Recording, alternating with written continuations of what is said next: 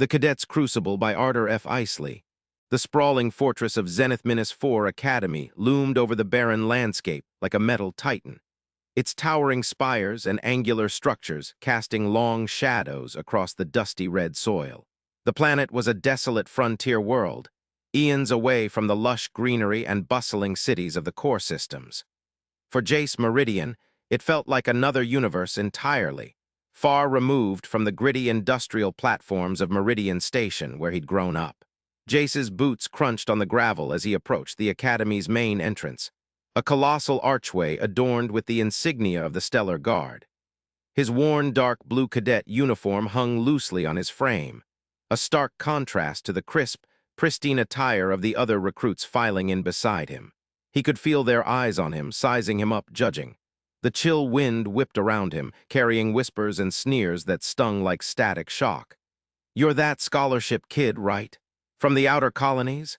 A tall cadet with a sharp nose and an even sharper tone leaned in as they walked. His uniform bore the insignia of some prestigious core system house. Jace nodded silently, keeping his gaze fixed forward. He wasn't used to talking about himself, let alone defending his origins. The tall cadet scoffed. "What are you doing here? This place is for the elite." Another recruit chimed in from behind him. "Yeah, the rest of us actually earned our spots." Jace gripped the strap of his duffel bag tighter, knuckles turning white. He remembered the endless hours spent studying under the flickering fluorescent lights of Meridian Station's communal learning center. The sacrifices his family had made to put food on the table while he chased this dream. But he bit back any retort. Arguments wouldn't change their minds, only action would. The line shuffled forward, and Jace found himself swept into the cavernous entrance hall. A vast chamber stretched out before him, walls lined with towering columns and holographic displays flickering to life. At the far end stood a stern-faced officer barking orders, sorting new arrivals like cargo. "Name," the officer barked at Jace, eyes scanning his uniform critically. "Cadet Meridian, sir." The officer consulted a data pad. "Meridian? Ah, yes, you're assigned to Barracks D-7, Bunk 14. Jace nodded, turning to follow the flow of recruits towards the elevators. A gruff voice called out from behind him. "Hey, kid, pilot from Meridian Station." Jace turned to see a stocky cadet with short black hair and a jagged scar running down his chin. The boy's broad build made Jance feel small by comparison, but there was something open in the scarred cadet's face, a warmth that contrasted sharply with the coldness of those who had spoken against him. "Yeah?" Jace asked cautiously. The cadet extended a calloused hand.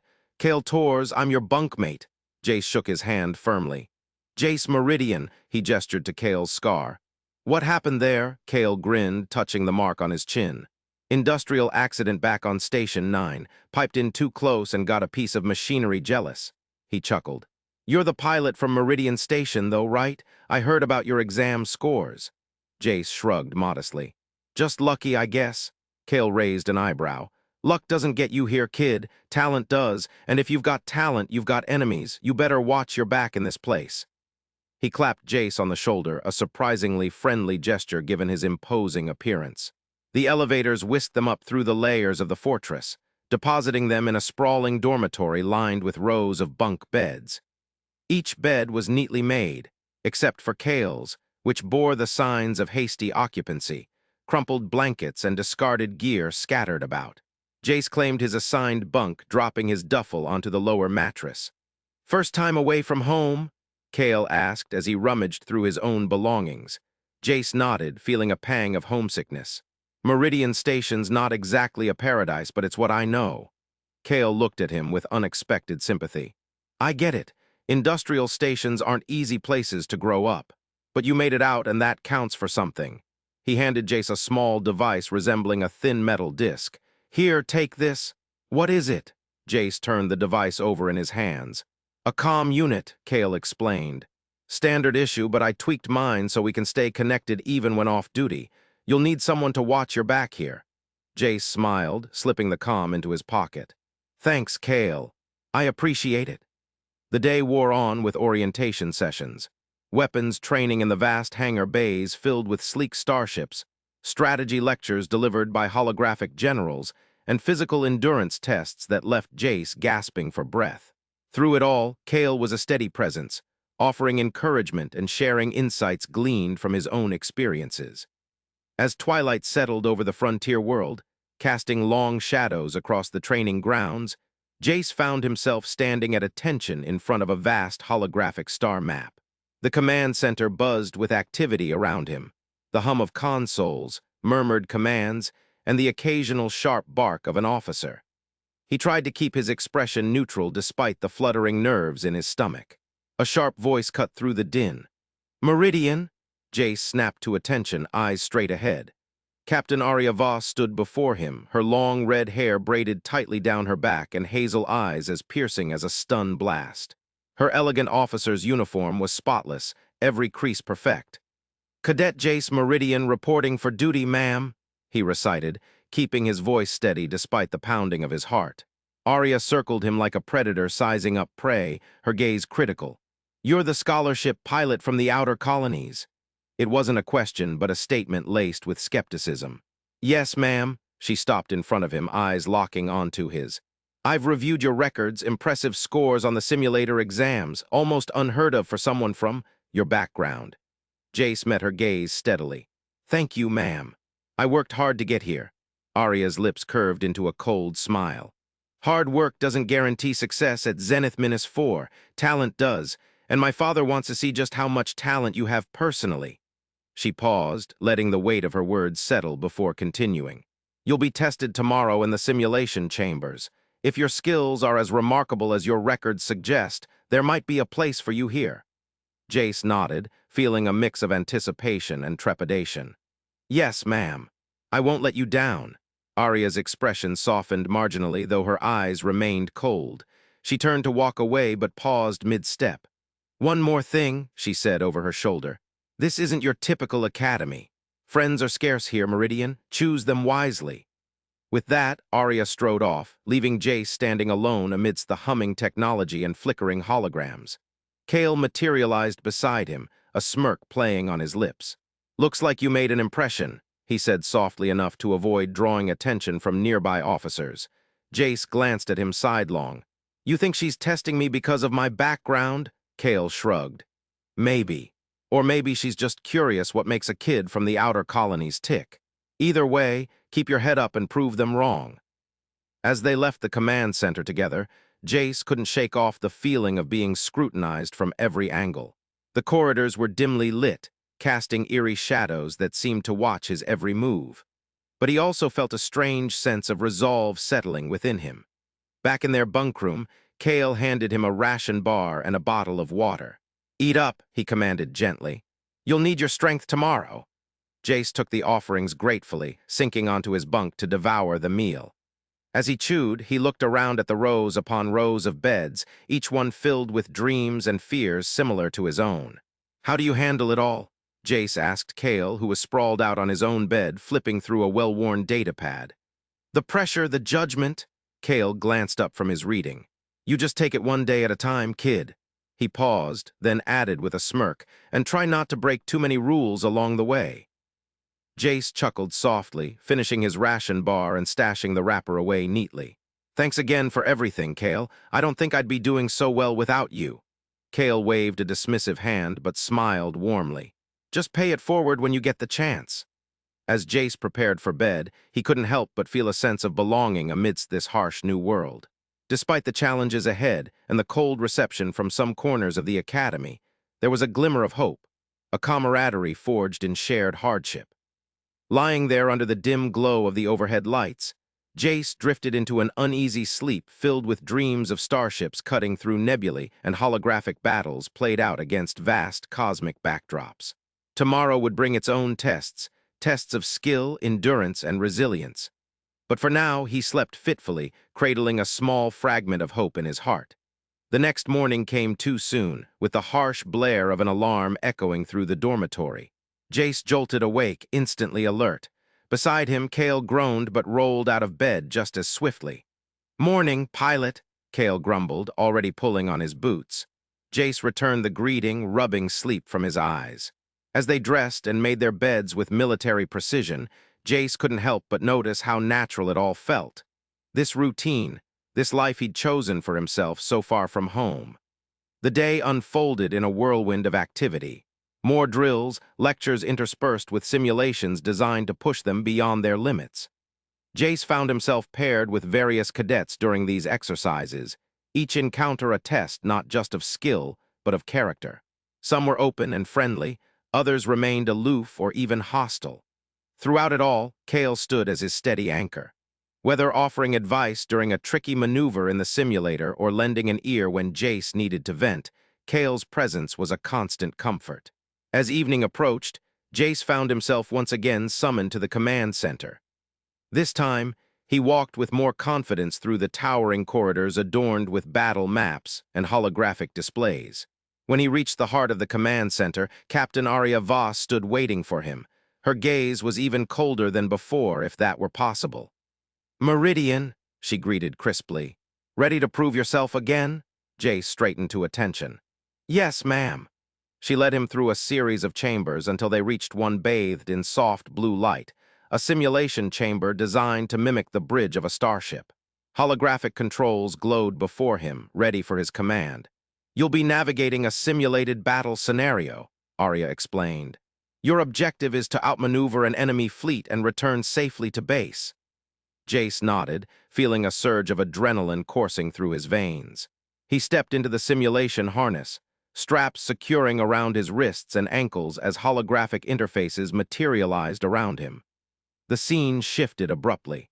He was now in the heart of space battle, stars streaking past as his virtual ship cut through voids.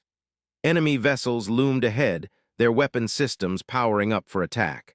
Jace's fingers danced over the controls, instincts honed by countless hours on Meridian Station's old simulators guiding him effortlessly.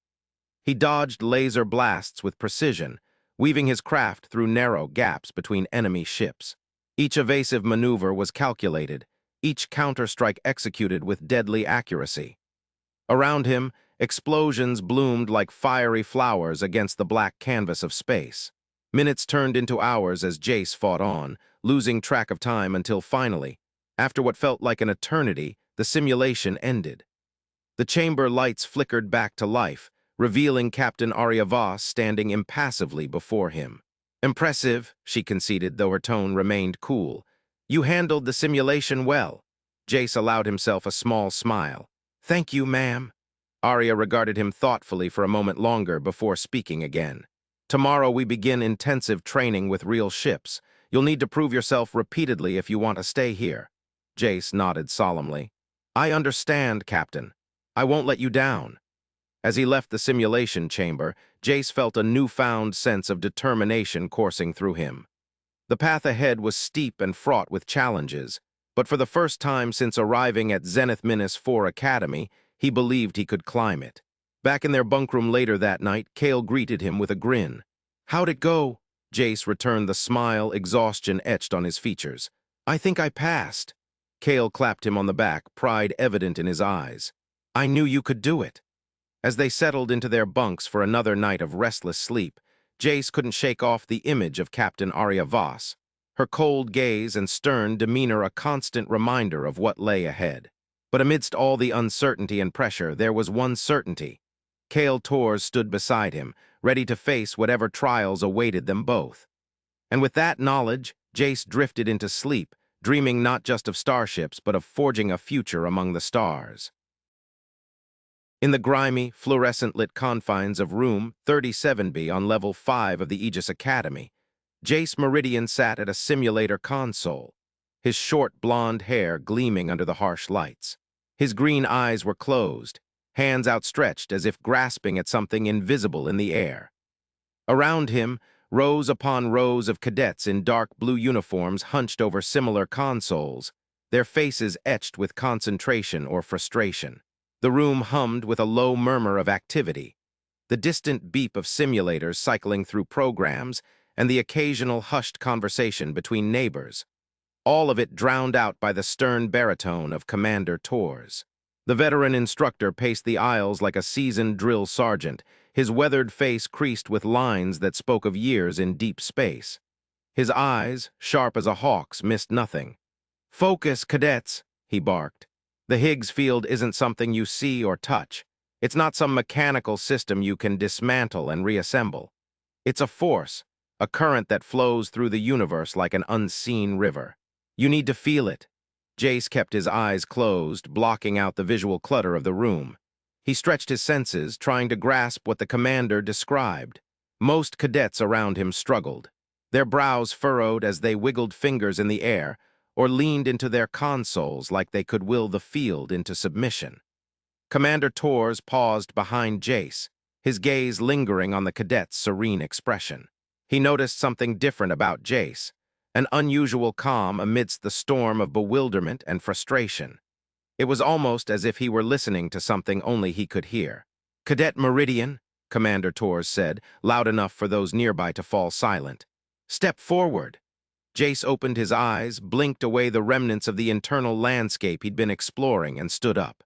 He turned to face the commander, who gestured toward the center of the room where a large hollow projector hummed softly. "Demonstrate," Commander Tors commanded. Jace walked to the projector, feeling the weight of the other cadets' gazes on him. The air crackled with anticipation and curiosity. He extended his hands again, palms up, and closed his eyes. Almost immediately, he felt it, a low, rhythmic hum resonating through the room. It wasn't a physical vibration. It was more like an internal melody, pulsing in sync with something vast and ancient. He let the sound guide him as he moved his hands through the air, tracing invisible patterns. The hollow projector above him flickered to life, displaying glowing wave patterns that danced and shifted in response to Jace's movements. Cadets gasped softly, leaning forward to watch the spectacle.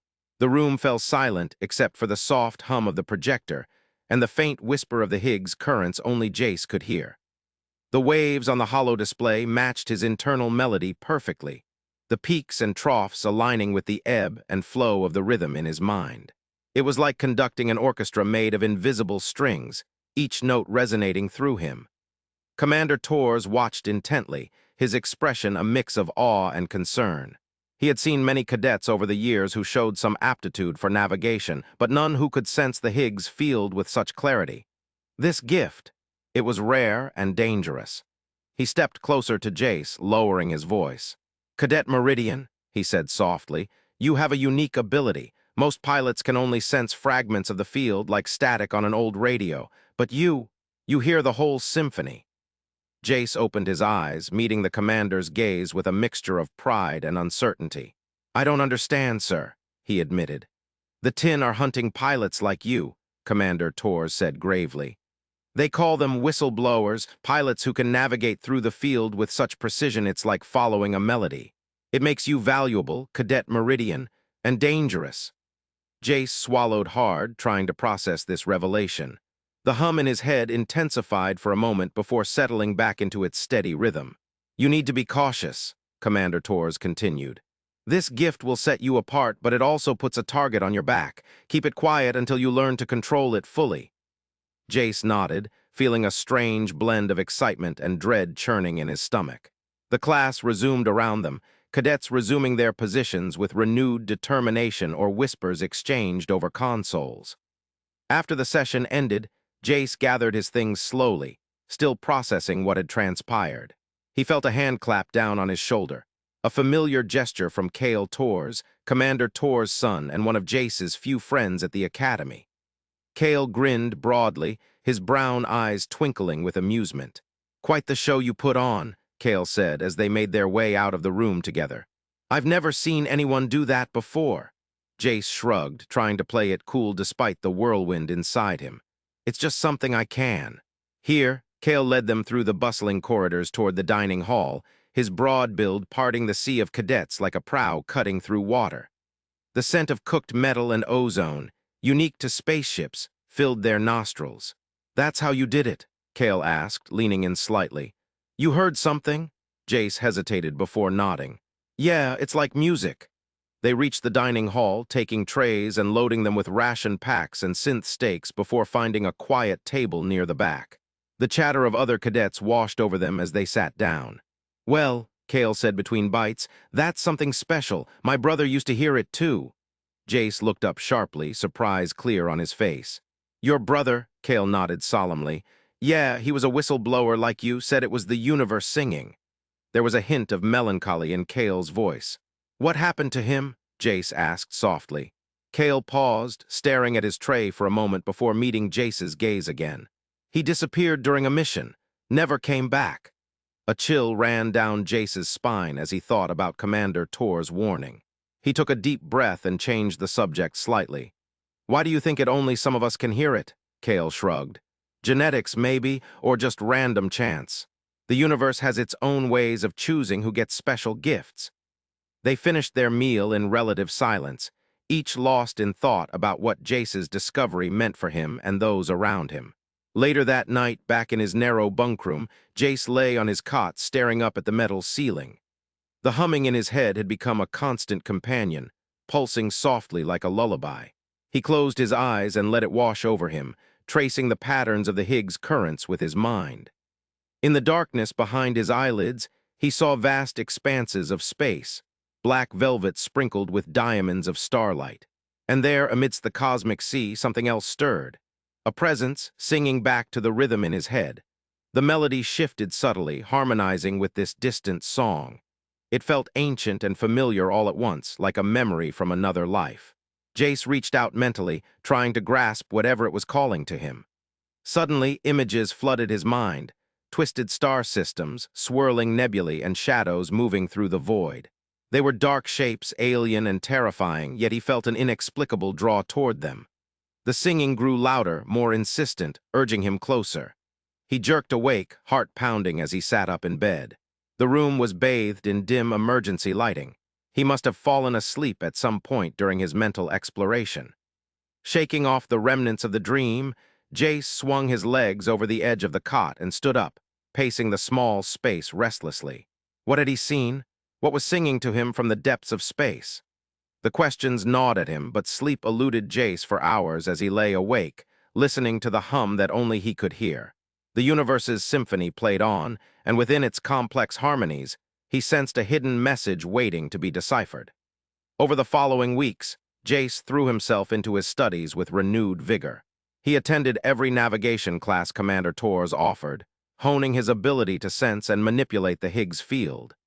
Each session brought new insights. He learned to distinguish between different currents, predict their shifts, and even influence them slightly.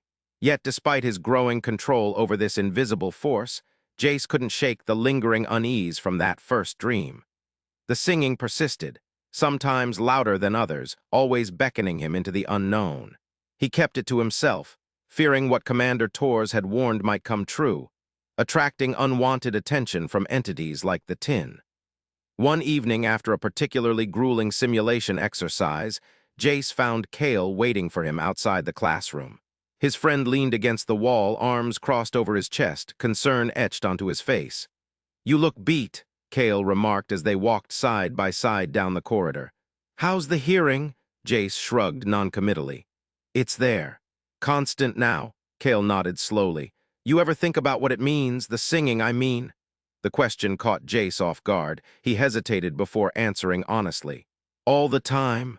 They paused at an intersection, the hum of distant machinery and cadets' chatter echoing around them. Kale turned to face him fully. "I think you should talk to my dad about it," he suggested softly. "He knows more about this stuff than anyone else here."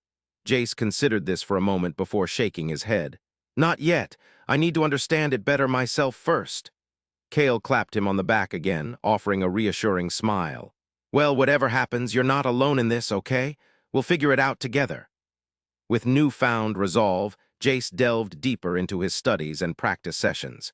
He sought solitude during breaks, retreating to quiet corners of the academy where he could focus solely on the rhythm within him. His progress didn't go unnoticed. Whispers circulated among cadets. Rumors of a prodigy who could navigate the Higgs field with uncanny precision spread like wildfire. Jace tried to stay beneath the radar, avoiding unnecessary attention and keeping his abilities under wraps when possible. Yet, despite his efforts at discretion, word reached higher echelons. One day, after another intense simulation where he'd manipulated multiple currents simultaneously, Commander Tors summoned him to his office. The room was small but meticulously organized. Maps of star systems adorned the walls alongside diagrams of complex mathematical equations. A single desk sat beneath a porthole, overlooking the sprawling expanse of space beyond the Academy's hull. Commander Torres gestured for Jace to take a seat across from him before closing the door firmly. "Cadet Meridian," he began without preamble, "your skills have not gone unnoticed." Jace shifted uncomfortably in his chair but met the commander's gaze steadily. "Sir," Commander Torres leaned back, his expression thoughtful.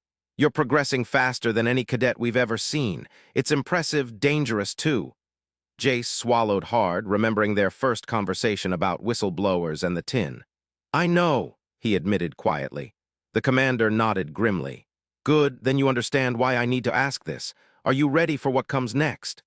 A shiver ran down Jace's spine as he realized just how serious this was. Ready or not, whatever lay ahead would change everything. He took a deep breath, steeling himself for whatever challenges awaited him in the vast, unforgiving cosmos. "Yes, sir," he replied firmly. "I'm ready."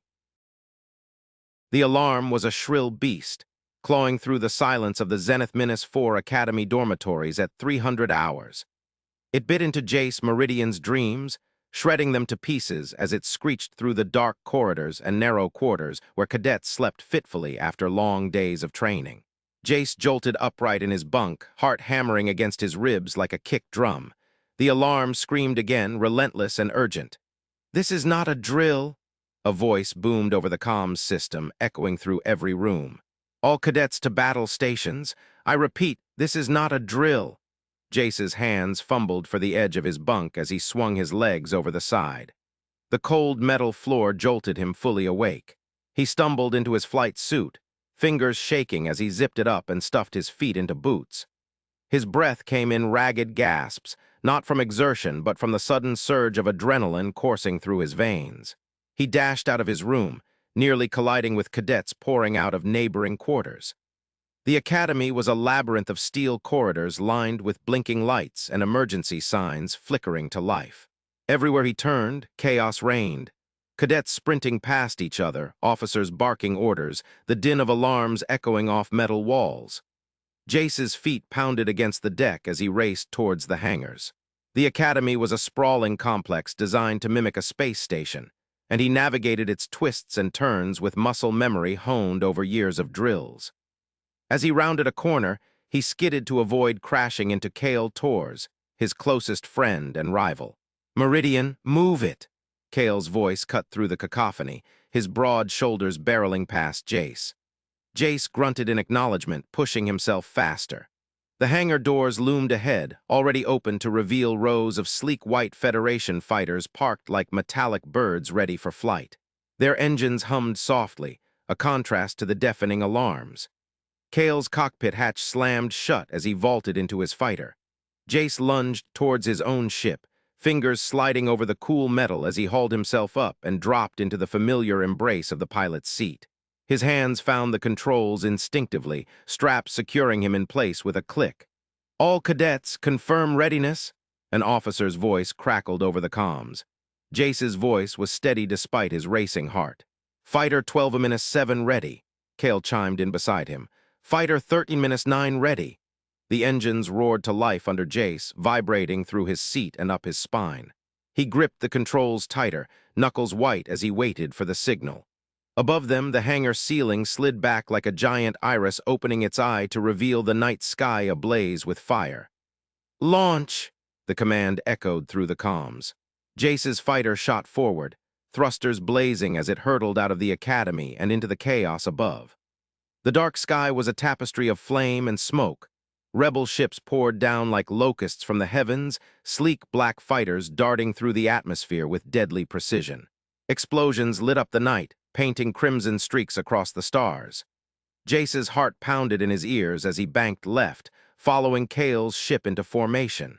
They weaved between academy towers, flames licking at the windows below. This wasn't supposed to happen. Drills were one thing, but this was war, and it had found them on their home turf. "Take out those flankers," Kale's voice barked over the comms. Jace nodded, though Kale couldn't see him.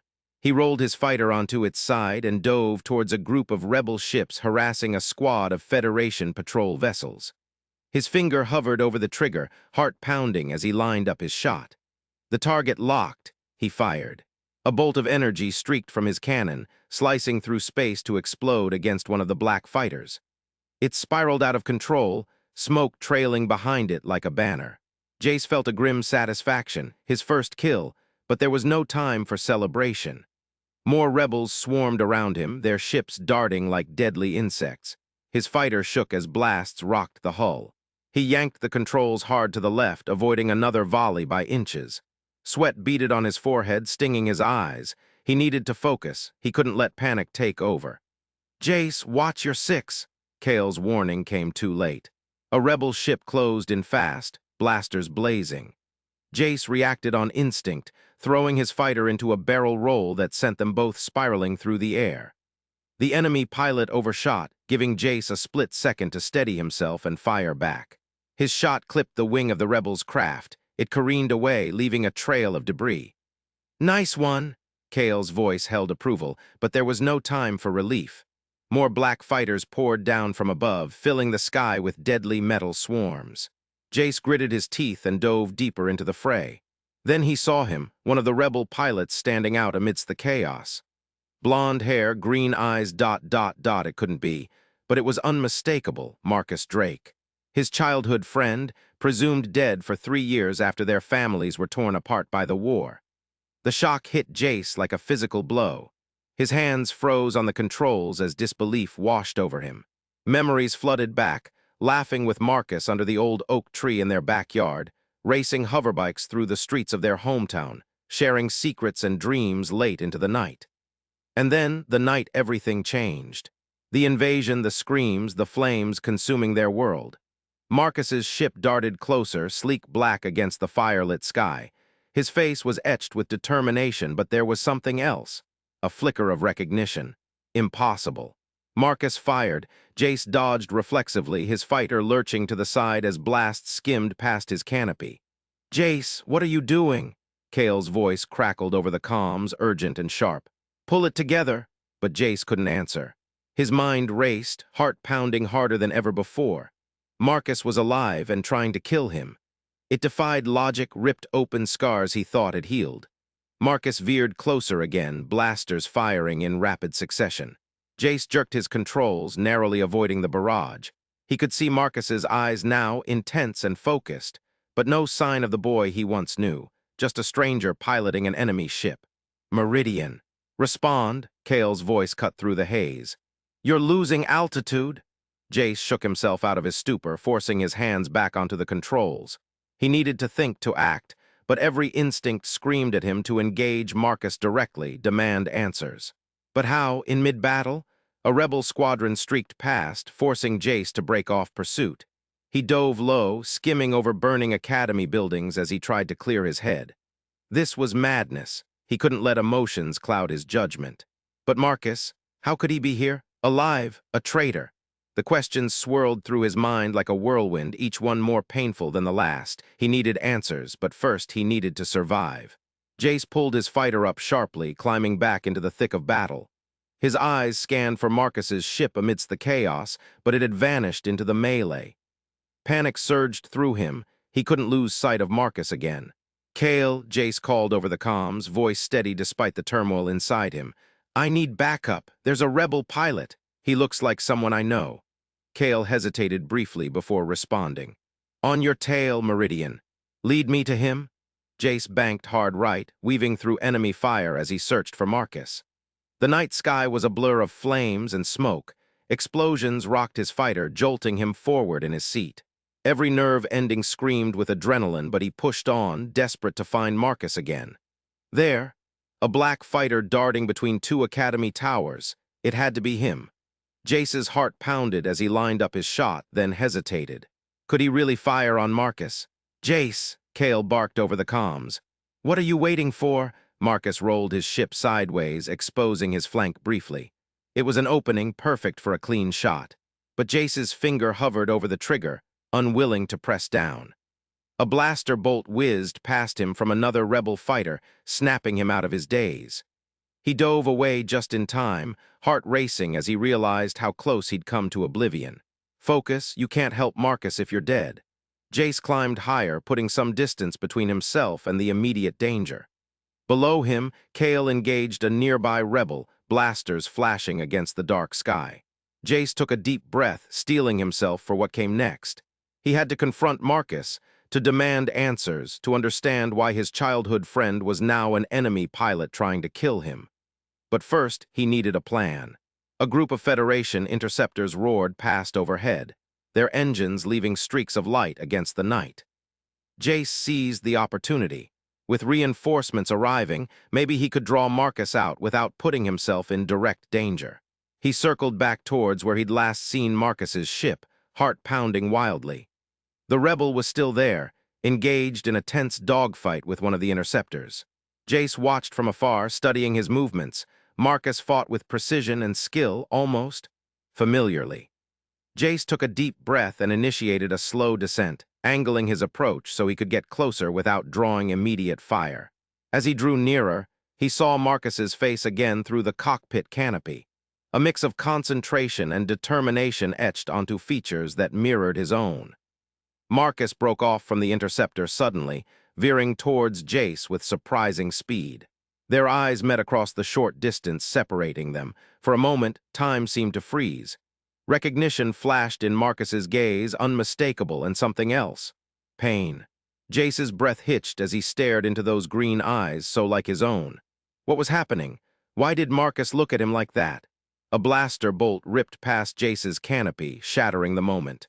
He jerked away instinctively, heart hammering against his ribs. Another volley followed, forcing him to break off and dive lower. "Jace!" Kale's voice boomed over the comms. "What are you doing?" "Get clear. I need to talk to him," Jace stammered, fingers trembling on the controls as he fought to regain composure. Marcus pursued relentlessly, blasters flashing through the darkness. Jace dodged and weaved, desperate to stay alive while also trying to maneuver close enough for a direct confrontation. It was madness, a deadly dance between friends turned foes. Jace's mind raced, searching for any explanation that could make sense of this nightmare. Had Marcus been captured, brainwashed, or had he chosen this path willingly? The thought twisted Jace's gut like a knife. He couldn't believe it, couldn't accept that the boy who'd once been his closest friend would willfully fight against everything they'd grown up believing in. But there was no time for philosophical musings. Marcus was closing in fast, blasters spitting fire through the night. Jace dove lower still, skimming over the burning academy buildings with dangerous proximity. Flames licked at his canopy as he banked sharply left, narrowly avoiding a blast that sent shrapnel cascading down onto the rooftops below. "Jace," Kale's voice was urgent now, "fall back, we need to regroup." But Jace couldn't retreat, not when Marcus was right there within reach.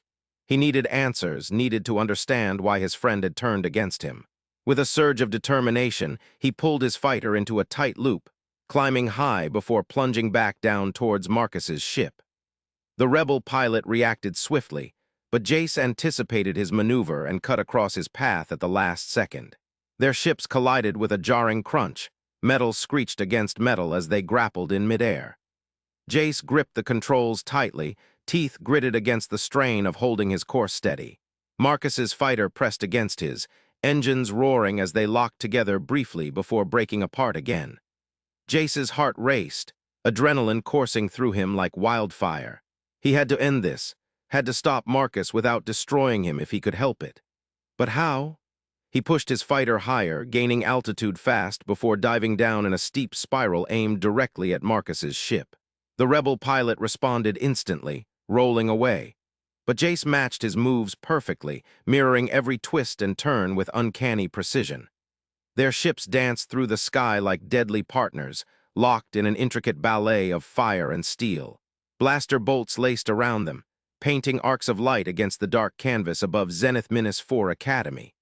Flames billowed from below, casting eerie shadows over the battle. Then came a moment when their paths crossed so closely that Jace could see every detail of Marcus's face. His furrowed brow, lips pressed into a grim line, eyes blazing with intensity. And in those eyes, something else. A plea. Jace hesitated, fingers hovering over the trigger as doubt gnawed at him. Could he really fire on someone who looked so much like himself, who had once been his brother in all but blood? Marcus seemed to sense Jace's indecision. He pulled back slightly, breaking off from their deadly tango. For a heartbeat, they hung there in midair, engines humming softly amidst the chaos. "Jace!" Marcus's voice crackled over an open comm channel, low and strained, barely audible through the static of battle. "You shouldn't be here." The words hit Jace like a physical blow. He stared at his childhood friend, shock coursing through him. This was impossible. Marcus couldn't be real. "Marcus!" Jace's voice was hoarse with disbelief. "Is that you?" A flicker of emotion crossed Marcus's face, pain, regret. Then it vanished behind the mask of determination once more. "Go back," he said, voice barely above a whisper. "Leave this place."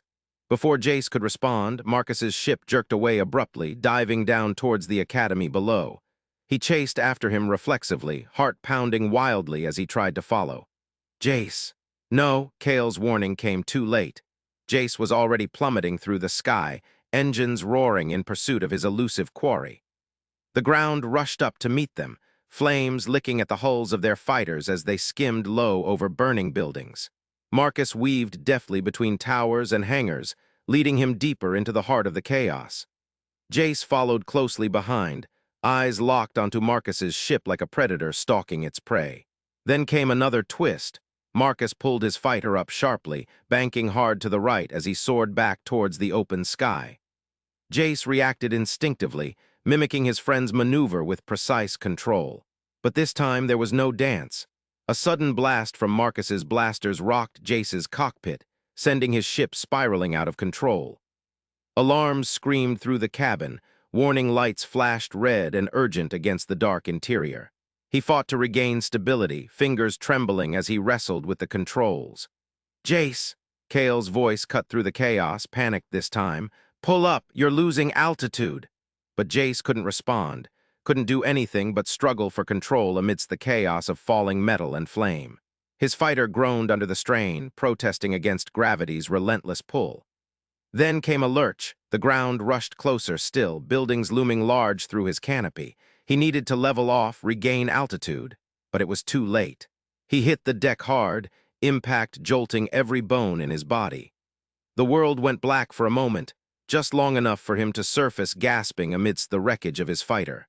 Flames licked at the edges of his vision, casting everything in harsh red light. Pain throbbed through his limbs, but he pushed himself upright anyway, desperate to find Marcus again. "Kale," Jace called weakly over the comms, voice barely audible through cracked lips. I need help." Silence met him for a heartbeat before Kale's voice responded, strained with urgency. "Jace, where are you? I crashed." Jace coughed, tasting blood in his mouth. "Need backup. Find Marcus." "Hold on," Kale said firmly. "I'm coming." But even as he spoke, another explosion rocked the nearby buildings, sending shockwaves through the ground beneath Jace. He staggered to his feet, leaning heavily against what remained of his fighter for support. The world spun dizzily around him. Pain pulsed with every heartbeat, but he forced himself forward anyway. He needed answers, and Marcus was out there somewhere waiting. Jace limped away from the wreckage, eyes scanning the night sky above. More explosions echoed through the darkness, punctuated by the distant roar of engines and blaster fire.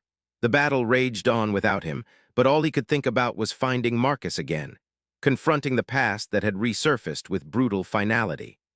The academy sprawled out before him like a battlefield from some ancient war, the towers crumbling under relentless assaults, fires casting long shadows across smoldering ruins. Somewhere amidst this devastation, his friend waited, and Jace would find him if it cost him everything. He stumbled towards the nearest hangar, heart pounding painfully in his chest. The door slid open at his approach. Inside, chaos reigned, cadets rushing past carrying weapons and gear, officers barking orders through clouds of smoke. But there was no time for hesitation. He pushed deeper into the fray until he found what he sought. Another fighter, pristine and ready. Jace hauled himself into the cockpit, fingers trembling as he secured straps around him. The familiar hum of engines roared to life beneath his seat, vibrations pulsing up through his spine like an old friend's greeting. He took a deep breath, steeling himself for what came next. Control, Jace called over the comms, voice steady despite the turmoil inside him. This is Cadet Meridian, requesting immediate launch authorization. A pause before a clipped response echoed back. Meridian, you're clear to launch, be advised, situation critical. Reinforcements en route but need all able cadets in skies now. Understood, Jace replied, pushing the throttle forward.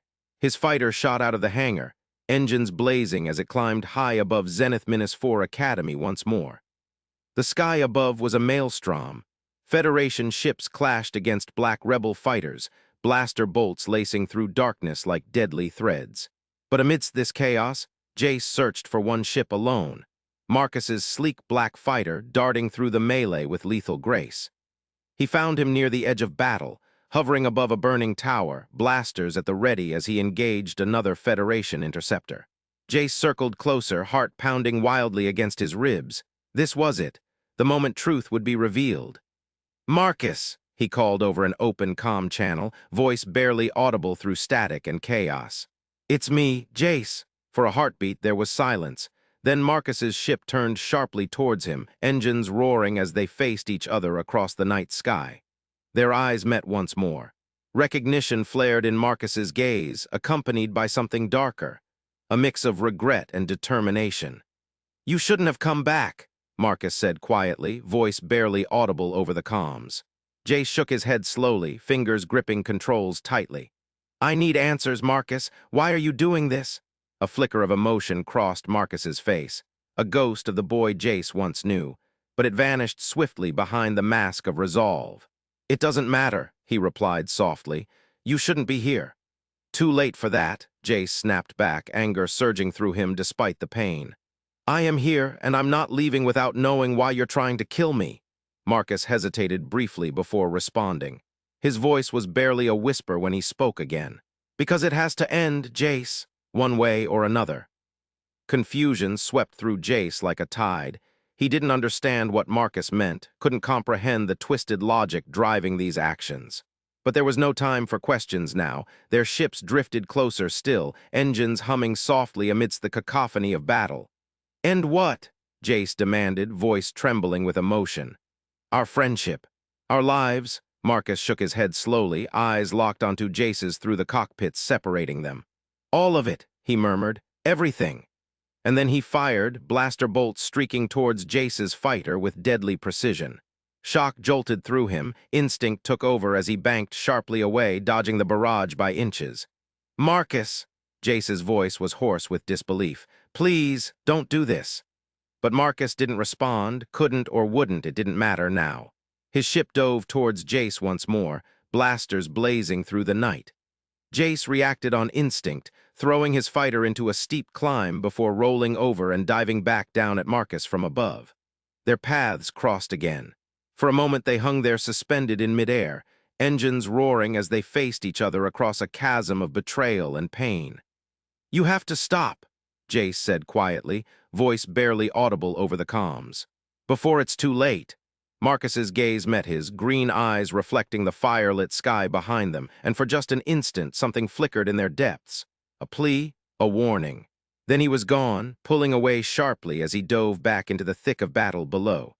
Jace followed closely behind, heart pounding wildly as they weaved through clouds of smoke and flame. Blaster bolts lashed around them. Explosions rocked their ships as they fought side by side amidst the chaos. But every maneuver Marcus made, Jace mirrored perfectly, an eerie dance between foes bound together by unspoken ties. "Jace," Kale's voice cut through the comms urgently. "Fall back, you can't keep this up." But Jace couldn't retreat, not when he was so close to understanding why his friend had turned against him. He pushed harder, chasing after Marcus with relentless determination. Their ships clashed again. Metal screamed against metal as they grappled in midair, locked together briefly before breaking apart once more. Each twist and turn brought them closer to answers, to resolution, or destruction. "Marcus," Jace called out desperately over the comms. "Please, just tell me why." No response came. But as their ships dove lower still, skimming over burning ruins below, Marcus suddenly banked hard left, pulling away from the immediate danger. Jace followed instinctively, heart pounding wildly as they broke free of the main battle zone. "Jace," Marcus's voice echoed faintly over an open channel. "Go home." "I can't," Jace replied softly, following his friend through smoldering debris and twisted steel. "Not until I know why you're doing this." Marcus hesitated briefly before responding. His voice was barely a whisper when he spoke again. "Because there's no other way for either of us." Confusion swept over Jace. He didn't understand, couldn't grasp the meaning behind Marcus's words. But as they soared higher above Zenith-4 Academy once more, leaving behind the fiery chaos below, something shifted in his perception. This wasn't just about battle or survival anymore. It was about truth and redemption. About two boys who'd grown up side by side only to find themselves on opposing sides of a war neither truly understood. "Then show me," Jace said quietly, voice steady despite the turmoil inside him. "Show me why." Marcus didn't reply, couldn't or wouldn't. Instead, he banked sharply right, leading Jace higher still towards the edge of atmosphere. Stars twinkled faintly against the dark sky above, casting long shadows over the devastation below. Their ships climbed steadily until they broke free from Earth's grasp altogether. A moment suspended in silence amidst the void between worlds. Below them, Zenith-4 Academy burned like a dying star against the curve of planet's horizon. "Jace," Marcus called softly over the comms, his voice held an unfamiliar weight, resignation, regret. "You were always better than this, better than me." Before Jace could respond, Marcus's ship rolled sharply onto its side, exposing his flank briefly. It was an opening, a perfect shot, but Jace hesitated. "Marcus," he whispered into the comms, fingers trembling on controls, "don't do this." The rebel pilot shook his head slowly. Green eyes met Jace's through cockpit canopies separating them. "It has to end," he murmured softly. "One way or another."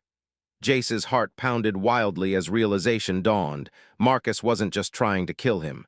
He was offering a sacrifice, a final act of penance for whatever twisted path had led them here. "No," Jace said firmly, voice trembling with emotion. "I won't let you." But Marcus didn't listen. The black fighter rolled again, presenting its flank one last time before diving away suddenly towards Earth below. Jace chased after him reflexively, heart racing as they plunged back into atmosphere amidst flames and smoke. Their ships weaved through the night sky like deadly partners, locked in a final dance of betrayal and redemption. Below them, Zenith-4 Academy burned brighter still, a beacon of destruction against the dark horizon. "Jace," Marcus's voice cut through the comms urgently, "you have to stop." But Jace couldn't retreat, not now, not ever.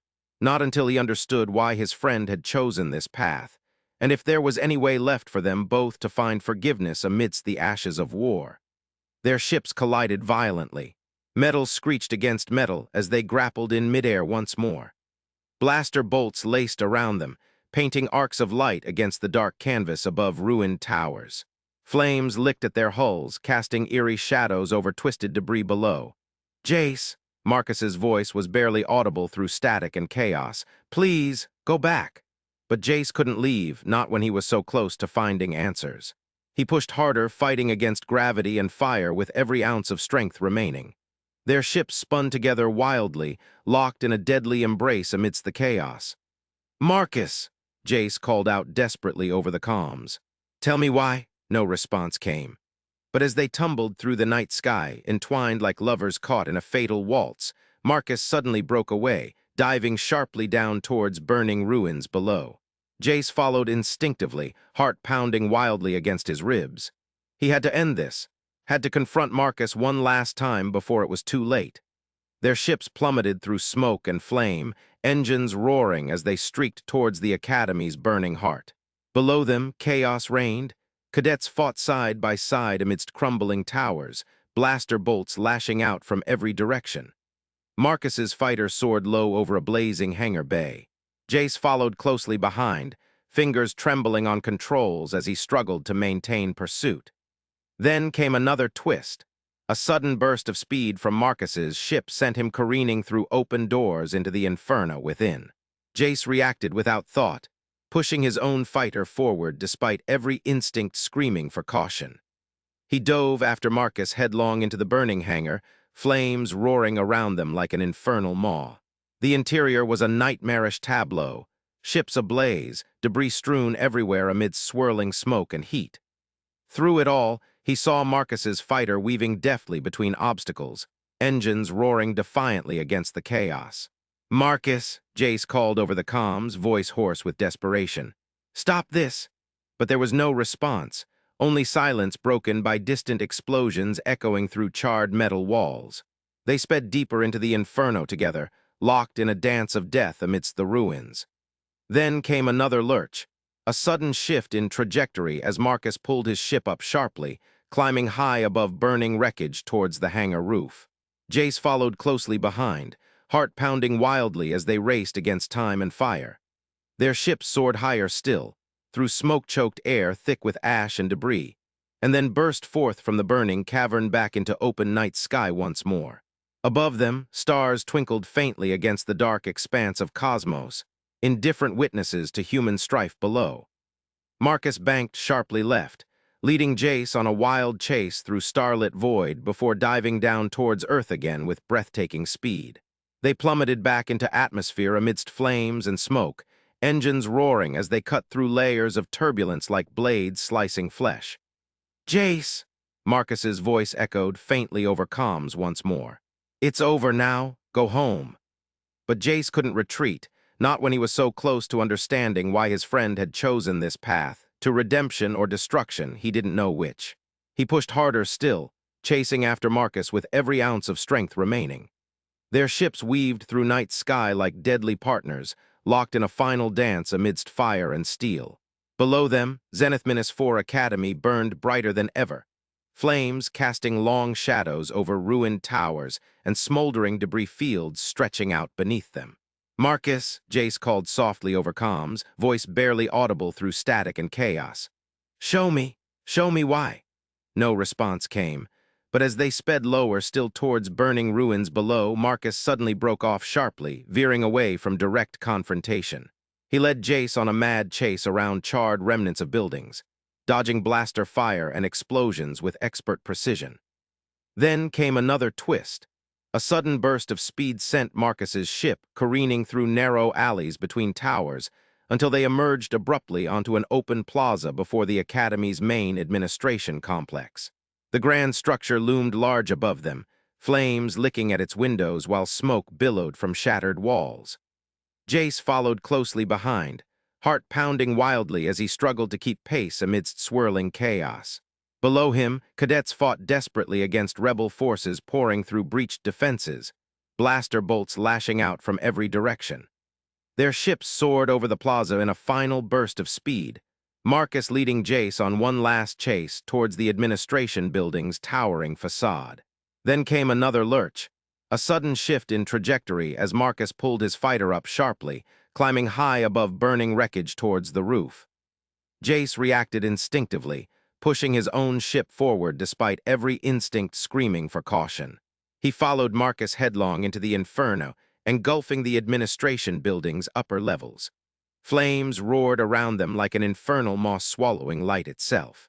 The interior was a hellscape, corridors choked with smoke and debris, walls charred black by relentless fires raging within. Through it all, he saw Marcus's fighter weaving deftly between obstacles, engines roaring defiantly against the chaos. "Marcus," Jace called over comms desperately, "please, stop." But there was no response, only silence broken by distant explosions echoing through shattered walls and ceiling beams groaning under strain of intense heat. They sped deeper into the inferno together, locked in a dance of death amidst ruins. Then came another twist, a sudden shift as Marcus pulled his ship up sharply, climbing higher still towards the very pinnacle of burning tower above them. Jace followed closely behind, heart pounding wildly as they raced against time and fire. Their ships burst forth from the blazing interior back into open night sky once more, high above Zenith-4 Academy's smoldering ruins. Below them stretched a landscape of devastation, flames casting eerie shadows over twisted metal and charred debris fields stretching out beneath starlit void. "Jace!" Marcus's voice echoed faintly over comms. It held an unfamiliar weight, resignation, regret. "You were always better than this, better than me." Before Jace could respond, Marcus rolled his ship onto its side, exposing his flank one final time. It was an opening, a perfect shot, but Jace hesitated. "Marcus," he whispered into comms, fingers trembling on controls. "Don't do this." The rebel pilot shook his head slowly. Green eyes met Jace's through cockpit canopies separating them. "It has to end," he murmured softly. "One way or another." Jace's breath hitched as realization dawned. Marcus wasn't just trying to kill him. He was offering a sacrifice, a final act of penance for whatever twisted path had led them here. "No," Jace said firmly, voice trembling with emotion. "I won't let you." But Marcus didn't listen. The black fighter rolled again, presenting its flank one last time before diving away suddenly towards Earth below. Jace chased after him reflexively, heart racing as they plunged back into atmosphere amidst flames and smoke. Their ships weaved through the night sky like deadly partners, locked in a final dance of betrayal and redemption. Below them, Zenith-4 Academy burned brighter than ever, flames casting long shadows over ruined towers and smoldering debris fields stretching out beneath them. "Jace!" Marcus's voice cut through comms urgently. "You have to stop." But Jace couldn't retreat. Not now, not ever. Not until he understood why his friend had chosen this path, and if there was any way left for them both to find forgiveness amidst the ashes of war. Their ships collided violently. Metal screeched against metal as they grappled in midair once more. Blaster bolts laced around them, painting arcs of light against dark canvas above ruined towers. Flames licked at their hulls, casting eerie shadows over twisted debris below. "Marcus!" Jace called out desperately over comms. "Tell me why." No response came. But as they tumbled through the night sky, entwined like lovers caught in a fatal waltz, Marcus suddenly broke away, diving sharply down towards burning ruins below. Jace followed instinctively, heart pounding wildly against ribs. He had to end this, had to confront Marcus one last time before it was too late. Their ships plummeted through smoke and flame, engines roaring as they streaked towards Academy's burning heart. Below them chaos reigned. Cadets fought side by side amidst crumbling towers, blaster bolts lashing out from every direction. Marcus's fighter soared low over a blazing hangar bay. Jace followed closely behind, fingers trembling on controls as he struggled to maintain pursuit. Then came another twist. A sudden burst of speed sent him careening through open doors into the inferno within. Jace reacted without thought, pushing his own fighter forward despite every instinct screaming for caution. He dove after Marcus headlong into the burning hangar, flames roaring around them like an infernal maw. The interior was a nightmarish tableau, ships ablaze, debris strewn everywhere amidst swirling smoke and heat. Through it all, he saw Marcus's fighter weaving deftly between obstacles, engines roaring defiantly against chaos. "Marcus," Jace called over comms, voice hoarse with desperation. "Stop this!" But there was no response, only silence broken by distant explosions echoing through charred metal walls. They sped deeper into the inferno together, locked in a dance of death amidst ruins. Then came another lurch, a sudden shift as Marcus pulled his ship up sharply, climbing high above burning wreckage towards hangar roof. Jace followed closely behind, heart pounding wildly as they raced against time and fire. Their ships soared higher still, through smoke-choked air thick with ash and debris, and then burst forth from the blazing cavern back into open night sky once more.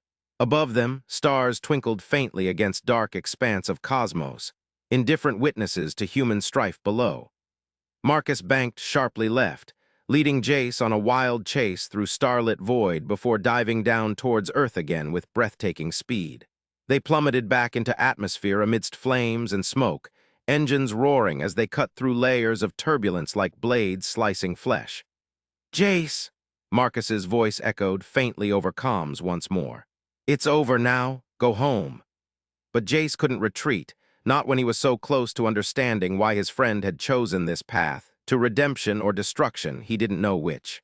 He pushed harder still, chasing after Marcus with every ounce of strength remaining. Their ships weaved through night sky like deadly partners, locked in a final dance amidst fire and steel.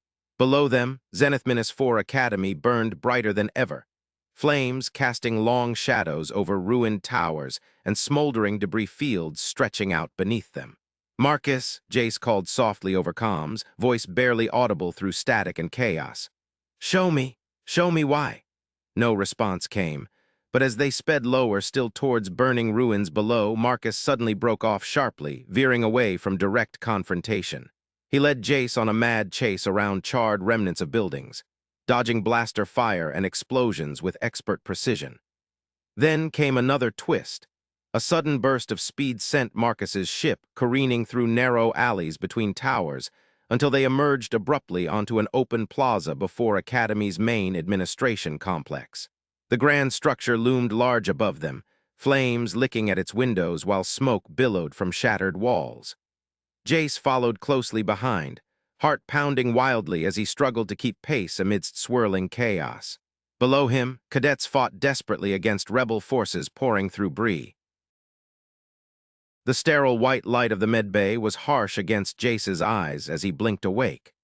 His body ached from the battle, each bruise and cut a testament to the ferocity of the fight against the rebel forces. The hum of medical machinery filled his ears, a constant reminder that he was alive, unlike so many others. He shifted in the bed, the thin gown sticking to his sweaty skin, and looked around the familiar yet sterile environment. The last thing he remembered was seeing Marcus. No, not just seeing him, but fighting him. The door slid open with a soft hiss, and Commodore Arya Voss stepped inside. Her silver hair was pulled back into a severe bun, and her stern eyes held an unreadable expression as she approached his bed. Jace tried to sit up straighter, wincing at the pain in his ribs. "Cadet Meridian," she began, her voice steady and measured. "We need to talk about what you saw out there." Jace's green eyes met hers, a flicker of defiance in his gaze. "Marcus Drake. I saw Marcus Drake." His voice was hoarse but firm. The Commodore's face remained impassive, but Jace thought he saw a brief flash of something, pity, sorrow, before her expression returned to its usual sternness. "Marcus Drake was your friend," she said, her tone gentle yet authoritative. "You grew up together." Jace nodded, his throat tight with unshed tears. "He's my brother, we were inseparable." The words tumbled out, raw and aching. "What happened to him?" Commodore Voss took a deep breath before answering. 3 years ago, Marcus's father was arrested for treason. He claimed the Federation was hiding the truth about the tin. Jace's brow furrowed in confusion. "The tin, what does that have to do with anything?" "The rebels turned him?" Jace asked. The Commodore shook her head. "No, the rebels didn't turn Marcus. The tin did." Her voice was grave, almost solemn. "Marcus Drake has been dead for 3 years, Cadet Meridian." Jace stared at her in disbelief, his mind refusing to accept what he was hearing. "What do you mean? I just saw him out there." "He was fighting with the rebels." Commodore Voss's gaze softened slightly as she spoke. "The tin are parasites, Jace. They take control of their hosts and use them as puppets." She paused, allowing the words to sink in. "What flies against us is not Marcus Drake. It's a puppet controlled by something far more sinister." Jace shook his head vehemently, tears welling up in his eyes. "No, that can't be true." He clenched his fists, knuckles turning white with the force of his denial. "I know him. I know Marcus better than anyone else. There's no way he would." "Jace," Commodore Voss interrupted gently but firmly. "It's a cruel truth, and it hurts to accept, especially for someone as close to you as Marcus was. But we must face it. The Federation has evidence of the tin's involvement with the rebels. We can't afford to ignore what is in front of us." Jace's breathing grew ragged as he fought against the wave of grief and disbelief crashing over him. He thought back to their childhood, to the countless adventures they had shared, the secrets whispered under the stars, the promises made on the cusp of adulthood. How could that Marcus, the one who laughed with abandon and dreamed of exploring the farthest reaches of space, be reduced to a mere shell controlled by an alien parasite? Commodore Voss placed a comforting hand on his shoulder.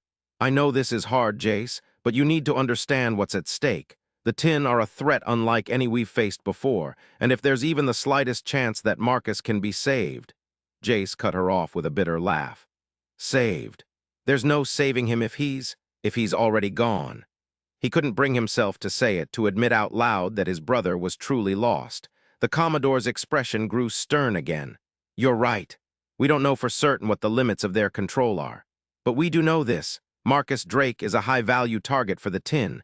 They wouldn't have chosen just anyone as a host." Jace looked away, his gaze fixed on the wall where flickering hollow displays cast dancing shadows. "What am I supposed to do with that information?" he whispered. "For now," Commodore Voss said, her voice steady and reassuring, "you need to focus on your recovery, but know this. The Federation is working tirelessly to find a way to counter the Tin's influence." Jace felt a surge of anger mixed with despair. "And until then, I'm just supposed to sit here while that thing out there keeps fighting against us." The Commodore offered him a small, sympathetic smile. "I understand your frustration, Cadet Meridian, but trust me when I say we are doing everything in our power to end this threat, including studying the possibility of rescuing Marcus from the Tin's grasp." Jace nodded weakly, feeling numb. As the Commodore left the medbay, he lay back against the pillows, staring at the ceiling as if it held answers to his turmoil. The night passed slowly, each minute stretching into an eternity. The hum of the medical equipment was a constant reminder of his isolation, of the chasm that had opened between him and the world outside. Jace's mind raced with memories of Marcus, laughing, fighting, dreaming, and the stark reality of what Commodore Voss had revealed. Unable to bear it any longer, he swung his legs over the side of the bed and stood up, wincing at the pain that shot through his body. The medbay gown hung loosely on him, and he felt a strange detachment from everything around him as he made his way to the command terminal. The room was dimly lit, casting long shadows across the sterile floors. He tapped at the console, the hollow display flickering to life with a series of commands that required higher clearance than his cadet status usually allowed. But tonight, desperation outweighed protocol. He accessed restricted files, navigating through layers of security until he found what he was looking for: Marcus Drake's personnel record. The holographic image of Marcus materialized before him, a younger version, smiling and full of life. Jace reached out tentatively, as if touching the projection could somehow bring him back to reality. But all it did was trigger a cascade of files. Documents detailing Marcus's arrest 3 years prior, his attempted rescue, and the subsequent reports that confirmed Commodore Voss's words. Jace scrolled through the data, each word cutting deeper into his heart. There were transcripts from interrogations with rebel captives who mentioned the Tin, descriptions of their parasitic nature, and grim accounts of others who had been similarly controlled. And then, tucked away in a hidden sub-file, was a holographic recording, a surveillance clip taken during Marcus's capture. The scene unfolded before him like a nightmare. Marcus, wild-eyed and frantic, fighting against his restraints as Federation officers dragged him away. But it wasn't just fear on his face. There was something else, an eerie calm mixed with fleeting moments of desperation. And then in the final moments, his eyes glazed over, turning completely blank. Jace recoiled, feeling a wave of nausea. He watched as Marcus was injected with some unknown substance, his body convulsing violently before going limp. The recording ended abruptly, leaving Jace staring at empty air, the echo of Marcus's screams ringing in his ears. The room felt cold and claustrophobic. Jace staggered back to his bed, collapsing onto it as tears streamed down his face. It was true, Marcus was gone. The boy he had known, the friend who had been more than a brother, was nothing more than a memory now, twisted into something monstrous. Hours passed in a blur of grief and denial. Jace's mind raced with questions, with what-ifs and maybes that offered no comfort. How could the Federation have let this happen? Why hadn't they done more to protect Marcus, and by extension him? As dawn began to break, casting a pale light through the medbay windows, Commodore Voss returned. She found Jace curled up on his bed, clutching a small hollow pendant that had been a gift from Marcus years ago. Her expression softened as she approached. "Jace," she said gently, "you shouldn't be out of bed." He looked up at her, eyes red and swollen. "I had to know," he whispered, holding up the pendant. "This was his. He gave it to me before everything changed." Commodore Voss sat down beside him, her presence a stark contrast to the cold sterility of the room.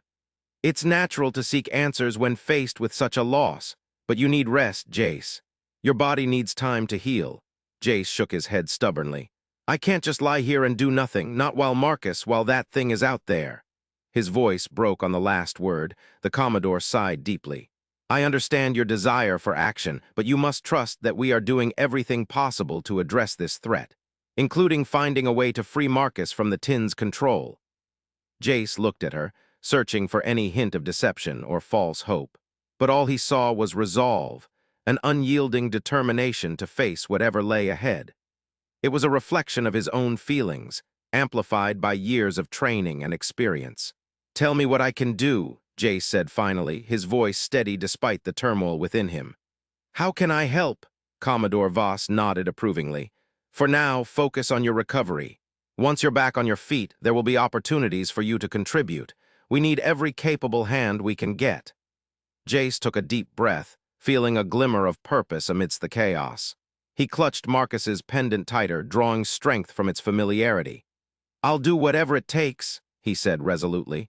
The Commodore stood up and placed a reassuring hand on his shoulder. "That's the spirit, Cadet Meridian. We'll find a way through this darkness together." As she left the med bay, Jace lay back against the pillows, his mind already racing with plans and possibilities. He would honor Marcus's memory by fighting for a future where such horrors were eradicated. But for now, he needed rest, to gather his strength and prepare for the battles ahead. The days that followed blurred into a routine of physical therapy and mental preparation. Jace pushed himself relentlessly, driven by a mixture of grief and determination. He pored over every scrap of information available about the tin, studying their biology, behaviors, and known weaknesses. Each new detail was another piece of a puzzle he was desperate to solve. His nights were spent in quiet vigil, staring at Marcus's holographic image as if it could somehow bridge the gap between them. The pain never lessened, but it became sharper, a blade honed by anger and resolve rather than a dull ache of despair. Commodore Voss checked on him regularly, offering encouragement and updates on ongoing efforts to combat the tin threat. Jace listened intently, absorbing every word like a sponge. He knew that when his time came to act, he would be ready. One evening, as twilight cast long shadows across the med bay, Commodore Voss entered with an unusual expression, one part excitement, one part caution. "Jace," she began, her voice barely above a whisper, "we have something new." He sat up eagerly in bed, his heart pounding. "What is it?" The Commodore held out a small device, its surface glinting under the dim lights. "This is a prototype neural disruptor. It's designed to interfere with the tin's control over their hosts." Jace took the device carefully, examining its intricate design. "How does it work?" he asked. "It emits a specific frequency that disrupts the neural pathways the tin used to dominate their hosts," she explained. "Early tests have shown promise, but we need more data, specifically from someone who has personal experience with one of these controlled individuals." Jace looked up at her, understanding dawning in his eyes. "You want me to test it on Marcus?" Commodore Voss nodded gravely. "We believe this could be our best chance to free him, but it's dangerous, Jace. We don't know how he will react or if the disruptor will even work as intended." He felt a surge of adrenaline mixed with fear. The thought of confronting Marcus again, the thing that had once been his friend, filled him with dread. Yet beneath that fear lay a spark of hope, a chance to reclaim what was lost. "When do we start?" he asked, his voice steady despite the turmoil within him. The Commodore smiled sadly. "Not yet. You still need more time to recover fully, but soon, Jace." Soon, as she left, Jace clutched the neural disruptor tightly in his hand, feeling its cool metal against his palm. He looked out at the stars visible through the med bay window, imagining Marcus among them, lost but not forgotten. The next few weeks passed in a blur of preparation. Jace underwent rigorous training sessions designed to test both his physical and mental endurance. Each day brought new challenges and revelations about the tin and their hosts. He studied tactics for engaging controlled individuals, learning how to anticipate their movements and exploit any vulnerabilities in their parasitic bond. Commodore Voss remained a constant presence, guiding him through each step of the process. Her support was unwavering, but Jace could see the weight of responsibility on her shoulders, the burden of leading not just an elite military force, but also a desperate quest to save one of its own.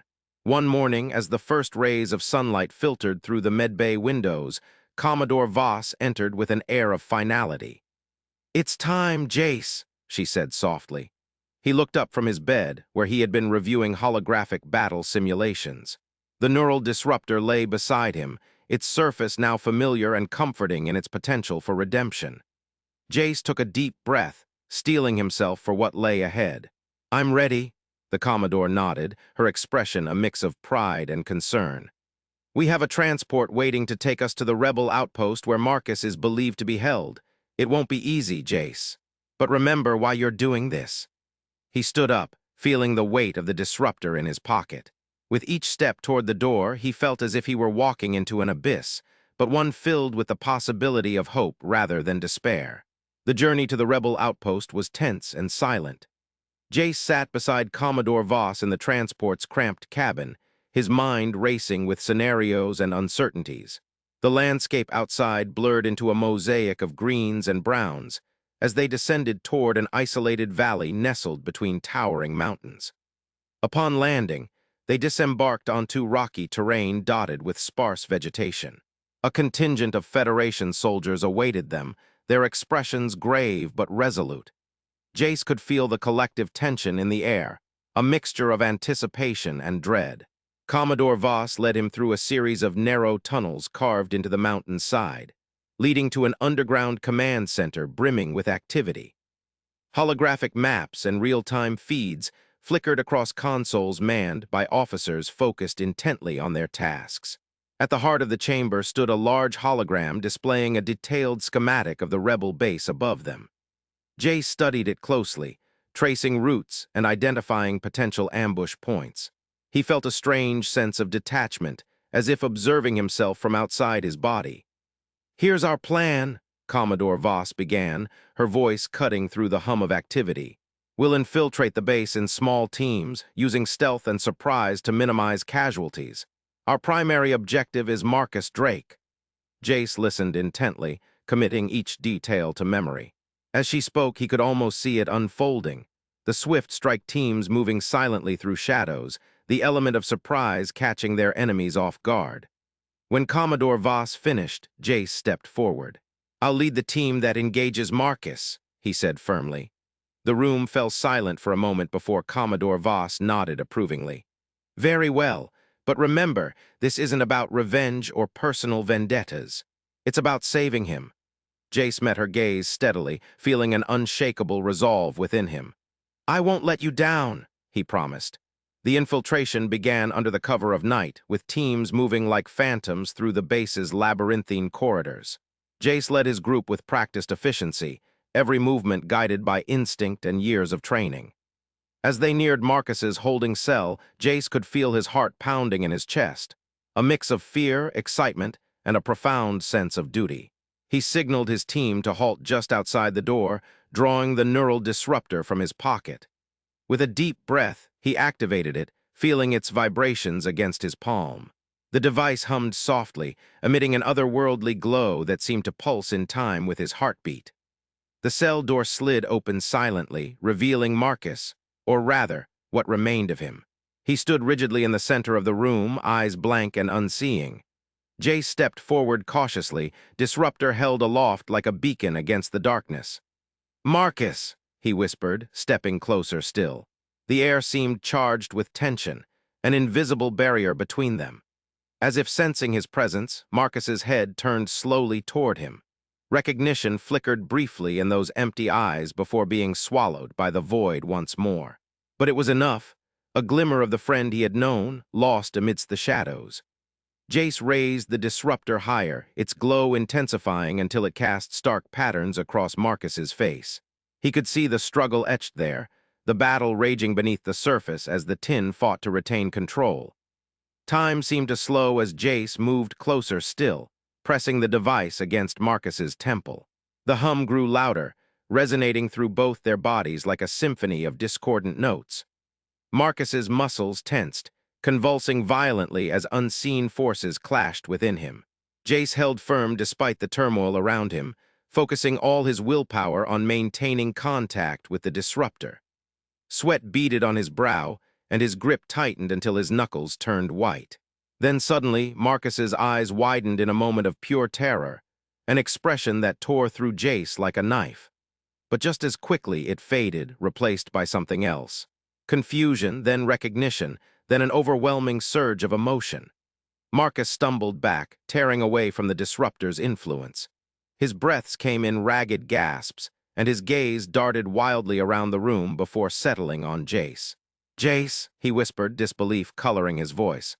Tears blurred Jace's vision as he reached out tentatively, touching Marcus's cheek. It was warm and real, unlike anything he had dared hope for. "Marcus," he choked out, barely able to speak past the lump in his throat. A smile trembled at the corners of Marcus's mouth, a ghost of their shared history. But before either could say more, alarms blared through the base, shattering the fragile moment. Jace looked around swiftly, knowing they were far from safe. "We need to go," he said urgently, grabbing Marcus by the arm. Together, they rushed out of the cell, following the route back through the maze-like corridors with renewed urgency. As they re-emerged into open air, Jace could see chaos erupting around them, rebel forces swarming in response to their intrusion. But amidst the turmoil, he felt a profound sense of triumph. Marcus was alive. He was free from the Tin's grasp. The journey back to Federation territory was fraught with danger and close calls, but every step brought them closer to safety. Jace never left Marcus's side, offering support both physical and emotional as they navigated through treacherous terrain. Upon returning to their command center, Commodore Voss met them with a mixture of relief and awe. "You did it," she said simply, her voice thick with emotion. Jace nodded wearily, feeling the weight of exhaustion and adrenaline crash over him. But beneath it all was an unyielding sense of purpose, to protect Marcus now that he had been reclaimed from darkness. Over subsequent weeks, Marcus underwent rigorous medical examinations to ensure his full recovery, both physically and mentally. Jace stayed by his side through every test and therapy session, offering steadfast support as they navigated the complexities of Marcus's return. Their bond remained unbroken despite everything they'd endured. If anything, it grew stronger, a testament to friendship forged in fire and tempered by loss and redemption. As Marcus regained strength, so too did Jace's resolve. He looked forward with renewed determination, knowing that their journey was far from over. But for now, amidst the shadows of war and uncertainty, there was hope, the knowledge that even in darkness, light could prevail. In the heart of the sprawling academy compound, the usual hum of learning and camaraderie had been replaced by a tense, electric silence. The walls that once echoed with the sounds of eager cadets now vibrated with the distant rumble of artillery and the occasional sharp crackle of rebel blaster fire. The siege was real, and it was tightening like a noose around their collective necks. Jace Meridian stood at attention in the briefing room, his dark blue cadet uniform crisp despite the grim circumstances. His short blonde hair was slightly disheveled, a testament to the hasty preparations. Beside him, Cale Torres, broad and stoic with a scar cutting through his chin, mirrored Jace's stance. At the front of the room, Captain Arya Voss paced back and forth, her long red braids swinging like a metronome. "We're running low on supplies," Arya began without preamble, her hazel eyes scanning the two cadets before her. "You've been assigned to a supply run through enemy lines. I'll be leading you." She paused, her gaze settling on Jace. "Stay close. If you get separated, don't wait for backup. Make your way back here on your own." Jace nodded, but his mind was already racing with the implications of the mission. He glanced at Cale, who gave him a subtle nod of reassurance. Jace took a deep breath and spoke up. "With respect, ma'am, I'm a better pilot than you think." Arya raised an eyebrow, her expression inscrutable. "And with respect, cadet," she replied, "I'm the one with the map." She held up a holographic device that flickered to life, displaying a detailed 3D layout of the surrounding terrain and rebel positions. Jace felt a surge of determination. He wasn't just boasting, he had a secret weapon, a unique ability to sense disturbances in the Higgs field. It was something he'd kept hidden, fearing it might mark him as an anomaly. But with the Academy under siege, secrets seemed less important than survival. The shuttle bay was a flurry of activity as they geared up. Technicians hurriedly checked their vessel, a sleek silver craft designed for stealth and speed. Jace climbed into the pilot's seat, his fingers brushing over the controls with practiced ease. Arya sat beside him, her map hologram projected onto the console between them. Cale took his position at the rear, blaster at the ready. The shuttle's engines hummed to life, a low throb that resonated through the metal deck. The hangar doors slid open, revealing the black expanse of night punctuated by the occasional flash of distant explosions. Jace guided the shuttle out into the darkness, his eyes scanning the horizon for any sign of enemy movement. As they flew, Arya studied her map, muttering coordinates and route adjustments under her breath. Jace tuned her out, focusing instead on the subtle hum of the Higgs field. It was like a symphony only he could hear, each note representing a ripple in the fabric of reality. He closed his eyes briefly, letting the sensations wash over him. Rebel positions began to materialize in his mind's eye, clusters of heat signatures, the faint echoes of blaster fire yet to be fired. He steered the shuttle with precision, weaving through the night sky like a dancer avoiding obstacles on an unseen stage. Arya watched in astonishment as they narrowly avoided detection, her grip tightening on the armrest. "Jace," she whispered, leaning closer to him. "How are you doing this?" He kept his eyes forward, his voice steady but quiet. "I can see them, Captain, the rebels, their positions, their movements. It's like a sixth sense." Arya fell silent, her disbelief giving way to cautious acceptance. Kale, monitoring their rear through the shuttle's cameras, chimed in from behind them, "We're clear so far. Whatever you're doing, Jace, keep it up." The supply depot loomed ahead, a fortified outpost on the outskirts of rebel-controlled territory. Jace approached cautiously, his senses on high alert. The Higgs field screamed warnings, but he navigated them deftly, bringing the shuttle down in a smooth landing near the depot's entrance. Arya turned to Kale, her voice low but urgent. "Stay sharp. We don't know what's waiting inside." She unholstered her sidearm and led the way out of the shuttle, Jace and Kale close behind. The depot was a maze of crates and shadowy corridors. Jace let his senses guide him, leading them through the labyrinth with an almost eerie precision. They gathered supplies quickly, medical kits, rations, ammunition, but the sense of urgency gnawed at them all. As they loaded the last crate onto the shuttle, a sudden burst of static from Arya's comm device startled them. Commodore Voss's voice crackled through, sharp and commanding. "Captain Voss, report." Arya keyed her comm. "Commodore, we're on our way back with the supplies. ETA 5 minutes." She paused, listening to the Commodore's response before turning to Jace and Kale. "Change of plans. We need to hurry." Back in the air, Jace pushed the shuttle harder than he ever had before. The Higgs field roared around them like a stormy sea, but he rode it with practiced skill, dodging unseen obstacles and enemy fire with an uncanny accuracy that left Arya speechless. The Academy came into view, its towers and spires silhouetted against the night sky. As they approached, the full extent of the siege became painfully clear. Energy shields flickered under relentless rebel bombardment, and smoke plumed from several damaged sections of the compound. Jace brought the shuttle down in a controlled dive, setting it onto the landing pad with a jolt that sent vibrations through the metal deck. As they disembarked, Commodore Voss herself met them at the hangar doors, her silver hair stark against her stern expression. "You did well," she acknowledged, though her tone held none of the warmth Jace might have expected under different circumstances. "But we can't hold forever. If reinforcements don't arrive in 48 hours, we surrender." The weight of those words settled over them like a shroud. Kale glanced at Jace, a silent question in his eyes. Jace took a deep breath and stepped forward. "Commodore," he began, his voice steady despite the turmoil within him, "I can get a message to the nearest Federation outpost." The Commodore turned her piercing gaze on him. "You'd be flying straight into enemy territory, Cadet. It's suicide." Jace met her stare unflinchingly. "We're already surrounded, ma'am, and I have an advantage." He hesitated briefly before continuing. "I can sense the Higgs field disturbances. It's how I navigated through rebel lines on our supply run. If anyone can get through, it's me." Commodore Voss studied him for a long moment before nodding slowly. "Very well.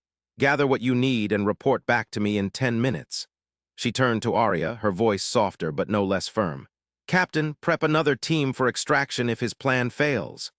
Arya nodded, leading Jace and Kale away from the Commodore's scrutiny. As they walked, Jace felt a mixture of determination and trepidation. He was stepping into uncharted territory, but he knew it was necessary. In the pre-flight briefing room, Arya handed Jace a small data chip containing encrypted coordinates for the nearest Federation outpost. "This is your priority," she said, her voice grave. "Get the message through and get back here." Cale clapped him on the shoulder, a rare smile tugging at the corners of his mouth. "You've got this, Jace. Just like you always do." Jace nodded, trying to ignore the knot in his stomach. He loaded the coordinates into the shuttle's navigation system, double-checking each setting with meticulous care. As he prepared for takeoff, Arya hesitated at the entrance to the bay before turning back to him. "Jace," she began, her voice softer than usual, "be careful out there." He looked up at her, surprised by the concern in her eyes. "I will, Captain. I promise." The shuttle lifted off smoothly, climbing into the night sky with a sense of urgency that matched Jace's racing pulse. He could feel the Higgs field pulsing around him, guiding his path like an unseen compass. As he flew deeper into rebel territory, the landscape below transformed from familiar academy grounds to hostile wilderness. The rebels were everywhere, blips on his radar and echoes in the Higgs field. But Jace navigated them with a calm precision born of desperation. Hours passed like minutes as he wove through enemy lines, dodging patrols and avoiding detection. The Federation outpost loomed ahead on his map, a beacon in the darkness. He could sense its presence even before it came into visual range, a hum in the Higgs field that resonated with safety and hope. The outpost was a fortified complex nestled within a valley surrounded by towering cliffs. Jace brought the shuttle down in a controlled descent, landing just outside the perimeter defenses. As he stepped out onto the alien soil, he felt a pang of vulnerability, alone among enemies, miles from any friendly face. A squad of Federation soldiers greeted him warily, their weapons raised until they recognized his Academy insignia and the encrypted data chip he held out. Their captain, a stern-faced woman with sharp features, listened intently as Jace relayed Commodore Voss's message. "We'll send reinforcements immediately," she assured him after scanning the data. "But it will take time. Hold on, Cadet. Help is coming." Jace nodded grimly and returned to his shuttle, feeling both relief and renewed urgency. As he lifted off from the outpost, he knew his real test lay ahead, flying back through enemy lines with the weight of newfound responsibility. The return flight was fraught with peril. Rebel forces seemed more vigilant than before, their movements erratic and unpredictable. Jace's senses strained against the onslaught of Higgs field disturbances, but he held steady, trusting his instincts to guide him home. Back at the Academy, Commodore Voss awaited him in the hangar bay. Her expression softened slightly as she saw him disembark safely. "You did it, Cadet," she said, a hint of pride in her voice. "The Federation is sending reinforcements." Jace saluted sharply, exhaustion etched on his face, but determination burning in his eyes. "Yes, ma'am. Just need to restock and prepare for their arrival." Arya joined them, clapping him on the back with genuine admiration. "Well done, Jace. You've proven yourself today." As they walked away from the hangar, Jace couldn't help but feel a sense of accomplishment mingled with humility. He had stepped up when it mattered most, and in doing so, he discovered depths within himself he hadn't known existed. Over the next few hours, word spread throughout the compound. Cadets whispered about Jace's daring mission, their respect for him growing with each retelling. Cale found him in the mess hall, where Jace sat nursing a cup of stimcaf, his eyes weary but alert. "You're something else, Jace," Cale said, sliding onto the bench beside him. "I knew you had it in you." Jace managed a small smile. "Thanks, Cale. Couldn't have done it without you and Arya." Cale nodded solemnly. "We make a good team." As they talked, the distant rumble of artillery faded into the background, replaced by a tentative calm. The siege was far from over, but for now there was hope, a glimmer of light in the darkness. Jace looked out at the other cadets moving quietly around them, their faces etched with resolve. He felt an unfamiliar sense of purpose, of leadership. This wasn't just about survival anymore. It was about standing tall against adversity and proving that even in the face of overwhelming odds, they could still fight back. The Academy's defenses held steady throughout the night, bolstered by newfound determination. As dawn broke over the horizon, casting long shadows across the battered compound, Jace stood watch at a makeshift observation post near the perimeter. He scanned the sky for any sign of Federation reinforcements, his heart pounding with anticipation. A distant hum caught his attention, a faint rumble that grew louder by the second. His eyes widened as he saw them, sleek fighters slicing through the dawn light, their engines roaring like a thunderstorm. The siege would end today. Reinforcements had arrived. Jace felt a surge of relief and pride. He had done it, navigated enemy lines, delivered a critical message, and brought help back to those who needed it most. As he watched the Federation forces engage with rebel positions, turning the tide of battle, Jace knew that this moment would define him. From now on, he was more than just Jace Meridian, cadet. He was a leader, a beacon in times of crisis, a pilot who could see through darkness and guide others to safety. And as the skies above the academy filled with the roar of friendly engines, he stood tall, ready to face whatever challenges lay ahead. In the heart of the sprawling military complex, tucked away in a labyrinth of steel corridors, lay the supply depot. It was a cavernous space filled with towering crates and stacks of provisions, bathed in the eerie glow of emergency lights that cast long, dancing shadows across the concrete floor. The air was thick with dust and the faint hum of distant machinery, but it was the tension between Jace Meridian and Captain Arya Voss that dominated the atmosphere. Jace, his short blonde hair tousled from hours of sorting through supplies, stood near a stack of crates, his green eyes reflecting the dim light. He wore the dark blue cadet uniform with the ease of someone who had grown into it over countless drills and missions. Across from him, Arya Voss sat on an upturned crate, her officer's uniform crisp despite the day's exertions. Her long red hair, usually immaculately braided, had a few stray tendrils framing her face, softening her otherwise stern features. Her hazel eyes held a mixture of fatigue and something deeper, something she was only now beginning to reveal. "You never told me why you're really here," Jace said, his voice low but insistent. He leaned against the crate beside her, close enough that their shoulders almost touched. The proximity felt both comforting and electrifying, a silent acknowledgement of the bond they had forged in the heat of battle. Arya looked away, her gaze drifting to the small window high above them. Rebel fighters streaked across the night sky like comets, leaving trails of light against the inky blackness. "My father is the Academy commander," she began, her voice steady but distant. "Where else would I be?" Jace's expression darkened. "That's not an answer." She turned to face him, her eyes reflecting a turmoil she rarely showed.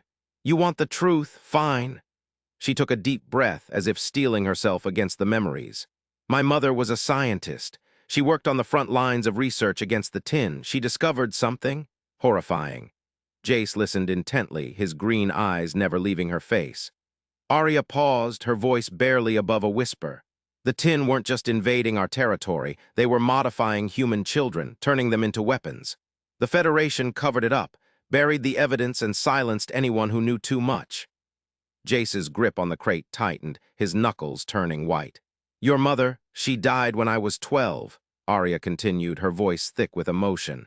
"The tin killed her. My father joined the academy to protect me, to make sure no one else suffered like she did. But I couldn't just hide behind his shadow. I had to do something." Jace reached for her hand, his fingers brushing against hers tentatively before interlocking them firmly. Arya didn't pull away. Instead, she leaned into the touch, finding comfort in his warmth. "I lost my best friend to the tin," Jace said, his voice thick with pain. "Marcus, I thought he was dead. Now I find out he's been alive all this time, as a weapon against everything we believe in." Arya's grip on his hand tightened. "Then we save him, or we stop him. Either way, we end this." Jace nodded, the resolve in his eyes mirroring hers. "We do this together," he said softly. The silence that followed was not uncomfortable but charged with a new understanding. Arya looked at their entwined hands, then back up at Jace. His green eyes held a depth of emotion she hadn't seen before, a mixture of determination and something more tender. "What about you?" Arya asked quietly. "What brought you to the academy?" Jace's gaze drifted to the window, where the rebel fighters continued their dance across the sky. "I was always good with machines," he said, a small smile playing at the corners of his mouth. "My father was an engineer before he disappeared. I thought if I joined the academy, I could find out what happened to him, maybe even follow in his footsteps." Arya's heart ached for the pain she heard in his voice. "And have you?" Jace shook his head. "Not yet, but I've found other things worth fighting for." He looked back at her, his expression serious. Like you. Her cheeks flushed slightly, and she felt an unexpected warmth spread through her. It had been so long since she'd allowed herself to feel anything beyond duty and determination. Jace's honesty disarmed her, made her want to open up even more. Arya leaned closer, her voice barely a whisper. I never thought I could trust anyone like this again, not after everything that happened. Jace's thumb brushed softly over the back of her hand, sending shivers down her spine. You can trust me, he murmured. No matter what happens, we'll face it together. Arya felt a lump form in her throat. She wanted to believe him, to believe in this fragile connection that had blossomed between them amidst the chaos and violence of war. But there were so many unknowns, so many dangers lurking in the shadows. I wish it could be that simple, she said, her voice heavy with regret. But we both know it's not. The Tin, they're not just an enemy out there. They're inside our own ranks, inside our own minds sometimes. Jace nodded gravely. I know, but we can't let fear control us. We have to fight, for Marcus, for your mother, for everyone who's been hurt by this war. And for us. His gaze softened as he looked at her. Arya felt a surge of emotion, a mix of gratitude, longing, and a fierce determination that mirrored his own. She leaned forward, closing the gap between them until their foreheads touched. It was a simple gesture, but it held an intimacy that made her heart race. We will end this, she whispered, her voice filled with conviction. No matter what it takes. Jace's eyes fluttered closed as he nodded against her forehead. Together, they stayed like that for a moment, lost in the quiet strength of their shared resolve. When Arya finally pulled back, she saw something in Jace's eyes, a reflection of her own determination and something more profound. We should get back, she said softly, her voice tinged with reluctance. There was so much they still needed to sort out, both physically and emotionally, but the call of duty weighed heavily on them.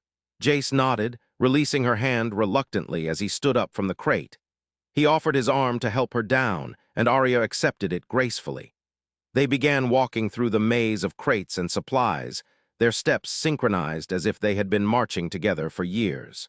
As they approached the heavy metal door that led out of the supply depot, Jace paused, turning to face Arya. You know, he said quietly, I never thought I'd find someone who understood me like this. Someone who's been through so much and still keeps fighting. Arya smiled softly at him. Neither did I, but here we are. She reached up and gently brushed a stray lock of hair from his forehead, her fingers lingering for a moment before dropping back to her side. Jace caught her hand again, holding it tightly in both of his. Here we are, he echoed, his voice filled with wonder. They stood there for another moment, their gazes locked, before Jace finally nodded towards the door. Ready to face whatever comes next? Arya took a deep breath, steeling herself once more. Always. Together they stepped out into the bustling corridor beyond the depot. The clamor of the military complex washed over them, a stark contrast to the quiet intimacy of their conversation. But they moved through it with newfound unity and purpose. As they walked side by side towards their next mission, Arya couldn't help but feel a sense of relief mingled with trepidation. She had shared her deepest secret with Jace, and in doing so, found an ally she hadn't dared hope for. But the road ahead was fraught with danger, both from external enemies and internal strife. Jace's hand tightened around hers, as if sensing her thoughts. We'll get through this, he said firmly. Whatever happens. Arya looked up at him, gratitude shining in her eyes. Together, she replied softly. Their steps echoed down the corridor, blending with the hum of activity around them. They were two soldiers amidst a vast army, bound by a common enemy and an unspoken promise. As they moved forward into the unknown, Arya felt a glimmer of hope, a beacon against the darkness that threatened to consume them all. Later that evening, as they sat in the dimly lit officers' quarters assigned to Arya, she found herself replaying their conversation from earlier. The supply depot seemed like a world away now, yet its memory lingered vividly in her mind. The way Jace had looked at her, the feel of his hand in hers, the raw honesty between them. She sat on the edge of her bunk, flipping through old photographs tucked away in an envelope. They were images from another life, a younger Arya laughing with her mother, her father beaming proudly beside them. Those days seemed impossibly distant now, overshadowed by loss and war. A soft knock at the door jolted her from her reverie. She quickly stowed the photographs away and went to answer it, finding Jace standing in the corridor, his uniform exchanged for a worn-out sweater and fatigue pants. "Hey," he said softly, his green eyes searching hers. "Can I come in?" Arya stepped aside to let him pass, closing the door behind him. The room felt smaller with him inside, charged with an unspoken tension that made her heart flutter. "I couldn't stop thinking about what you told me today," Jace admitted as he sat down on the edge of the bunk opposite hers. "About your mother and Marcus." Arya nodded, sitting beside him. Their shoulders touched lightly, and she felt a comforting warmth spread through her. "I haven't talked about it in a long time," she confessed. "It's easier to keep it buried, I guess." Jace reached out, taking her hand again as if it were the most natural thing in the world. "You don't have to bury it with me," he said gently. "We can carry that burden together." She looked up at him, her eyes shining with unshed tears. "Why are you so good to me?" she whispered. Jace smiled sadly. "Because I see myself in you. Because I know what it's like to lose something, someone, and still keep fighting. And because—" He paused, his thumb tracing circles on the back of her hand. "Because being with you feels right." Arya felt a lump form in her throat as she leaned into him, resting her head on his shoulder. They sat like that for a while, neither speaking but both finding solace in each other's presence. Eventually, Jace stirred, his voice barely above a whisper. "We should get some rest," he murmured. "Tomorrow will be another long day." Arya nodded reluctantly, standing up from the bunk and stretching her arms overhead. Jace followed suit, moving towards the door but pausing before opening it. "Good night, Arya," he said softly, turning to face her once more. She smiled at him, feeling a warmth spread through her despite the fatigue gnawing at her bones. "Good night, Jace." As the door clicked shut behind him, Arya found herself standing alone in the quiet room, her mind racing with thoughts of everything they had shared. She changed into her sleep clothes and crawled under the thin blanket on her bunk, pulling it up to her chin as if seeking protection from the ghosts of her past.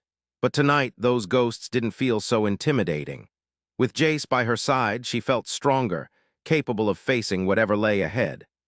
And as she drifted off to sleep, she carried that strength with her into her dreams, a beacon against the darkness that had haunted her for so long.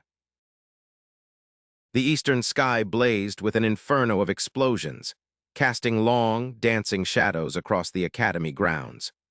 The air thrummed with the relentless symphony of distant gunfire and the growl of rebel engines, a discordant melody that had become all too familiar. Jace Meridian gripped the controls of his sleek fighter, knuckles white as bone, eyes fixed on the chaos unfolding below.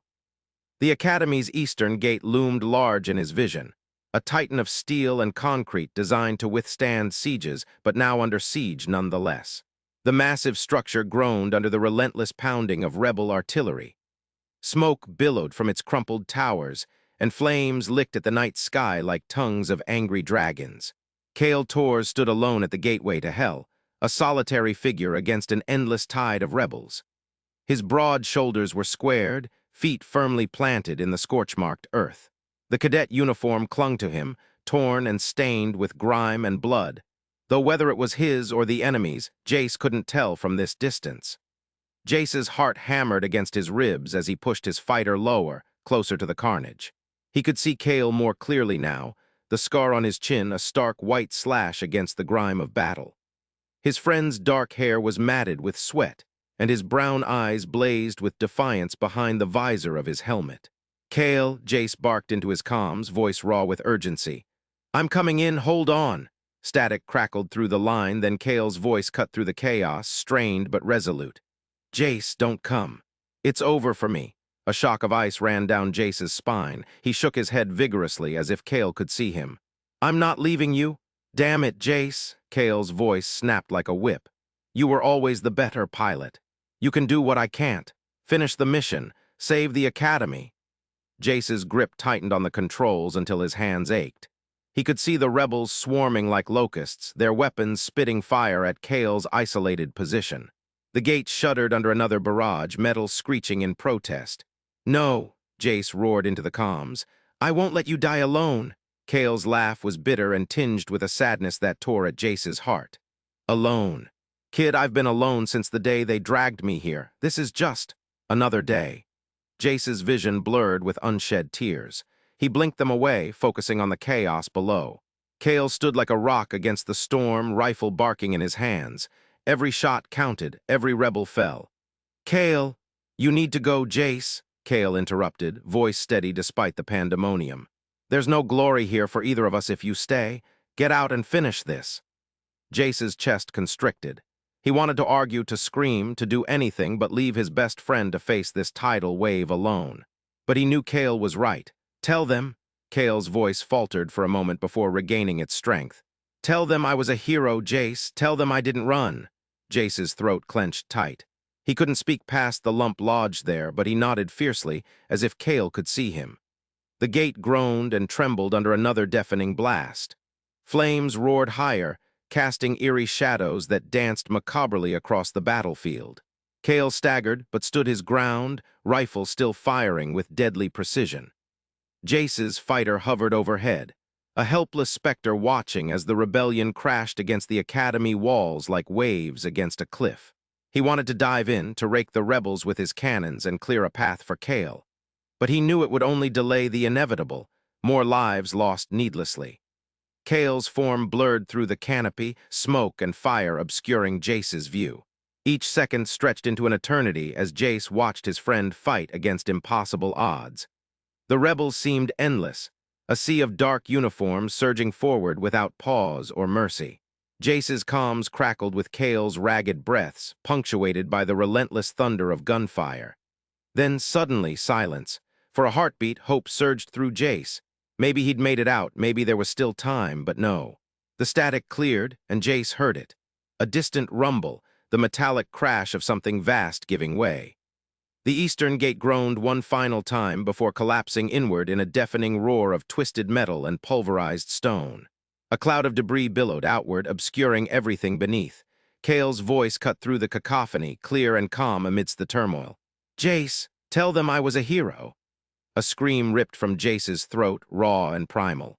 He threw his fighter into a steep dive, cannon firing indiscriminately at the swarming rebels below. Rage and despair fueled him, turning his vision red.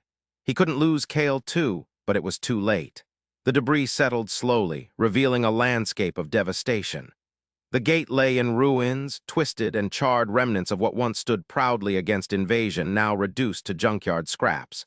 And amidst the wreckage, nothing. No sign of Cale. Jace's fighter skimmed over the battlefield, low enough for him to see individual bodies strewn across the ground like broken dolls. But not his friend, not Cale. His scream echoed through the comms, a howl of anguish that cut through static and gunfire alike. He banked sharply, climbing back into the sky as tears streamed down his face unchecked. He'd failed. Failed Cale, failed the mission, failed everything. Gritting his teeth against another wave of grief, Jace forced himself to focus on the task at hand. The Academy couldn't afford for him to break now. Too many lives depended on his actions. With a final glance at the smoldering ruin that had once been the Eastern Gate, he turned his fighter toward the heart of the rebellion. The rebel base loomed before him like a monstrous beast, bristling with turrets and teeming with enemy fighters. Jace's hands trembled on the controls as he lined up his shot. His vision blurred again, but this time not from tears, from exhaustion and sheer fury. He thought of Cale standing alone against that tide, rifle firing until the end. Thought of those final words echoing through his mind like a funeral dirge. "Tell them I was a hero." Jace's thumb hovered over the cannon trigger. He took a deep breath, steadied himself, and pushed away the grief threatening to consume him. For Cale, for everyone still fighting down there. With a roar that echoed through the comms, Jace dove into battle, cannons blazing. The rebel base lit up like a firework display under his barrage, explosions blossoming across its surface like deadly flowers. He weaved through enemy fighters, dodging and striking with precision honed over countless drills and skirmishes. Each kill fueled him further, driving away the numbing shock of loss and replacing it with molten rage. They'd taken Cale from him, from the Academy, but they wouldn't take anything else. As he tore through their defenses, Jace imagined Cale there beside him, grinning that cocky grin, urging him on. He could almost hear his friend's voice in his ear, steady and sure. "Finish it, Jace, make them pay." And so he did. Jace's fighter cut a swath of destruction through the rebel base, cannons roaring non-stop. Turrets exploded into scrap metal. Hangars collapsed under the weight of falling debris. Enemy fighters scrambled to intercept him, but he outmaneuvered each one, leaving them spinning helplessly in his wake. Yet amidst the chaos, a sense of detachment settled over Jace. He moved mechanically, reacting rather than acting, guided by instinct and training rather than conscious thought. His mind was elsewhere, with Kale standing defiant against that tide of darkness. The rebel base burned behind him as he broke away, engines screaming for mercy as he pushed them to their limits. Above the academy, other fighters engaged in desperate dogfights, their pilots battling to protect their home from invasion. Jace joined the fray without hesitation, tearing into enemy ranks with renewed ferocity. Each rebel he shot down was another victory for Kale, another testament to his sacrifice. They wouldn't forget him, they couldn't. Not after this. But even as he fought on, Jace knew it wasn't enough. Nothing would ever be enough to fill the void left by Kale's absence. His best friend, his brother in arms, was gone, swallowed by the fires of war and the cruel tide of fate. A rebel fighter crossed his path, guns blazing. Jace snapped out of his reverie, instincts taking over as he rolled sharply to avoid incoming fire. He countered with a burst from his cannons, sending the enemy craft spiraling downwards in flames. His comms crackled with frantic chatter. Coordinates called out, status updates barked between gasps for breath. The battle raged on around him, but Jace felt disconnected, adrift in a sea of noise and fury. He thought back to their first day at the academy, fresh-faced cadets brimming with dreams and ambitions. Kale had been different even then, rough edges softened by a quiet determination, eyes reflecting a depth of understanding beyond his years. "You ever think about what comes next?" Kale asked one night as they lay on the rooftop watching stars flicker through smog-laden skies. "After all this," Jace shrugged, "I guess I just want to fly. See where it takes me." Kale laughed softly. "Yeah, me too, but sometimes I wonder if there's more out there, something worth fighting for." They'd never spoken of it again, but those words echoed in Jace's mind now, resonating with a profound sadness. Kale had found his something worth fighting for, that gate, that battle, and paid the ultimate price. As the last rebel fighter fell before him, Jace circled back toward the academy, heart heavy as stone. The eastern gate lay in ruins, smoke still billowing from its charred remains. But beyond it, the sprawling complex stood defiant, lights burning bright against the night sky. Jace landed his fighter on the tarmac, engines whining to a stop as he stared out at the devastation. Other pilots approached cautiously, faces pale and gaunt behind visors. He could see the questions in their eyes, questions he couldn't answer without shattering completely. A figure detached itself from the crowd, striding purposefully toward him. Commander Alara, her silver hair pulled back into a severe bun, regarded him with piercing blue eyes. There was no warmth there, only stern assessment. "Meridian," she greeted sharply. "Report." Jace blinked slowly, struggling to find his voice. "Kale." "He's gone, ma'am, the eastern gate." It fell, her expression didn't change, but something flickered in her gaze. A moment of acknowledgement before steeling herself once more. "We lost many today," she said, voice steady despite the toll visible on her face. "But we held them back, because of you and those who fought alongside you." Jace nodded mutely, unable to form words past the lump in his throat. "You need rest, cadet," Alara continued, softer now. "You've done more than enough for one night." He wanted to argue. He should be out there, helping with cleanup, supporting his fellow cadets, but weariness washed over him like a tide. His limbs felt leaden, every movement an effort. As he stepped down from the cockpit, Commander Alara placed a hand on his shoulder, grip firm yet gentle. "You did well, Jace," she said quietly. "We couldn't have asked for more." He met her gaze briefly before looking away, unable to bear the sympathy there. With a nod of acknowledgement, he turned and walked toward the barracks, each step weighed down by grief. The corridors echoed hollowly under his feet, empty save for the faint hum of machinery. His room seemed smaller than usual, claustrophobic in its silence. He sat heavily on his bunk, staring at the blank wall opposite without truly seeing it. Kale's things still littered their shared space, clothes strewn across chairs, holodecks scattered on desks. A half-empty bottle of synthale stood forgotten beside Jace's bed, mocking him with memories of easier times. He reached out tentatively, fingers tracing the cool metal surface before curling around it. The scent of stale alcohol filled his nostrils as he brought it to his lips, swallowing deeply despite the bitter taste. More tears came then, hot and unstoppable. He bowed his head, shoulders shaking as sobs racked his body. For Cale, for himself, for every life lost tonight under the Academy's burning skies. Hours passed unnoticed, swallowed by darkness and despair. When at last exhaustion claimed him, Jace lay down fully clothed, eyes fixed on the ceiling until sleep finally blurred away reality. Dawn broke over the Academy like a sick joke, casting golden light across ravaged grounds. Jace woke to find himself still clutching Cale's bottle, fingers cramped around its neck. He stared at it blearily before setting it aside, nausea churning in his gut. His reflection in the mirror revealed hollow cheeks and red-rimmed eyes. A stranger stared back, gaunt, haunted. He splashed water onto his face, seeking some semblance of normalcy amidst chaos. The day stretched out before him like an endless chasm. Funerals to attend, reports to file, comrades to console. But first, Jace made his way back to the tarmac, boots scuffing against cold stone. The eastern gate loomed ahead, blackened skeleton of its former self. He picked through debris until he found what he sought. Cale's rifle, half buried beneath a tangle of twisted metal. He brushed it off gently, cradling it in his arms like a fragile artifact. It felt warm despite the chill morning air, imbued with echoes of battle and sacrifice. A symbol of Cale's last stand against impossible odds. Jace carried it back toward the Academy walls, each step deliberate. At the base of one towering pillar he knelt, digging into earth blackened by fire. When a shallow pit yawned before him, he placed the rifle within, folding Cale's gloves carefully atop it.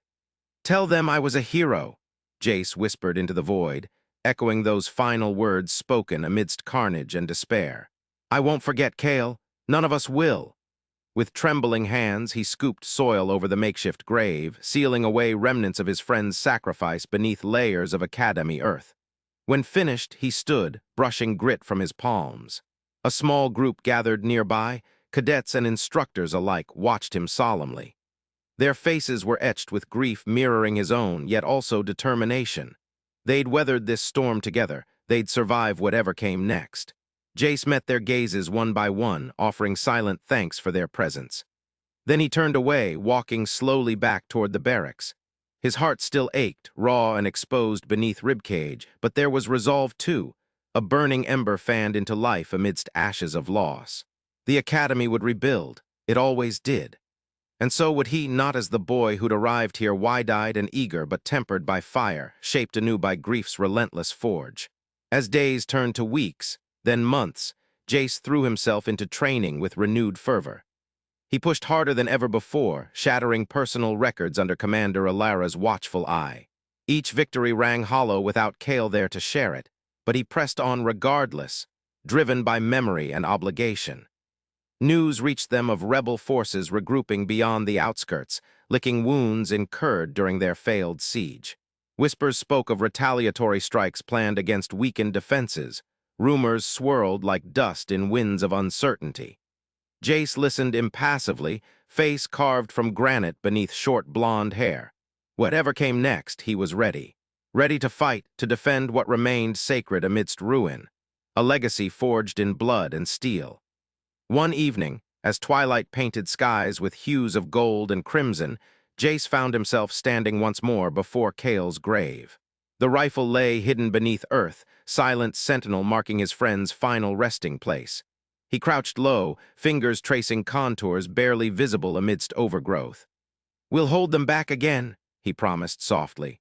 "For you, Cale, for all of us." A gentle breeze whispered through leaves above, carrying echoes of distant laughter, faint but clear enough to bring tears stinging behind his eyelids. With a final nod, Jace stood, turning resolutely toward the Academy looming stark against dusk. His path lay before him, a road paved with loss and duty, but he walked it unyielding, shoulders squared under weight of remembrance. The eastern gate remained a scarred reminder of battle past, yet within its broken frame beat heart of resistance undiminished. And as Jace strode purposefully through shadows cast by towering walls, he knew this was where he belonged, where Kale's sacrifice would echo through eternity, etched indelibly into annals of rebellion and redemption. The Academy endured, so too did its defenders. United beneath banner forged from sorrow and resolve, they awaited dawn's first light, the dawn that would herald not merely survival, but triumph over darkness itself. The door to Commodore Arya Voss's office creaked open, revealing a sliver of dimly lit corridor before closing with a soft thud behind Jace Meridian. The room was shrouded in shadows, the only light source emanating from a pulsating glow at the center, a holographic display hovering above a sleek metallic pedestal. The Commodore stood beside it, her silver hair catching the ethereal light, casting stark lines across her stern features. Jace's steps echoed in the quiet as he approached her desk. His cadet uniform, dark blue and crisp, was now rumpled from hours of pacing the corridors or slouched over his bunk. His short blonde hair was tousled, and green eyes bore the reddened signs of grief and lack of sleep. He had been summoned here abruptly, pulled away from the quiet despair that had become his constant companion since Marcus Drake's funeral. Commodore Voss didn't turn to face him immediately. Instead, she stared at the hologram, her expression inscrutable. "Cadet Meridian," she began, her voice steady and grave, "I'm going to show you something that will change everything." Jace swallowed hard, his mouth dry. He braced himself, unsure of what to expect, but feeling a cold knot of dread in his stomach. Voss activated the holographic display fully with a wave of her hand. The room filled with a low hum, and vivid images sprang to life before them. Neural scans of children's brains floated in midair, their intricate webs of thoughts and memories laid bare. But amidst the familiar swirls of gray matter, Jace noticed something else: silver threads like metallic veins, pulsing with an otherworldly light. He leaned closer, squinting at the anomalies. "What am I looking at?" he asked, his voice barely above a whisper. "The truth," Voss replied, her tone unyielding. "The Tin have been modifying human children for decades, turning them into sleeper agents." Jace's breath hitched. He reached out as if to touch the holographic images, but his hand passed through them, leaving ripples in their wake. He stepped back, shock coursing through him. "Children?" he echoed, disbelief coloring his words. "Children," Voss confirmed. She gestured to one of the scans, zooming in on a particular set of silver threads. "These aren't natural growths or abnormalities. They're Tin implants designed to control and manipulate from within." Jace felt a wave of nausea. He thought of Marcus, his friend, his mentor, his brother-in-arms, and the horrors he must have endured without ever knowing it. A child stolen away, conditioned into a weapon. The realization struck him like a physical blow. "Marcus," Jace's voice cracked. "He was a child when they took him. He's been a weapon his whole life." Voss nodded solemnly. "Yes, Cadet, and he wasn't alone. There are others out there walking among us, waiting for the command to activate. The Tin don't just conquer civilizations with fleets and battleships. They erase them from the inside." Jace's mind reeled. He thought of the countless drills, simulations, and real-life skirmishes they'd endured at the Academy. All those hours spent honing their skills, preparing for an enemy who could strike from space, while all along the true threat had been hidden in plain sight. "How do we stop them?" Jace demanded, his fists clenching at his sides. "How do we fight something like that?" The Commodore turned to face him fully, her stern eyes reflecting the eerie glow of the hologram. "We find the signal," she said. "If we can disrupt the Tin frequency, we can break their control. But to do that, we need someone who can feel the Higgs field." Jace blinked, confusion momentarily overtaking his shock. "The Higgs field, you mean, like subatomic particles and quantum states?" "Not just like," Voss corrected. "Precisely, the Tin operate on frequencies beyond our normal perception. To counter them, we need someone who can sense those frequencies, navigate that realm." Jace shook his head, bewildered. "But I'm a pilot, a fighter jock. Not some quantum physicist." "You're more than that, Cadet," Voss insisted. She reached out and deactivated the hologram with another wave of her hand, plunging the room back into relative darkness. Only the faint glow from the control panel cast any light now. "Your abilities in the cockpit aren't just about reflexes or strategy. You have an innate connection to something greater." Jace recalled his first flight, a visceral memory etched deep within him. The way the ship had responded to his touch, almost as if it were an extension of his own body. How he could sense the subtle shifts in energy around him, guiding him through battles with uncanny precision. "You're talking about me," Jace said slowly, realization dawning. "You think I can feel this field?" "The tests confirm it," Voss replied. "Your neural scans show unique resonances, patterns that align with Higgs field interactions. It's rare but not unheard of. There have been others throughout history who could bridge the gap between our world and theirs." Jace took a deep breath, trying to steady himself amidst this whirlwind of revelation. "So what do I do? How do I use this ability?" Voss stepped closer, lowering her voice as if sharing a secret meant only for his ears. "First, you must learn to control it, to focus your perception beyond the ordinary senses. We have specialists who can train you to teach you how to harness that connection." He nodded, though apprehension still gnawed at him. The idea of delving deeper into unknown territories, both within himself and beyond, was daunting. "But what about now?" Jace pressed. "If there are 10 agents out there right now, we can't just wait for me to learn how to tap into some field." "We won't," Voss assured him. "While you undergo training, our intelligence teams will be working to identify known sleeper agents. We'll start with the most likely candidates, orphanages near 10 infiltration points, military families who have seen unusual activity. Every lead will be pursued." Jace felt a surge of determination. This was bigger than him, bigger than Marcus's tragic fate. It was about protecting everyone he cared for, every innocent life that could be snared by the Tin's insidious web. "I'll do it," he declared. "I'll learn whatever I need to stop them." The Commodore's expression softened slightly, a rare glimpse of approval beneath her stern exterior. "Good, Cadet. That's what I needed to hear." She paused, then added, "But understand this, it won't be easy. The road ahead is fraught with danger and uncertainty. You'll face challenges unlike any you've encountered before." Jace straightened his shoulders, resolve hardening within him. "I'm ready," he said, meeting her gaze steadily. Voss gave a nod of acknowledgement. "Very well. Your first session begins tomorrow morning. Report to the Quantum Research Lab beneath the Academy grounds. Dr. Alara Kine will be your instructor." Jace committed the name and location to memory. Then another thought struck him. "What about my duties, my squadron?" "We'll assign a temporary replacement," Voss said. "Your focus must be on mastering this new skill. Your squadron will understand. They know what's at stake." He nodded, gratitude welling up within him. Despite the grim circumstances, he felt a spark of hope, a purpose beyond mere survival or vengeance. "Thank you, Commodore," Jace said sincerely. Voss raised an eyebrow. "Don't thank me yet, Cadet. The real work is only just beginning."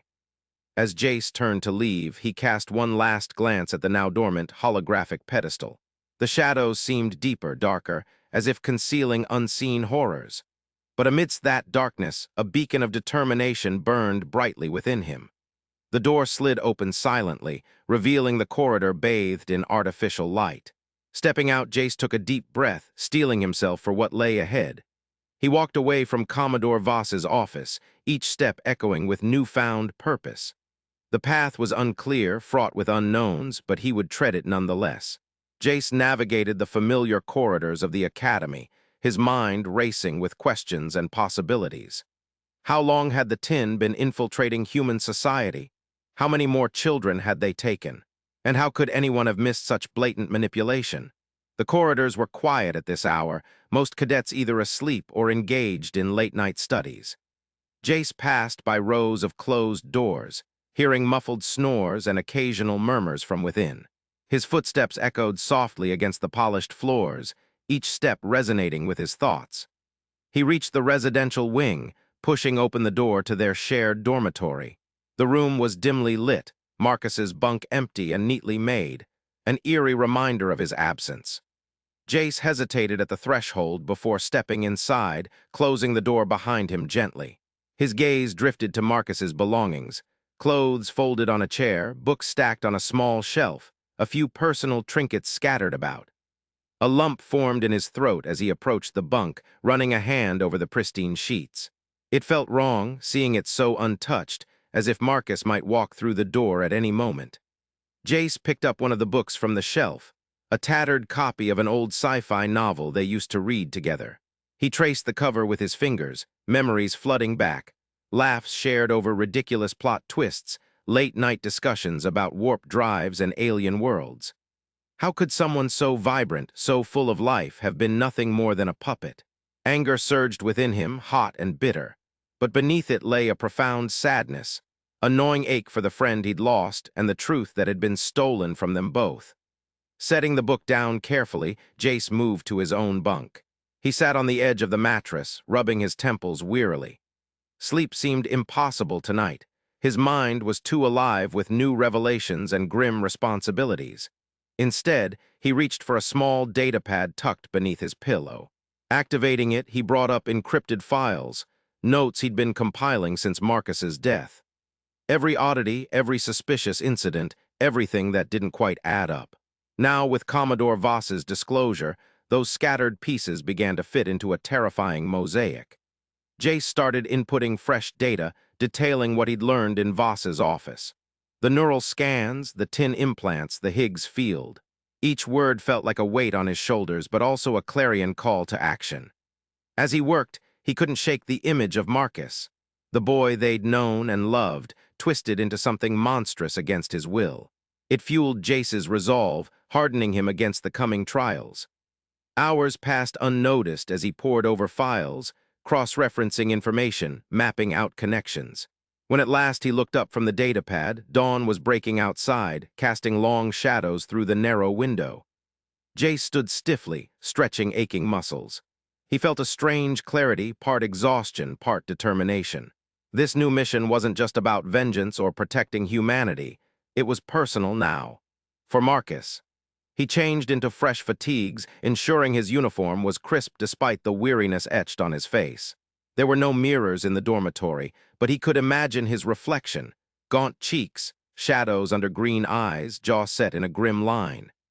Gathering his datapad and a few essentials, Jace stepped out into the corridor once more.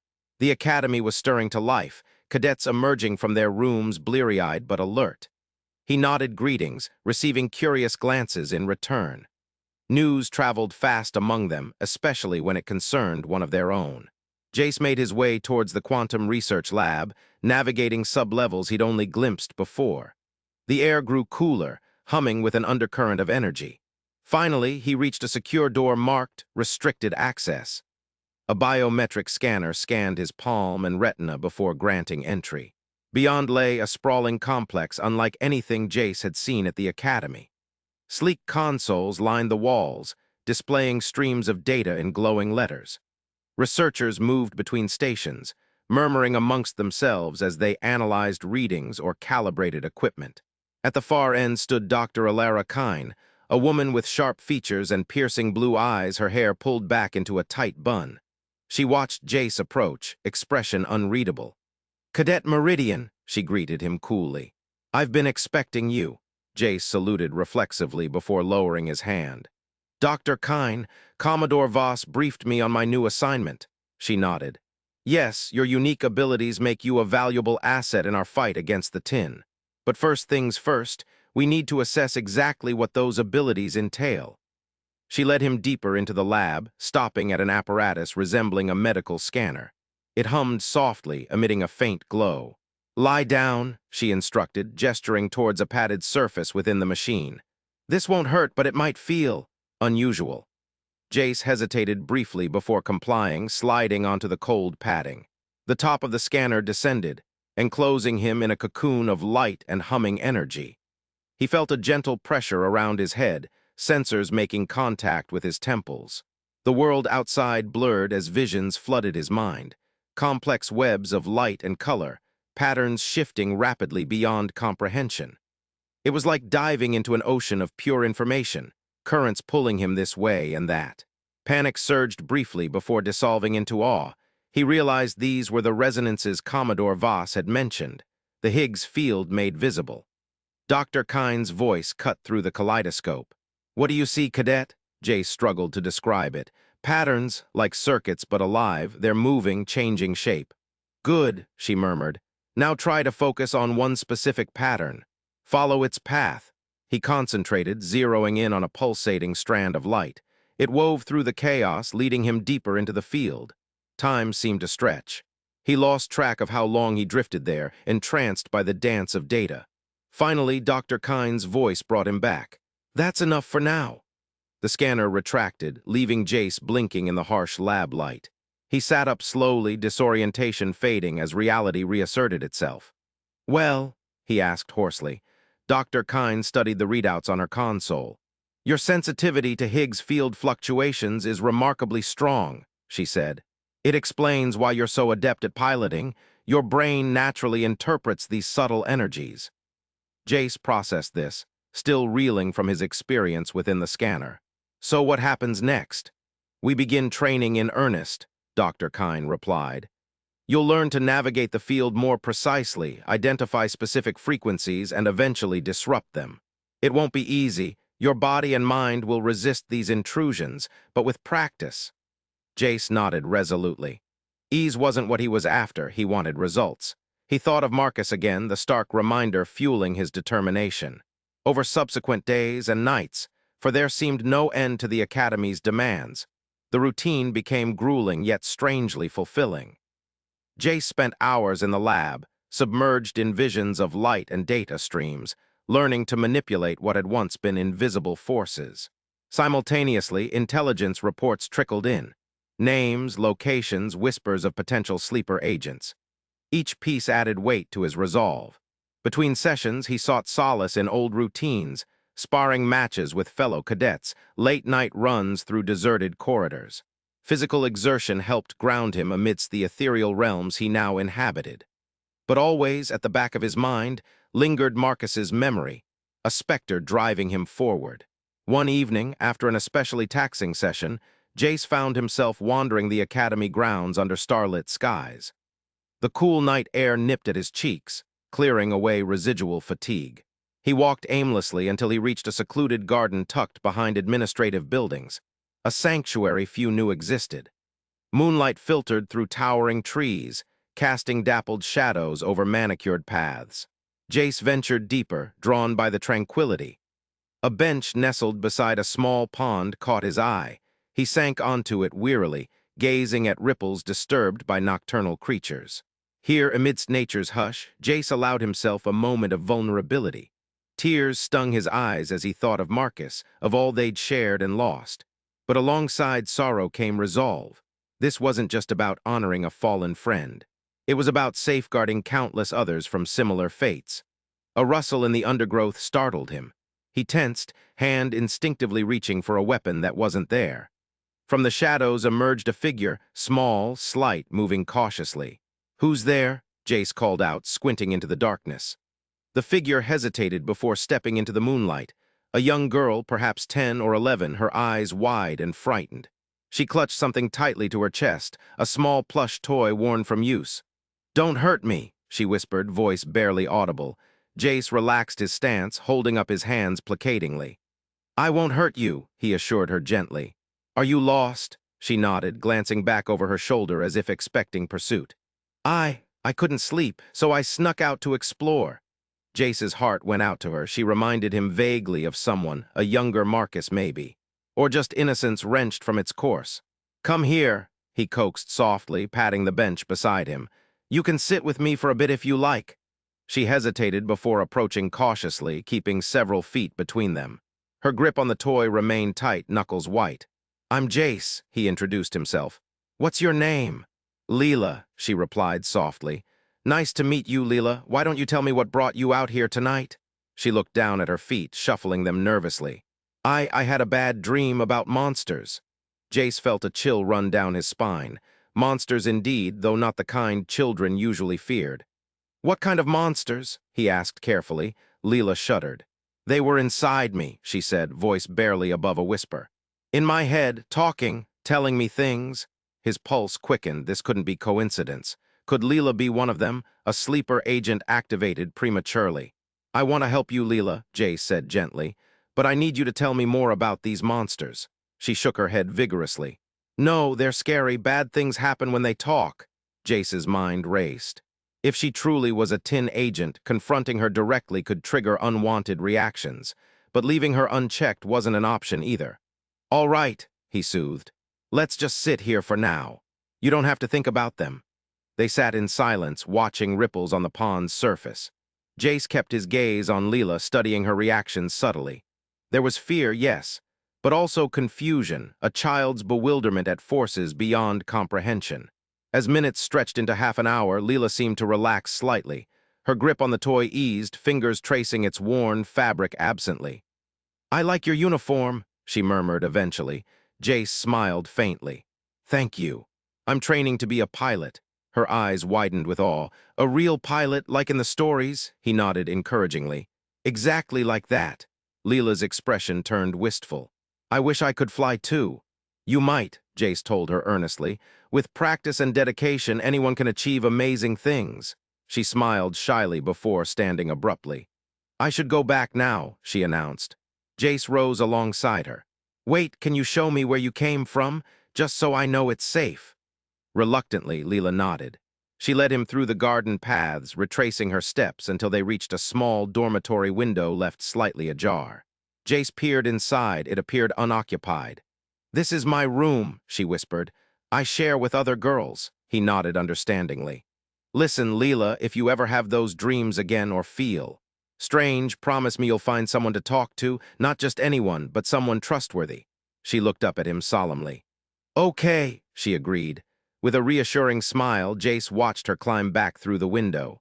Once safely inside, he waited until she disappeared before retreating quietly. Back in his own quarters, thoughts of Leela gnawed at him. Could she be another pawn in the Tin's game, or simply a vulnerable child caught in nightmares? He pulled out his datapad, logging details about their encounter. It added another layer to his growing dossier on potential threats, but also underscored the human cost behind every statistic. As sleep finally claimed him, Jace knew one thing for certain. Whatever trials lay ahead, he wouldn't back down. Not while there were lives at stake, young lives like Leela's or Marcus's. The next morning brought renewed vigor to his training. Dr. Kine greeted him with newfound respect. Word of his late-night encounter had reached her ears via Academy grapevine. "You did well," she acknowledged grimly. "But remember, discretion is key. We can't afford panic or missteps." Jace nodded solemnly, taking in her words. The stakes were higher than ever, not just for him, but for everyone connected to this shadow war. Throughout the day and into subsequent weeks, Jace balanced intense sessions with Dr. Kine against intel briefings from Commodore Voss's team. Each revelation sharpened his focus. Each breakthrough in understanding brought fresh urgency. One evening, after an especially productive session deciphering complex frequency patterns, Jace found himself summoned once more to the Commodore's office. This time, however, instead of dread, anticipation hummed through him. Voss stood by her desk, maps and reports spread out before her. She looked up as he entered, motioning for him to join her. "Cadet Meridian," she began without preamble. "We've identified another potential sleeper agent, this one much closer than we'd like." His heart pounded. "Where?" She pointed to a marked location on the holographic map, a residential sector adjacent to the Academy grounds. "Here. A family with ties to known Tin infiltration points. The parents are both military personnel, stationed off-world. The daughter matches Leela's description almost exactly." Jace felt a chill. It couldn't be coincidence, yet confirming it would require delicate handling. "What do you need from me?" he asked, already steeling himself for what lay ahead. Voss met his gaze steadily. "We need confirmation. And if she is one of them, we'll need to act swiftly." He nodded resolutely. "Understood." Then added hesitantly, "Commodore, there's something else you should know." She raised an eyebrow inquiringly as he recounted Leela's late-night visit and her strange words about monsters. Voss listened intently before nodding slowly. "It aligns with our findings," she said gravely. "The Tin often use fear and confusion to control their agents, especially younger ones." Jace swallowed hard. This wasn't just theory anymore, it was real, raw, and terrifyingly personal. "You'll go undercover," Voss continued. "Gain her trust, observe any unusual behaviors, but remember safety first. Both yours and the girls." Over ensuing days, Jace immersed himself in his new assignment. He infiltrated local community events, volunteer programs, anything to bring him closer to Leela without raising suspicion. His efforts paid off when he encountered her again at a school function. She recognized him immediately, eyes lighting up with recognition and relief. They chatted briefly before parting ways, but the connection remained. Subsequent encounters followed naturally. They bonded over shared interests, simple joys of childhood. Jace watched closely for signs, listening carefully to her words, studying her expressions. Meanwhile, Dr. Kine continued his training remotely, guiding him through mental exercises designed to hone his Higgs field sensitivity. It became a dance, a delicate balance between normalcy and vigilance. Then came the day when everything changed. Jace was walking Leela home from school when she suddenly stopped mid-step, eyes glazing over. Panic surged through him. This wasn't mere daydreaming, it was something else entirely. "Leela," he called softly, reaching out cautiously. Her voice echoed eerily around them. "They're talking again." A shiver ran down his spine. This was it, the moment they'd been bracing for. Gently, Jace guided her towards a nearby bench, coaxing her to sit. He knelt before her, searching her face anxiously. "What are they saying?" Her lips moved silently, then whispered, "Dark things. About fire and death." Fear clutched at his heart, but he kept his voice steady. "It's okay," he soothed. "Let's focus on something else instead." He began recounting a story from his own childhood, a tale of adventures in distant galaxies filled with heroes and monsters alike. Gradually, Leela's eyes regained focus, her breathing steadied. Once she seemed calmer, Jace made an excuse to leave, promising to visit again soon. As he walked away, each step weighed heavy with urgency. Back at the academy, Commodore Voss listened intently as he relayed events. Her expression grew graver by the moment. "We need to move fast," she declared once he finished. "Prepare a team for extraction." Jace nodded grimly. "I'll go too." She hesitated briefly before agreeing. "Very well, but stay in the background until absolutely necessary." The operation unfolded swiftly, precision honed by countless simulations. Jace watched from shadows as elite forces secured Leela's residence, moving silently through rooms lit only by starlight filtering through windows. They found her huddled in bed, clutching her toy tightly. She didn't resist when soldiers approached gently, speaking soothingly until she calmed enough to be led away. Back at the lab complex beneath the academy, Dr. Kine waited with an array of advanced scanning equipment. Leela was ushered into a sterile chamber while Jace hovered nearby, watching anxiously through glass walls. As scans began, patterns of silver threads became visible, pulsing menacingly amidst neural pathways. Jace's stomach churned. This confirmed worst fears, but also validated their actions. Dr. Kine worked tirelessly over subsequent hours, isolating frequencies, attempting to disrupt them safely. Sweat beaded on her brow as she navigated delicate mental terrain. Finally, she stepped back exhausted yet triumphant. "It's done," she announced hoarsely. Jace rushed forward, peering into the chamber where Leela lay now still but peaceful.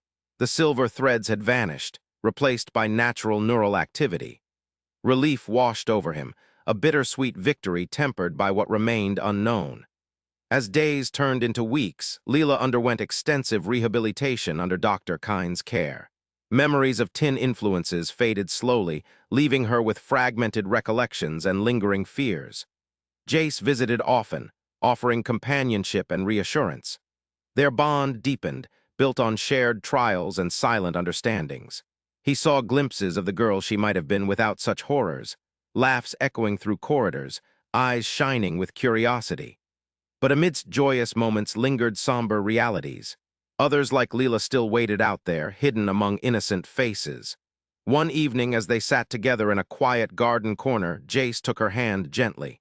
"You know," he began softly, "you're stronger than you realize." She looked up at him curiously. "Why do you say that?" "Because," he replied, squeezing her fingers lightly, "you fought back when most wouldn't even know they were fighting." Tears welled in her eyes, but she smiled bravely.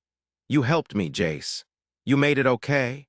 His heart swelled with emotion. This was more than just victory over an enemy. It was redemption for lost innocence. As twilight deepened around them, Jace knew one thing clearly. His journey wouldn't end here. There were battles yet to wage, mysteries still unraveled. But for now, amidst tranquility and starlight, he found solace in knowing they'd made a difference. Saved not just Leela, but perhaps countless others who might follow her path. In those quiet moments under the night sky, Jace Meridian embraced both his role as warrior and guardian, ready to face whatever lay ahead with unwavering resolve. For Marcus, for Leela, for every life touched by shadows of war, the fight continued unyielding, steadfast against the looming threat beyond human ken. And so, amidst echoes of laughter and whispers of hope, Chapter 8 drew to a close, not an end but a turning point toward horizons yet unexplored. In the pulsating heart of the Academy's command center, Commodore Arya Voss stood like a statue carved from iron and resolve. Her silver hair was pulled back into a severe bun, and her eyes scanned the holographic displays that floated in midair, casting eerie blue shadows on her stern face. The room buzzed with controlled chaos, the hum of consoles, the sharp barks of tactical officers relaying coordinates, and the distant thrum of weapons fire echoing through the reinforced walls. Jace Meridian gripped the edge of a console, his knuckles white as he stared at the swirling holographic map of the battlefield. His short blonde hair was tousled from running fingers through it in frustration, and his green eyes were wide with a mix of determination and fear. The Academy loomed large on the display, its towering spires and gleaming domes marred by plumes of smoke rising from various impact points. All ships, defend the perimeter. We hold until reinforcements arrive. Commodore Voss's voice boomed through the comms, a clarion call to the remaining Federation fighters weaving through the void like desperate dancers. But even as she spoke, Jace could feel the tide turning against them. Rebel ships, sleek and black as ravens, swarmed the skies like a plague of locusts, their cannons flashing with relentless fury. Jace's Higgs sense, an intuitive ability to perceive patterns in the fabric of space-time, tugged at him, urging his attention towards the chaos. He closed his eyes, focusing on the rhythmic pulse of energy that resonated through every explosion, every streak of laser fire. There was a harmony there, a grim symphony conducted by an unseen hand. "Admiral," Jace said urgently, turning to Commodore Voss. "The signal, the rebel attacks, they're all coordinated. It's coming from a single source." Voss raised an eyebrow but gestured for him to continue. "A signal? Are you sure?" Jace nodded, his voice steady despite the turmoil within him. "It's like a heartbeat pounding through everything. And it's coming from Marcus's ship." The Commodore's expression darkened. She knew as well as anyone the stakes involved if Jace was right. Marcus Drake, once a promising cadet at the Academy and now a rebel commander, held the strings of this deadly puppet show. Without hesitation, Voss barked orders into her comm. "Tactical, lock onto that frequency. Try to trace its origin." Jace didn't wait for confirmation. He spun on his heel and sprinted towards the launch bay, heart pounding in time with the rhythm he felt through his Higgs sense. The corridors blurred past him, lit by flickering emergency lights that cast long shadows. As he burst into the bay, Tex scrambled out of his way, startled by his wild eyes and breathless intensity. His fighter, a sleek white Federation craft, bristling with cannons and sensors, waited for him like an old friend. He strapped in, fingers dancing over controls with practiced ease. The canopy sealed overhead with a hiss, and the engines roared to life beneath him. Jace's reflection stared back at him from the reinforced glass, gaunt and grim. "Launching solo," he announced into his comm, pushing the throttle forward. "Target Marcus Drake's flagship." Protests erupted over the channel, but Voss's voice cut through the noise like a blade. "Let him go. If anyone can end this, it's Jace." His fighter surged upward, accelerating towards the maelstrom above. The Academy receded below him, its once pristine facade now pockmarked and scarred. Jace's heart ached at the sight, but he pushed the emotion down, focusing on the task ahead. As he breached the atmosphere, the battle unfolded around him like a living nightmare. Fighters darted through clouds of debris, lasers lancing through the void. A rebel cruiser loomed before him, its guns tracking his approach. Jace banked sharply, narrowly avoiding a volley of plasma bolts that streaked past his canopy. Marcus's flagship hung in the distance, a black monolith against the stars, bristling with weapons and defenses. It was a suicide run, but Jace didn't hesitate. He dove headlong into the fray, zigzagging through enemy formations. His fighter shook violently as turrets tracked him, but he weaved and spun, using every trick he'd ever learned. Marcus's voice crackled over his calm yet laced with tension. Jace, stop. This isn't your fight. You're my brother, Marcus, Jace growled back, gripping the controls so tightly his hands ached. This is exactly my fight. The flagship grew larger in his viewport, its surface a tangled web of metal and weaponry. Jace could see figures scurrying across observation decks, their forms blurred by distance and speed. And there, framed in one of the main viewports, was Marcus, a mirror image of himself, save for the cold determination etched onto his face. Jace overloaded his fighter's engines, pushing them beyond safe limits. The ship shuddered violently beneath him, alarms wailing as systems began to fail. But he held on, eyes fixed on the flagship looming before him. The void screamed around him, a cacophony of tortured metal and roaring plasma. The rebels scrambled to intercept his suicidal dive, but Jace was already too close. His fighter plunged towards the flagship like a meteor, engines glowing bright orange with overloaded power. Marcus's expression shifted from shock to horror as Jace closed in, a silent scream caught on the edge of transmission delay. At the last moment, Jace triggered his ejection seat. The canopy exploded away, and he was hurled clear just as his fighter slammed into the flagship. Time seemed to slow, an eternity trapped between explosions and debris. Then came the blast wave, a titanic roar that shook the very fabric of space. Jace's world went white. His body convulsed as acceleration's forces pounded him, but he fought for control. The ejection seat's thrusters stabilized his descent, guiding him away from the inferno. He tumbled through void, limbs flailing wildly until emergency protocols kicked in and deployed his parachute. Below him, the flagship shuddered under the impact of Jace's overloaded fighter. Secondary explosions rippled across its hull, tearing open sections like a can opener. The coordinated pattern of rebel attacks faltered, ships hesitating mid-maneuver as their controller was cut off. Jace floated above the chaos, his breath coming in ragged gasps. His ears rang, vision blurred by tears and shock. Somewhere nearby, Marcus's voice echoed faintly over the comm, raw, desperate. "Jace, why?" But Jace couldn't answer. He fumbled with controls on his suit, trying to steady himself as he plummeted towards the burning academy below. His thoughts were a whirlwind of regret and relief, guilt and resolve. The ground rushed up to meet him, and he braced for impact. Pain lanced through every fiber of his being as he crashed into the smoldering ruins. His parachute billowed around him like a shroud, then collapsed under the weight of debris. Silence fell over him, a deafening absence after the symphony of destruction. Jace lay there, gasping for breath, staring up at the churning skies above. Stars wheeled overhead, their cold light piercing through acrid smoke. Somewhere in that vast expanse, Marcus was still out there, wounded but not defeated. Commodore Voss's voice broke through the static of his comm, gruff with concern. "Jace, can you hear me?" He managed a weak nod before remembering she couldn't see him. "Yeah," he rasped. "I'm alive." "Good," she replied sternly, "because we're not done yet."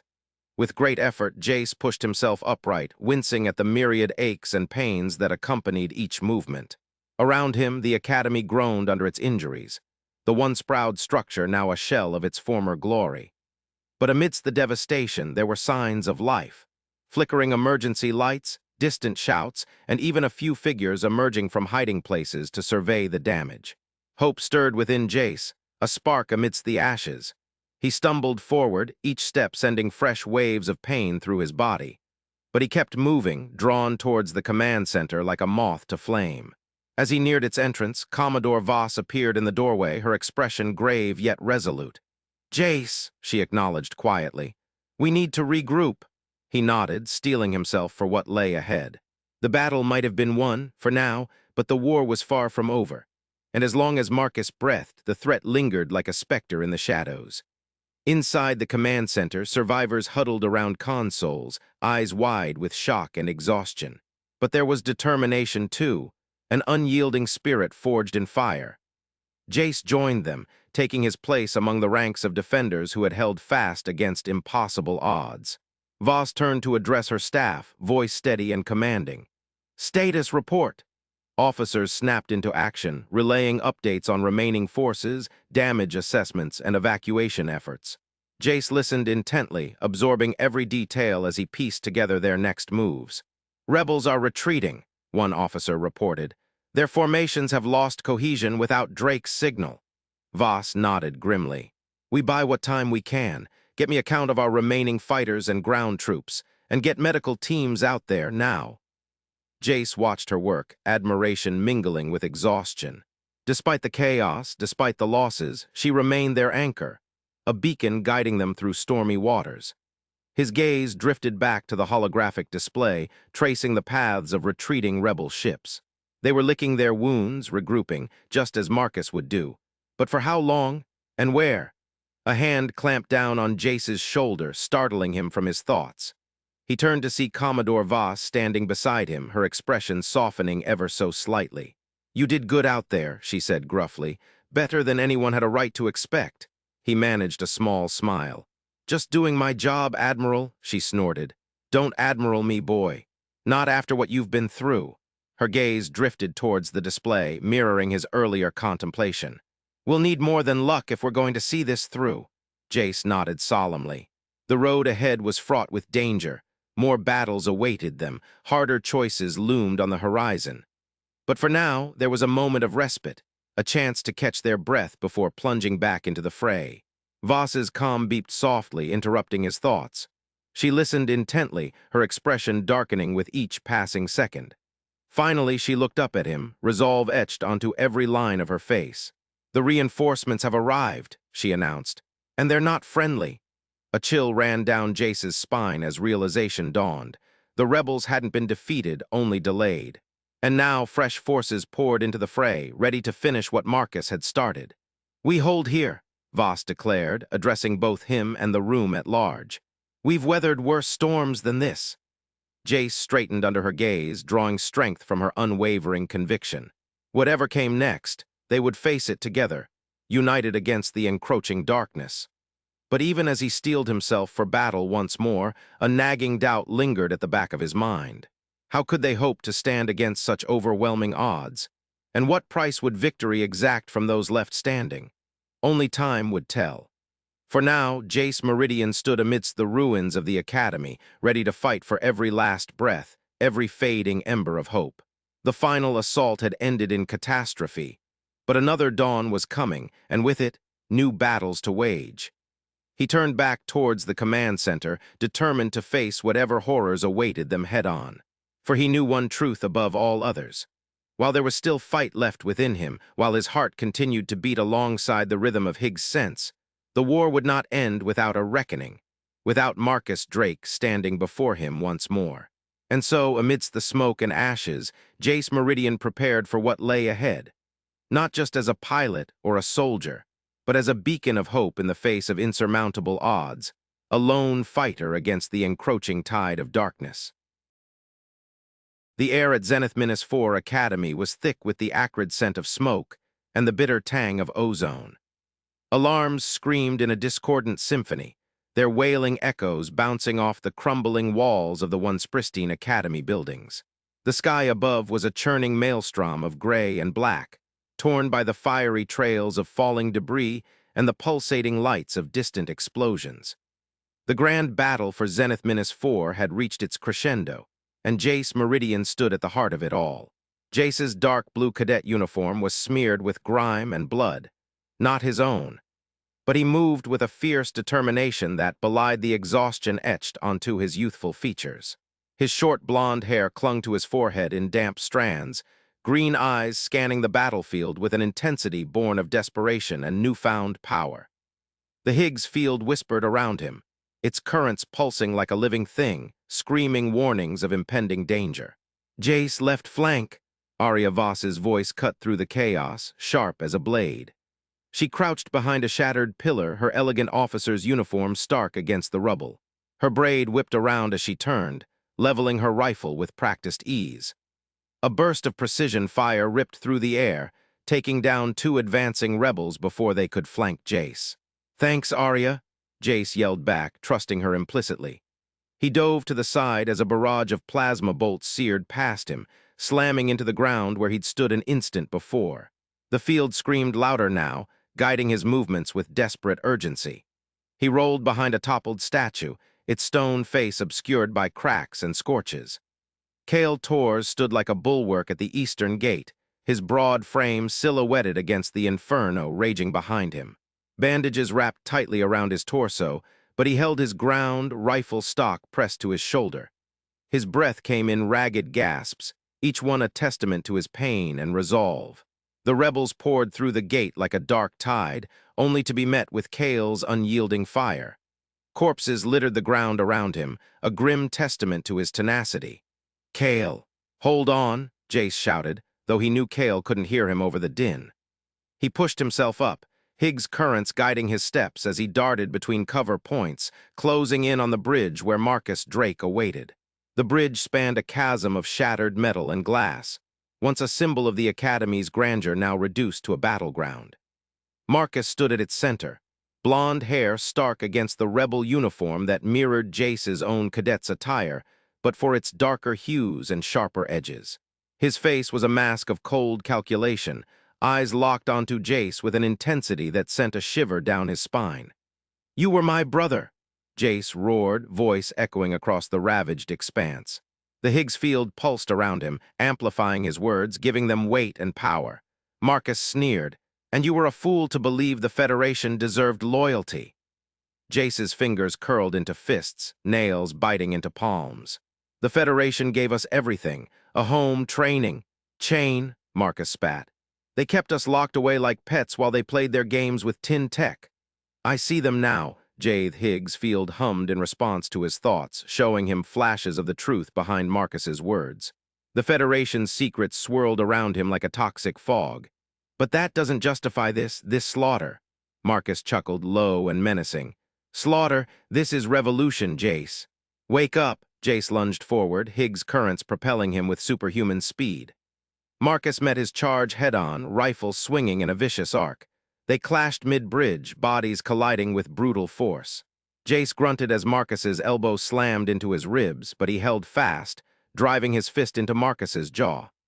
They traded blows, each strike fueled by years of pent-up frustration and betrayal. The bridge groaned under their feet, metal buckling from the impact of their fury. Below them, rebels and cadets alike paused in their skirmishes, drawn to the spectacle of their leaders locked in combat. "Stop this," Jace snarled, landing a solid punch that sent Marcus reeling. "You don't have to do this," Marcus spat blood, grinning wildly, "and you can't stop me." Jace felt the truth in those words like a knife twist. He couldn't stop Marcus alone. He needed to end this another way. Acting on instinct honed by endless hours of training and Higgs sensing, Jace broke away from Marcus, darting towards the bridge's control console. His fingers danced over the controls, activating sequences long drilled into him during simulations. The Academy's Higgs stabilizer hummed to life beneath his touch. Marcus watched him warily, rifle raised but not firing. "What are you doing?" Jace didn't answer. Instead, he poured his focus into the stabilizer, drawing on the Higgs currents that swirled around them both. The air crackled with energy as he pushed harder, faster, urging the device to its limits. "You can't win," Marcus taunted. "I've already sent the signal. Tin's forces will." His voice cut off abruptly as a massive pulse of energy erupted from the bridge, washing outward in a blinding wave. Jace staggered, vision whiting out for an instant before snapping back into focus. Around them, rebels froze mid-stride, weapons clattering to the ground as their eyes glazed over. Marcus's forces collapsed like dominoes, falling prey to the pulse that disrupted all Tin-controlled signals within the system. Cadets and surviving defenders looked on in stunned disbelief, unsure whether to cheer or flee. The Academy groaned around them, fire and smoke billowing from shattered walls as if exhaling its final breath. Yet amidst the ruin, hope flickered like a dying ember. Jace turned back to Marcus, finding him slumped against the bridge railing, face pale but alive. "You did it," Marcus rasped, voice laced with grudging respect. "But you can't keep me locked away forever."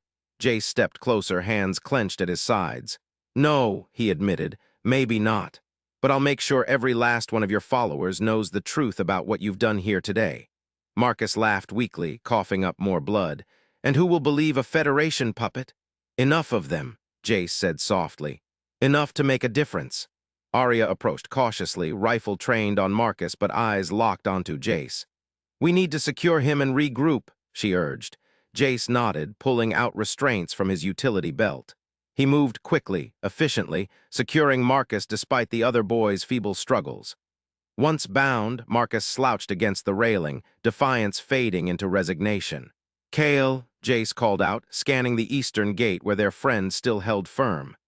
Kale turned at the sound of his name, relief etched onto his grimy face. "We did it," Kale breathed, voice barely audible over the distant echoes of battle. Arya nodded, pride shining in her hazel eyes. "We did." She turned back to Jace, expression turning serious.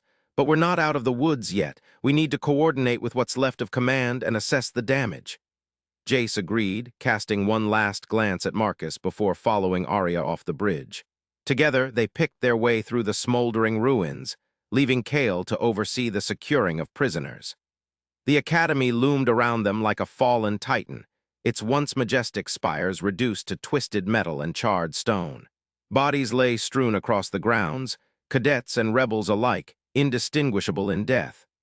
The air was thick with the stench of blood and burnt plastic, but there was life amidst the carnage.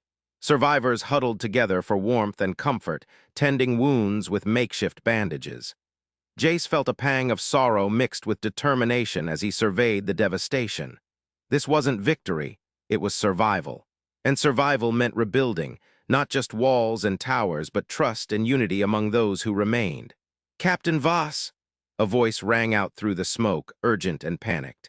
A cadet ran towards them, face smudged with soot, uniform tattered. "Captain, we've got a situation at the main hangar." Arya tensed, hand instinctively going to her sidearm. "What is it?" "The tin. They're not all disabled," the cadet panted. "Some kind of shield or something. It's like the pulse didn't affect them." Jace exchanged a glance with Arya, seeing his own unease mirrored in her gaze. If some of Tin's forces were still operational. "No time to waste," he growled, breaking into a run towards the hangar. Arya and the cadet followed close behind, weaving through piles of debris and dodging clusters of shell-shocked survivors. The main hangar loomed ahead, its massive doors hanging askew like broken teeth. Inside, dim emergency lights cast eerie shadows over rows upon rows of dormant mechs, silhouettes of metal giants standing sentinel amidst the chaos. But there, at the far end of the cavernous space, something moved. A group of cadets huddled behind a makeshift barricade made from crates and overturned machinery, weapons trained on three towering figures emerging from the shadows. Tin's elite warriors, their chitinous exoskeletons glistening under the harsh lights, advanced with mechanical precision. Jace skidded to a halt beside the barricade, Arya and the cadet close behind. "Hold your fire," he shouted, stepping forward before anyone could react. The tin warriors paused, sensors clicking as they regarded him. One stepped ahead of its companions, voice echoing through internal speakers. "Cadet Jace Meridian," it intoned, "you have interfered with our directives." Jace met its gaze steadily, hands raised in a non-threatening gesture. "Your directives are over," he said firmly. "The Academy is under Federation control again." The tin warrior tilted its head, processing his words. "Your actions have caused disruption," it stated. "Compensation will be required." Arya stepped up beside Jace, rifle pointed but not fired. "Compensation," she echoed incredulously. "Data loss," the tin explained. "System malfunctions, it's over," Jace interrupted. "You're not taking anything from us." The warrior regarded him for a long moment before turning to its companions. They conferred in silent communication, then nodded back to Jace. "Very well," it said. "We will withdraw." Jace watched warily as the tin trio retreated into the shadows, disappearing through a hidden doorway at the hangar's rear. A collective sigh of relief rippled through the gathered cadets. "We did it," Arya murmured, turning to face Jace with a small smile, but her expression sobered quickly. "For now." Jace nodded, exhaustion washing over him like a tidal wave. The battle was won, but the war raged on, within himself as much as beyond these walls. Arya laid a hand on his shoulder, giving it a reassuring squeeze. "Come on," she urged softly. "Let's get you patched up." He allowed her to guide him away from the hangar, leaving behind the echoes of battle and the ghosts of those lost. As they walked through the ruined academy grounds, Jace couldn't shake the feeling that this was only a temporary reprieve. Marcus Drake might be captured, but his ideology lived on in the hearts of those who'd followed him here today. And Tin's forces, though seemingly retreating now, would return, more formidable, more relentless than ever before. But for tonight, Zenith-4 Academy stood defiant amidst its flames, a beacon of hope against the encroaching darkness. Jace looked out over the smoldering ruins, green eyes reflecting the dance of distant fires. Tomorrow would bring new challenges, new horrors to face. But tomorrow was not here yet. Tonight they had one, and for now that was enough. Dawn broke over the ruined academy like a hesitant whisper, casting long, trembling shadows across the devastation. The air was thick with the acrid scent of smoke and the metallic tang of blood, a grim perfume that clung to every charred beam and shattered stone. Jace Meridian picked himself up from the rubble, his body aching in places he hadn't known existed until now. His dark blue cadet uniform was tattered and coated in soot, streaks of crimson staining the fabric where blood had dried. His own or someone else's, he couldn't tell. He stumbled through the wreckage, each step a labored effort as if wading through waist-high water. The academy that had once stood tall and proud, a bastion of learning and military discipline, now lay in ruins around him. Crumbled walls wept dust from their jagged edges, and twisted remnants of advanced technology, a blend of retro-futuristic steel and humming energy conduits, groaned under the weight of fallen debris. Jace's breaths came in ragged gasps as he moved deeper into the chaos. His green eyes darted from one collapsed structure to another, scanning for any sign of life amidst the devastation. Then he saw her, Arya Voss, kneeling beside a group of wounded cadets. Her long red hair, usually neat and braided with military precision, now hung in disarray down her back, streaked with dirt and spattered with blood. Her elegant officer's uniform was torn at the knee and elbow, but she tended to the injured with steady hands, her voice soft yet firm as she offered words of comfort. "Jace!" Arya's hazel eyes widened in relief as she spotted him. She started to rise, but a groan from one of the cadets made her pause. "Stay with me," she murmured to the cadet before turning back to Jace. "I thought I didn't know if you—" "I'm here," he interrupted, his voice hoarse. He moved towards her, needing to anchor himself in her presence after the night's horrors. Arya nodded, her gaze flicking over his battered form. "We need to find Cale. He was holding the eastern gate last I saw." Jace's stomach clenched at the mention of their friend, the brother he never had. A wave of guilt crashed over him as he remembered the desperate fight, the endless barrage of enemy fire. "I'll look," he said, his voice barely above a whisper. He turned away from Arya and began to pick through the debris with renewed urgency. Each fallen beam, each crumbled wall held a new terror. What if Cale was buried beneath one of these piles? What if he found him too late? Jace's hands trembled as he pulled aside chunks of masonry, his fingers digging into the cold stone. He called out Cale's name, his voice echoing through the ruin, but there was no response except the moaning wind and the distant crackle of dying fires. Then, amidst a pile of twisted metal and splintered wood, he saw it, a broad shoulder poking out from under a collapsed beam.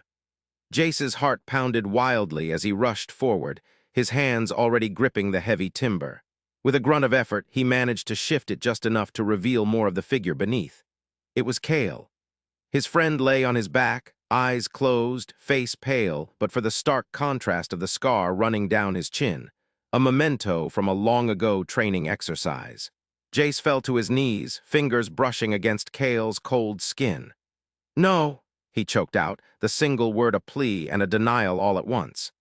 Tears welled up in Jace's eyes, blurring his vision as he tugged frantically at the debris pinning Cale down. His hands were slick with sweat and blood, but he didn't care. He had to free him. He had to see if there was any chance there wasn't. The moment Jace managed to clear enough of the rubble to expose Cale's chest, he saw the stillness, the absence of breath. Cale's uniform was torn and stained, his body bearing the brutal marks of battle. A choked sob escaped Jace's lips as he cradled Cale's head in his hands, rocking back and forth on his knees. The brother he never had was gone, taken by a war that didn't care about their dreams or their fears. "Jace!" Arya's voice cut through the haze of grief, soft yet insistent. She knelt beside him, her hand resting gently on his shoulder. "He died a hero," she whispered. "He saved the academy." Jace looked up at her, his vision swimming with tears. I should have been faster, he rasped, the words tearing from his throat like shards of glass. Arya shook her head, her grip tightening on his shoulder. You're not a god, Jace. You're just a cadet who did the impossible. Her words were meant to comfort, but they cut deeper than any blade. He wasn't a hero, he was a failure. Cale had given everything, and for what? So Jace could stand here, broken and useless. Arya seemed to sense his turmoil because she pulled him close, her arms wrapping around him in a tight embrace. Jace leaned into her touch, letting the warmth of her body seep into his chilled flesh. For a moment, he allowed himself to be held, to draw strength from her presence. Behind them, the sound of boots crunching over debris echoed through the ruins. Both Jace and Arya tensed, turning to see Commodore Arya Voss approaching. The older woman's uniform was torn, her silver hair disheveled, but her stern eyes held a resolve that hadn't wavered despite the carnage surrounding them. The Commodore took in the scene before her, a grim tableau of loss and despair, before her gaze settled on her daughter. Arya, she breathed out, relief evident in her voice. She moved closer, her steps quickening as she neared Arya's side. Her hands reached out to cup Arya's face, searching for injuries. You almost did lose me, Mother, Arya said softly, turning her cheek into the Commodore's palm. The Commodore's expression softened briefly before hardening once more. And your student here? She looked at Jace with newfound respect. He saved you. Jace felt a flush of heat rise to his cheeks under her scrutiny. He hadn't thought about it that way. The chaos of battle had left little room for reflection, but Arya's words rang true now. He'd done something extraordinary. Arya nodded, her voice steady despite the emotion swelling within her. He did more than save me. He fought beside us all night. The Commodore looked back at Cale's body, her expression unreadable. She took a deep breath before speaking again. We need to tend to our fallen and prepare for what comes next, she said firmly. Jace nodded, pushing himself up from the ground with Arya's help. He cast one last look at Cale, swallowing hard against the lump in his throat. There would be time for mourning later. Now was not that time. Together, Jace and Arya stood side by side as the Commodore issued orders to the surviving cadets, her voice echoing through the ruins with a clarity that commanded obedience. Cadets emerged from hiding places or were unearthed from under rubble, their faces gaunt but determined. The injured were gathered together, tended to by those still able to move. Jace found himself assisting in the recovery efforts, his grief temporarily set aside as he focused on practical tasks. Clearing paths through debris, helping carry the wounded to makeshift shelters, and organizing supplies scavenged from the ruins. Each action was a small victory against the overwhelming sense of loss that threatened to consume him. As the day wore on, more cadets trickled back into sight, their stories piecing together the chaos of the night's battle. Tales of bravery and sacrifice echoed through the air as survivors shared their experiences, each account adding another layer of grief and pride. Cale's name came up often. His stand at the eastern gate had become a legend already, whispered with reverence among those who'd witnessed it. Jace listened to these tales in silence, his heart heavy but also buoyed by the knowledge that Cale's sacrifice hadn't been in vain. The academy might be ruined, but its spirit remained unbroken. By late afternoon, a semblance of order had returned to the chaos. Injured cadets were being cared for under Arya's watchful eye, while Commodore Voss coordinated with survivors to assess damages and plan reconstruction efforts. Jace stood on the outskirts of this renewed activity, watching as cadets worked together despite their exhaustion and wounds. Jace! Arya approached him quietly, her voice gentle yet insistent. You need rest, he shook his head, avoiding her gaze. I can't. You have to, she interrupted firmly but kindly. We all do. The battle is over for now, but there's much work ahead of us. Jace hesitated before nodding reluctantly. Arya guided him towards one of the improvised shelters, a tent constructed from salvaged materials, and helped him settle down on a makeshift bed. You did incredible things tonight, she murmured as he lay back, his body aching with every movement. Don't let guilt over what you couldn't do overshadow that. He looked up at her, grateful for her presence yet feeling unworthy of her praise. I should have. Arya silenced him with a soft touch to his cheek. You did all you could, she whispered, and it was enough. With those words, she left him alone in the dimly lit tent, giving him space to rest and reflect. Jace closed his eyes, but sleep eluded him. Instead, memories of Kale flashed through his mind. Laughing together during training sessions, sharing secrets under starlit skies, standing back to back against impossible odds. The brother he never had was gone, taken by a war that didn't care about their dreams or fears. Yet amidst the pain, there was solace. Kale had died a hero. He'd given his life to protect what mattered most. As dawn gave way to morning and then afternoon, Jace drifted in and out of consciousness, haunted by both nightmares and cherished memories. When he finally emerged from the tent hours later, the academy looked different, still ravaged but with glimmers of hope amidst the ruins. Cadets moved purposefully around him, their movements slower but no less determined than before. The air hummed with quiet resolve as they began rebuilding what had been shattered. Jace joined them without a word, finding solace in physical labor and the company of those who shared his grief. Over the following days, life at the academy took on a new rhythm, a blend of mourning and resilience. Memorials were constructed for fallen cadets, including Kale.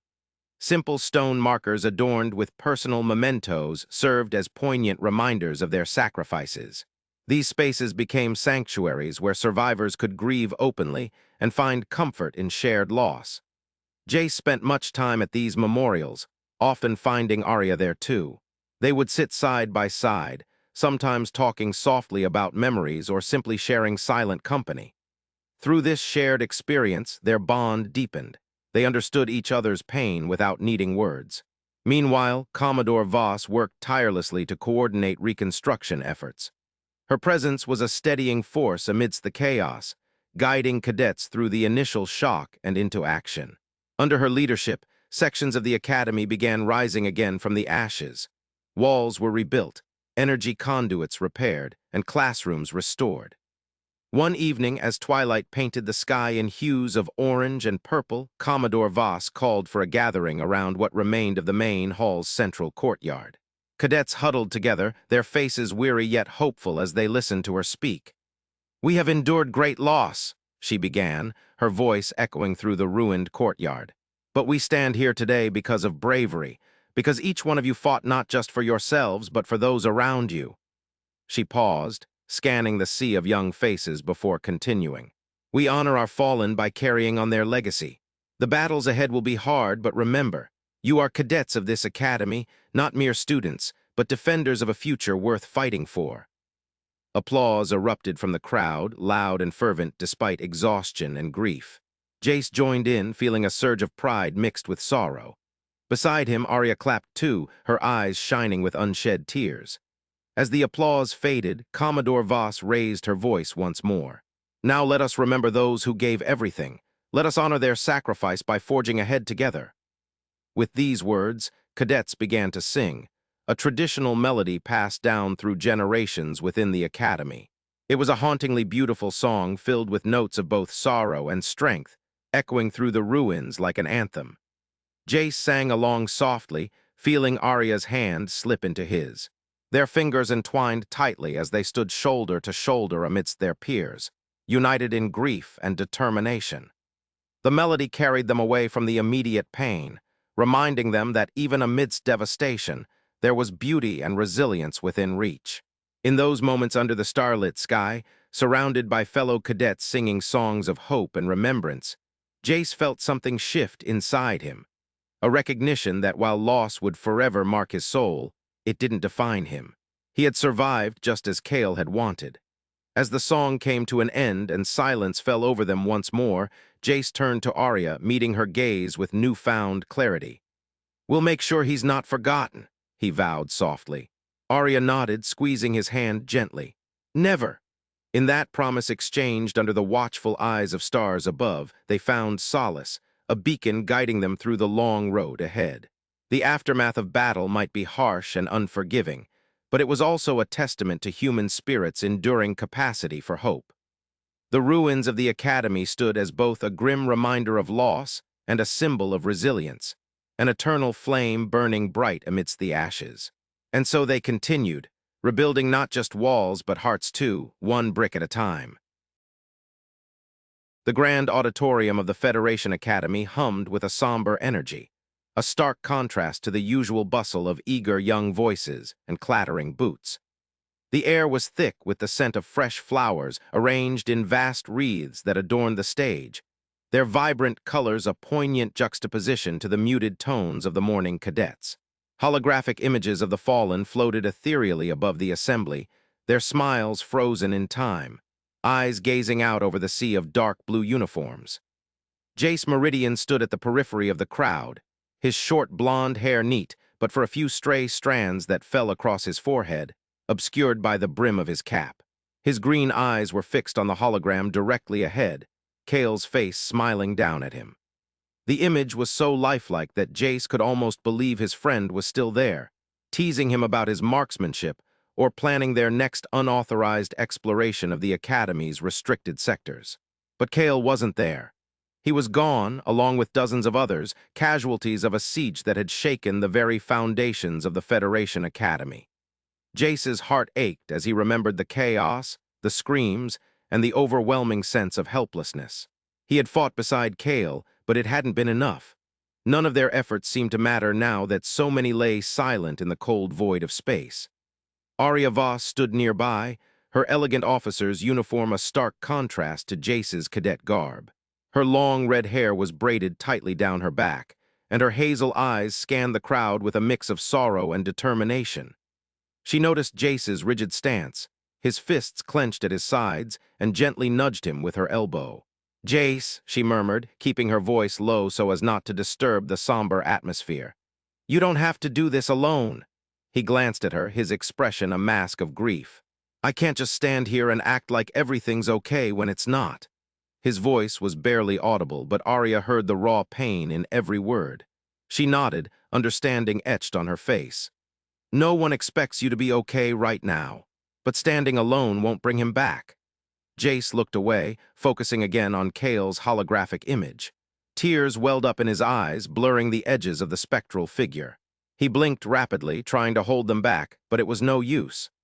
A single tear rolled down his cheek, tracing a path through the grit and exhaustion that had become his constant companions. On stage, Commodore Arya Voss adjusted the microphone with steady hands. Her silver hair was pulled back into a severe bun, and her stern eyes surveyed the assembly with a mix of pride and sorrow. She took a deep breath before beginning her speech.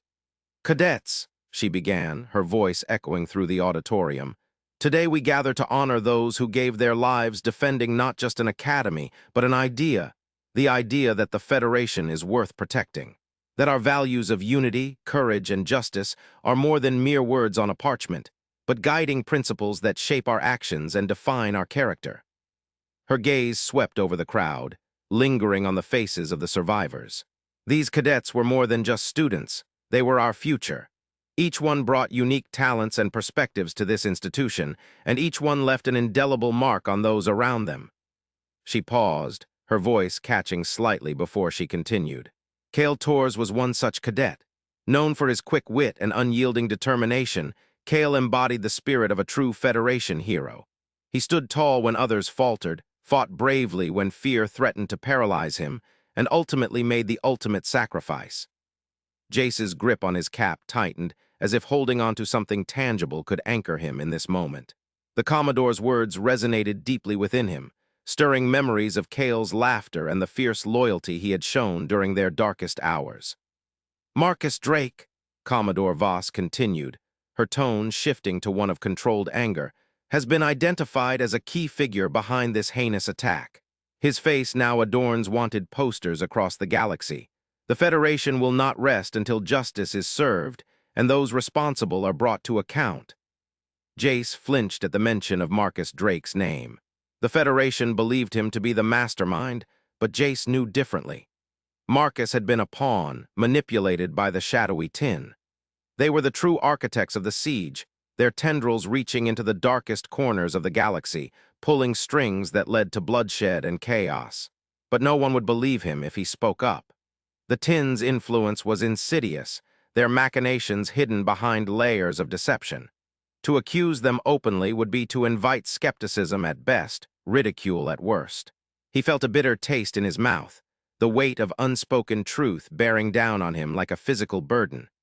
The Commodore's speech drew to a close with a final call for unity and resolve. Let us honor our fallen comrades by continuing their fight, by standing strong against those who seek to divide us. Remember them not just today, but every day that follows. Carry their memory in your hearts and let it fuel your dedication to the Federation. A thunderous applause echoed through the auditorium as Commodore Voss stepped back from the podium. The holographic images of the fallen began to fade, one by one, until only darkness remained on the stage. Jace felt a gentle pressure on his arm. Arya had moved closer, her hand resting lightly against his elbow. He looked at her, grateful for her presence but unable to find the words to express it. "You're not okay," she said softly, her voice barely audible over the murmur of the dispersing crowd. It wasn't a question. It was a statement of fact, spoken with compassion and understanding. Jace swallowed hard, trying to dislodge the lump in his throat. "Cale died because I wasn't good enough," he whispered, his voice cracking under the weight of guilt. "I couldn't save him." Arya's grip on his arm tightened slightly, her hazel eyes locked onto his. "He died because he chose to be a hero. Honor that choice by living, Jace. By continuing to fight for what you believe in." Her words struck a chord deep within him, resonating with a truth he couldn't deny. Cale had always been the brave one, the fearless leader who inspired those around him. To dishonor his memory would be to betray everything they had stood for together. Jace reached out tentatively, his hand finding Arya's. Her fingers curled around his, warm and steady against the coldness that seemed to have seeped into his very bones. For a moment, he allowed himself to lean on her strength, drawing comfort from her unspoken support. They stood there in silence for what felt like an eternity, surrounded by the hushed whispers of fellow cadets and officers paying their respects before leaving the auditorium. The weight of grief remained heavy on Jace's shoulders, but with Arya's hand in his, he felt a glimmer of hope, the promise that even in darkness there was light. As the last of the crowd trickled out, leaving them almost alone amidst the remnants of the memorial service, Arya turned to face him fully. Her expression was one of quiet resolve, her eyes reflecting the soft glow of the remaining holographic tributes still flickering around them. "Come with me," she said gently, leading him towards a small alcove tucked away behind the stage curtains. It was dimly lit, offering a measure of privacy from the lingering mourners outside. Jace followed her lead without resistance, grateful for the solitude. The alcove held an assortment of old memorabilia, photos of past graduating classes, antique communication devices, and faded banners bearing the Academy's insignia. It felt like stepping into another time, a sanctuary away from the harsh realities of their present. Arya guided him to sit on a low bench lined with plush cushions, then took a seat beside him.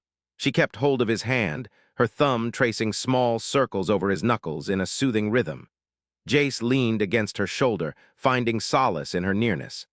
"This isn't the first time you've faced loss," Arya murmured after several moments of quiet companionship. "But it's different this time, isn't it?" Jace nodded, his gaze fixed on a distant point in the shadows. "It feels, final, like part of me is gone with Cale." Arya sighed softly, her breath rustling through strands of his hair. "Grief doesn't have a timeline or a set path. It's messy and unpredictable, but it's also necessary. You need to feel this pain, acknowledge it, because that's how you'll find your way forward." He looked up at her then, searching her face for any sign of uncertainty. But all he saw was steadfast resolve and unwavering compassion. "You've been through so much," she continued, "and yet here you are, still standing. That strength isn't something to be ashamed of. It's something to be proud of."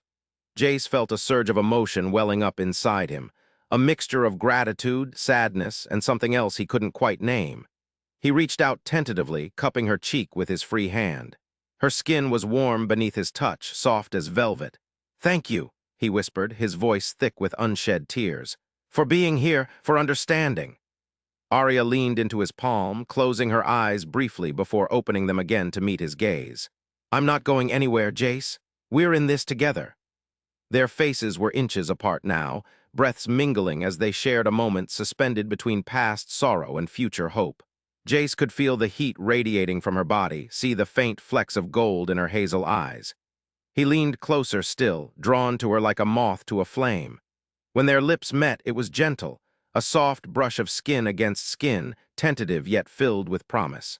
Arya's hand came up to tangle in his hair, pulling him closer as she deepened the kiss. Jace responded eagerly, pouring all his pent-up emotions into that single point of connection. It felt like coming home after a long journey through stormy seas, the anchor he hadn't realized he needed, grounding him amidst turbulent waters. He wrapped his arms around her waist, holding her close as if afraid she might slip away. The kiss lasted what felt like an eternity but ended far too soon, leaving them both breathless and flushed. Arya rested her forehead against Jace's, their noses brushing lightly as they shared a moment of quiet intimacy. "You're not alone," she murmured again, this time with added emphasis. "I'm here for you always." Jace smiled weakly, feeling the tightness in his chest begin to loosen ever so slightly. "I know," he paused before adding, "and I'm here for you too." They remained entwined in each other's embrace, finding solace and strength in their shared connection. The world outside seemed far away now, nothing but echoes of grief and loss fading into insignificance against the backdrop of their newfound bond. As they finally parted ways, hand in hand, Jace felt a renewed sense of purpose stirring within him. Kale's memory would forever be etched in his heart, a beacon guiding him through dark times. But now, with Arya by his side, he knew he could face whatever challenges lay ahead. The Federation might blame Marcus Drake for the siege, but Jace held onto the truth. One day, he would expose the tin and bring justice to those who had orchestrated such devastation. Until then, he would honor Kale's sacrifice by living, by fighting, and by loving those left behind. Outside the auditorium, under the starlit sky adorned with constellations that held whispered tales of heroes past and present, Jace stood tall beside Arya. Their fingers were laced together, a silent vow to face whatever trials awaited them as one united force against darkness. Together, they walked towards an uncertain future, their hearts bound by love and loss, hope and determination. And though shadows lingered at the edges of their path, they moved forward unafraid. Because in each other's company, they found a light bright enough to dispel even the darkest fears.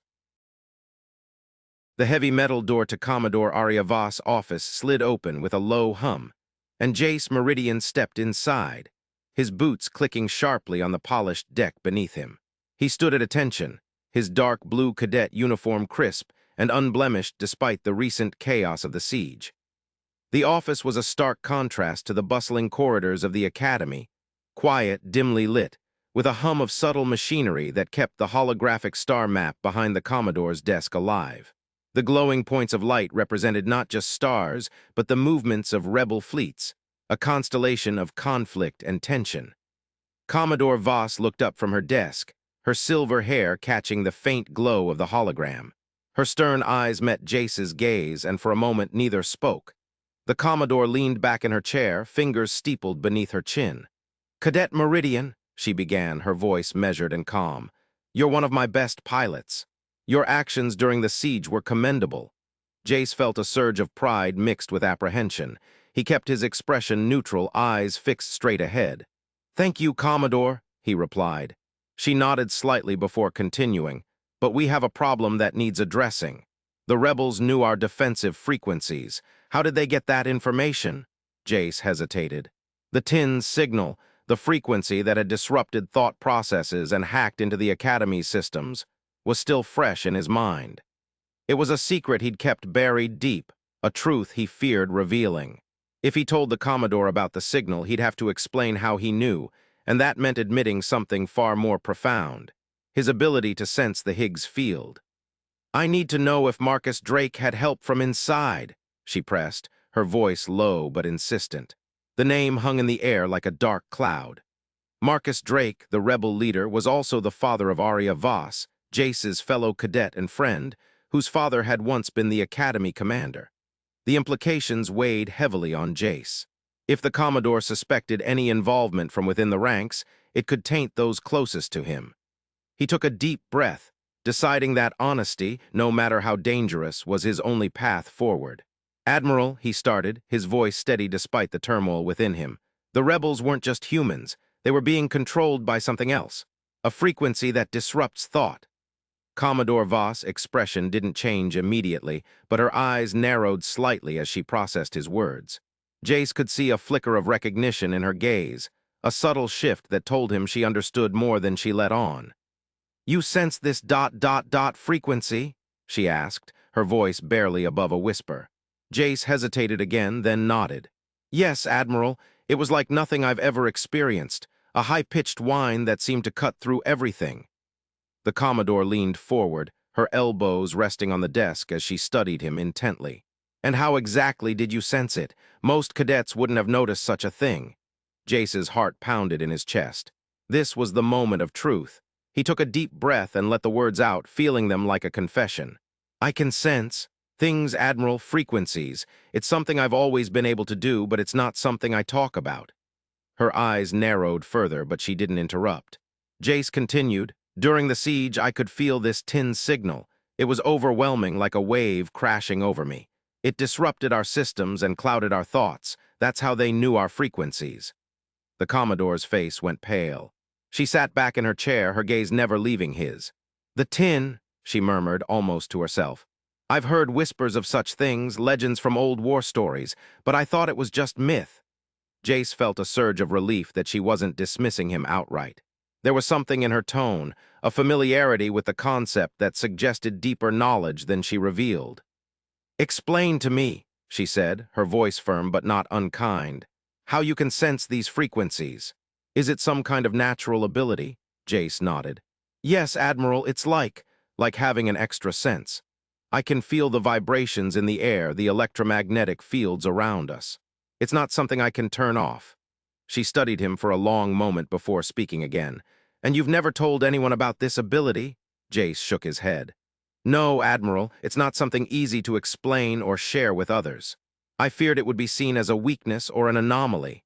Commodore Voss leaned back in her chair, her fingers drumming lightly on the desk. "You should have told me," she said softly. "This ability could be invaluable in our fight against the rebels. But more than that, you should trust those around you, Jace. You can't bear this burden alone." Jace felt a lump form in his throat. Her words were unexpected, and they touched something deep within him. He had always kept his secret locked away, fearing judgment or worse. The Commodore's understanding was both a relief and a revelation. "Admiral," he began tentatively, "I trust you, but there's more. Marcus Drake. He mentioned something during the siege about an ancient technology, something connected to the tin signal." Her expression hardened, but she didn't interrupt him. Jace continued, "He spoke of a device that could amplify the tin's effects, making it more powerful. I don't know if he was bluffing or if there's truth to his words, but it worries me." Commodore Voss' gaze turned distant for a moment before refocusing on him. "We have encountered whispers of such technology in the past," she admitted, "but nothing concrete. If Drake has access to it, we need to find out how and why." Jace felt a spark of determination ignite within him. The Admiral's trust and her acknowledgement of his ability gave him renewed strength. "Admiral," he said resolutely, "I will do whatever I can to help, but we need more information about this technology and the tin signal." She nodded slowly. "You've done well, Cadet Meridian, more than most would in your position." She paused before adding, "Your discretion on this matter is paramount. No one else knows of your ability yet, and for now it must stay that way." Jace straightened further, his resolve unshaken. "I understand, Admiral." Commodore Voss stood up from her desk and walked around to the holographic star map, gesturing towards a cluster of red points marking rebel activity. "The tin signal is not just a tool for hacking systems. It's a weapon, and if we can't control it, others will use it against us." Jace stepped closer to examine the map more closely, the glowing stars and fleets swirling before him like a galaxy of danger. "What do you need from me?" he asked, his voice steady and clear. The Commodore turned to face him, her stern eyes holding a newfound respect. "Information, Jace. We need to understand how they're using it. I'll put together a team, discreetly, to investigate. You'll be part of that team." Jace nodded, feeling the weight of his role settle on his shoulders. He had crossed a threshold from which there was no return, but he felt stronger for it. "Consider yourself reassigned," she added, her tone returning to its usual firmness. "You're off duty until further notice. Focus on uncovering everything you can about this signal and the technology behind it." Jace saluted sharply before turning towards the door. As it slid open with a soft hum, he paused and looked back at Commodore Voss. "Thank you for your trust, Admiral." She offered a rare smile, one that held both gratitude and a hint of pride. "You've earned it, Jace. Now go uncover our enemy's secrets before they uncover ours." As the door closed behind him, Jace took a deep breath, feeling the weight of his mission settle into every fiber of his being. The corridors of the academy stretched out before him, filled with the hum of activity and the whispers of unseen dangers. But he was no longer just a cadet. He was an investigator, a guardian of secrets, and a warrior in a silent war. The first step would be to delve deeper into the archives. Both the physical records stored in the ancient vaults beneath the academy and the digital repositories hidden within the labyrinthine networks of data. Jace knew that answers often lay buried in history, obscured by time but not forgotten. He made his way to the library, a vast chamber filled with towering shelves lined with ancient tomes and holographic data pads. The air was thick with the scent of aged parchment and the faint hum of energy from the digital interfaces. Jace approached one of the archival terminals, its surface glowing softly in anticipation. He entered his access codes, granting him entry into restricted sections of the database. The screen flickered to life, displaying a vast array of categories: military history, technological advancements, ancient civilizations. He began by cross-referencing terms like tin, frequencies, and ancient technology. The search results were sparse but intriguing. References to the tin appeared in obscure texts from various eras, often described as a mysterious force that could manipulate thought and reality. One entry caught his eye, a document titled The Whispering Void, a study of harmonic frequencies. He accessed the file, and a hologram flickered into existence above the terminal. The image was of an ancient scholar, her face weathered but eyes sharp with knowledge. "Harmonics," she began, her voice echoing through the chamber, "are not merely sounds or vibrations, they are the very fabric of existence. Some frequencies resonate beyond our perception, influencing thought and behavior in ways we do not yet fully understand." Jace listened intently, his mind racing with possibilities. The scholar's words painted a picture of a world where sound could shape reality, a concept both terrifying and fascinating. She continued, "The tin signal is one such frequency, a harmonic anomaly that disrupts the natural order. It has been used in war, in ritual, and in secret societies throughout history." Jace's heart quickened as he realized the depth of his investigation. The tin was not just a tool. It was an ancient force with roots buried deep in humanity's past. He spent hours poring over texts, cross-referencing dates and events to piece together a timeline. The more he read, the clearer it became that the tin signal had surfaced at pivotal moments in history, times of great upheaval and change. As the night wore on, Jace took breaks to stretch his legs and clear his mind, wandering through the dimly lit corridors of the academy. He often found himself near the training halls, where cadets honed their skills under the watchful eyes of instructors. The rhythmic clatter of weapons and shouted commands were a comfort, grounding him in the present. One such break led him to the observatory deck, high above the main structure of the academy. The vast expanse of space stretched out before him, studded with stars that seemed both familiar and alien. He leaned against the cool metal railing, gazing into the cosmos as if seeking answers from the heavens themselves. The door behind him slid open, and he turned to see Arya standing there, her expression a mix of curiosity and concern. "You've been quiet," she said softly, stepping closer. "Is everything all right?" Jace hesitated before answering. He trusted Arya implicitly, but revealing his ability was still a daunting prospect. Instead, he chose a partial truth. "I'm working on something for the Commodore," he replied. "It's complicated." Arya nodded, understanding in her eyes. "If you need help anything, I'm here." He offered her a grateful smile. "Thank you, Arya. It means a lot." As they stood side by side, gazing out into the void, Jace felt a renewed sense of purpose. The mysteries surrounding the tin signal and its ancient origins were vast, but he was determined to unravel them. Over the following days, Jace delved deeper into his research, often finding himself in secluded corners of the library or tucked away in hidden chambers beneath the academy. Each discovery brought new questions, each answer leading to a more intricate web of knowledge and deceit. One particular find stood out, a cryptic reference in an old military log from the Great Unification Wars. The entry described a device known as the resonant amplifier, capable of boosting the effects of harmonic frequencies to devastating levels. It was said to have been created by a renegade scientist who sought to harness the tin's power for nefarious purposes. Jace's heart raced as he read the details, realizing that this could be the very technology Marcus Drake had alluded to during the siege. The implications were staggering. If such a device existed and fell into the wrong hands, it could tip the balance of power irrevocably. He shared his findings with Commodore Voss in private meetings held late at night in her office. She listened intently, her expression growing graver with each revelation. "This changes everything," she murmured after he finished speaking. "If Drake has access to this technology, we need to act swiftly." Jace nodded, feeling the weight of their mission settle more heavily on his shoulders. The Commodore continued, "I'll assemble a task force, hand-picked individuals who can be trusted implicitly. We need eyes and ears in every corner of the galaxy." The days turned into weeks as Jace worked tirelessly alongside the Commodore's team. They combed through data streams, intercepted transmissions, and even infiltrated rebel encampments to gather intelligence.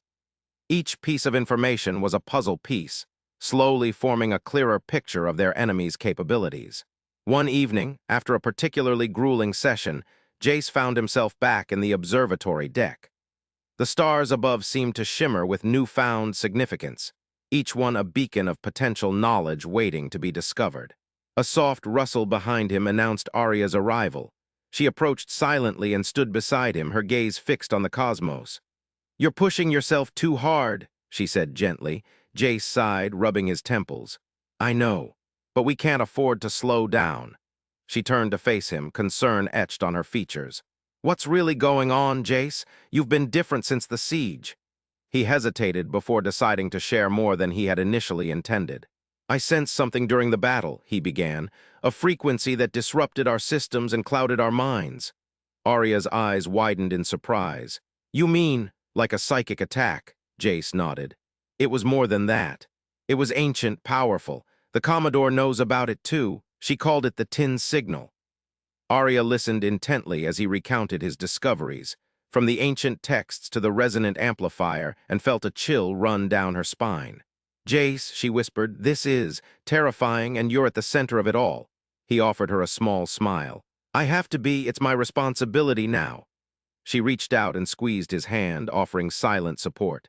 In that moment, standing beneath the vast expanse of stars, they shared an unspoken bond, a promise to face whatever challenges lay ahead together. As days turned into weeks, Jace's investigations bore fruit. The team uncovered a network of hidden labs scattered across various planets, each rumored to be involved in research related to harmonic frequencies. The most promising lead pointed to a facility on the remote ice planet of Cryon VII, far from prying eyes and deep within enemy territory. Commodore Voss called for an emergency meeting with her task force, including Jace and Aria. They gathered around a holographic table in one of the secure briefing rooms, the air thick with tension. "The intel is solid," she began, projecting a 3D map of Cryon VII onto the table. "We believe this facility houses the resonant amplifier or at least critical components for its construction." Jace studied the map intently, his mind racing with plans and contingencies. "How do we infiltrate it?" he asked. The Commodore nodded to one of her senior advisors who stepped forward with a data pad. "We have a plan in place," she explained. "A covert insertion team will be deployed under the guise of a routine supply run. Once inside, they'll gather as much information as possible and neutralize any threats." Jace listened carefully, his thoughts already forming strategies for potential hazards. "I want to lead the infiltration," he said firmly. The Commodore regarded him with a mix of pride and caution. "It's a dangerous mission, Jace," she warned. "If you're captured—" "He can sense the tin signal," Aria interjected, her voice steady. "He's our best chance at staying undetected." The room fell silent for a moment before Commodore Voss nodded. "Very well, you'll lead the team, Jace, but remember, discretion is key." We cannot afford to alert Drake or his allies. Jace saluted sharply, determination burning in his eyes. Understood, Admiral, we won't let you down. The preparations for the mission were swift and meticulous. Jace spent countless hours briefing his team, each member hand-picked for their expertise in tactical strategies and potential scenarios. The facility on Cryon VII loomed large in his thoughts, a puzzle waiting to be solved. On the designated launch day, Jace stood with Arya and their team at the hangar bay, suited up in stealth gear designed to blend into the icy landscape of Cryon VII. The air crackled with anticipation as they boarded the sleek dropship that would carry them through enemy lines. As they lifted off from the Academy's launch pad, Jace felt a surge of adrenaline mixed with determination. Beside him, Arya gripped his hand tightly, her eyes reflecting the same resolve he felt within himself. The journey to Cryon VII was long and fraught with tension. The dropship navigated treacherous asteroid fields and evaded patrolling rebel ships, its advanced cloaking systems keeping them hidden from prying sensors. Finally, after what felt like an eternity, they approached the icy planet. Jace studied the surface through the cockpit window, his senses heightened by the knowledge of what lay beneath the frozen landscape. The facility was buried deep within a vast network of underground tunnels, shielded by layers of ice and rock. As they descended into the atmosphere, the dropship's engines roared to life, kicking up clouds of snow as it touched down on the desolate plain. Jace led his team out onto the frozen surface, their boots crunching against the compacted ice. The entrance to the facility was hidden behind a camouflaged hatch, undetectable from above. With Arya's help, Jace activated the override codes they had obtained through intercepted transmissions, and the hatch slid open with a hiss of escaping air.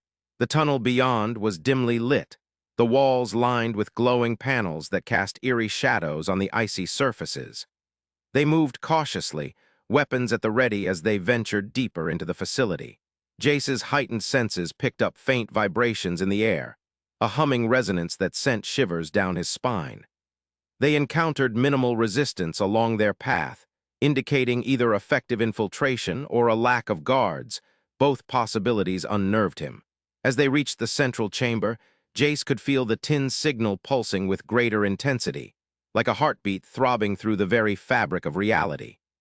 The room was vast and circular, dominated by a towering structure at its center, a metallic framework adorned with crystalline nodes that pulsed with an otherworldly light. The resonant amplifier, Jace's breath caught in his throat as he approached the device, sensing the raw power emanating from it. Arya stood beside him, her expression a mix of awe and trepidation. "This is it," she whispered. He nodded, pulling out a data recorder to document every detail.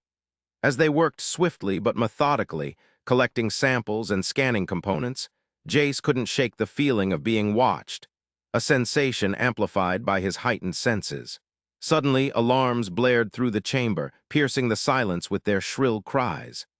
Lights flickered erratically, casting chaotic shadows across the walls. Jace reacted instinctively, ushering Arya and the team towards a secondary exit they had mapped earlier. "We need to get out of here," he shouted over the din, his voice barely audible above the alarm. They sprinted through corridors filled with sudden activity, rebel soldiers pouring in from side passages, weapons raised. Jace led the charge, firing shots while Arya covered their retreat, her precision targeting taking down foes with deadly accuracy. As they neared the exit hatch, a figure stepped into their path, a tall man clad in a dark uniform adorned with insignia denoting high rank within Drake's faction. His eyes met Jace's, and recognition flashed between them, Marcus Drake himself. "Cadet Meridian," he sneered, "I should have known you'd be at the heart of this." Jace hesitated for only an instant before lunging forward, his blade flashing out in a swift arc. Drake parried the strike with ease, countering with a flurry of blows that sent Jace reeling. Arya rushed to his aid, her weapons blazing as she engaged Drake in combat. The clash was fierce and brutal, their skills honed by years of training clashing against each other's relentless attacks. But Drake fought with an edge, one fueled by desperation or perhaps something darker still. With a final surge of strength, Jace managed to disarm Drake, sending his weapon skidding across the floor. He seized the opportunity, pinning Drake against the wall and pressing his blade to the rebel leader's throat. "Where is the rest?" he growled.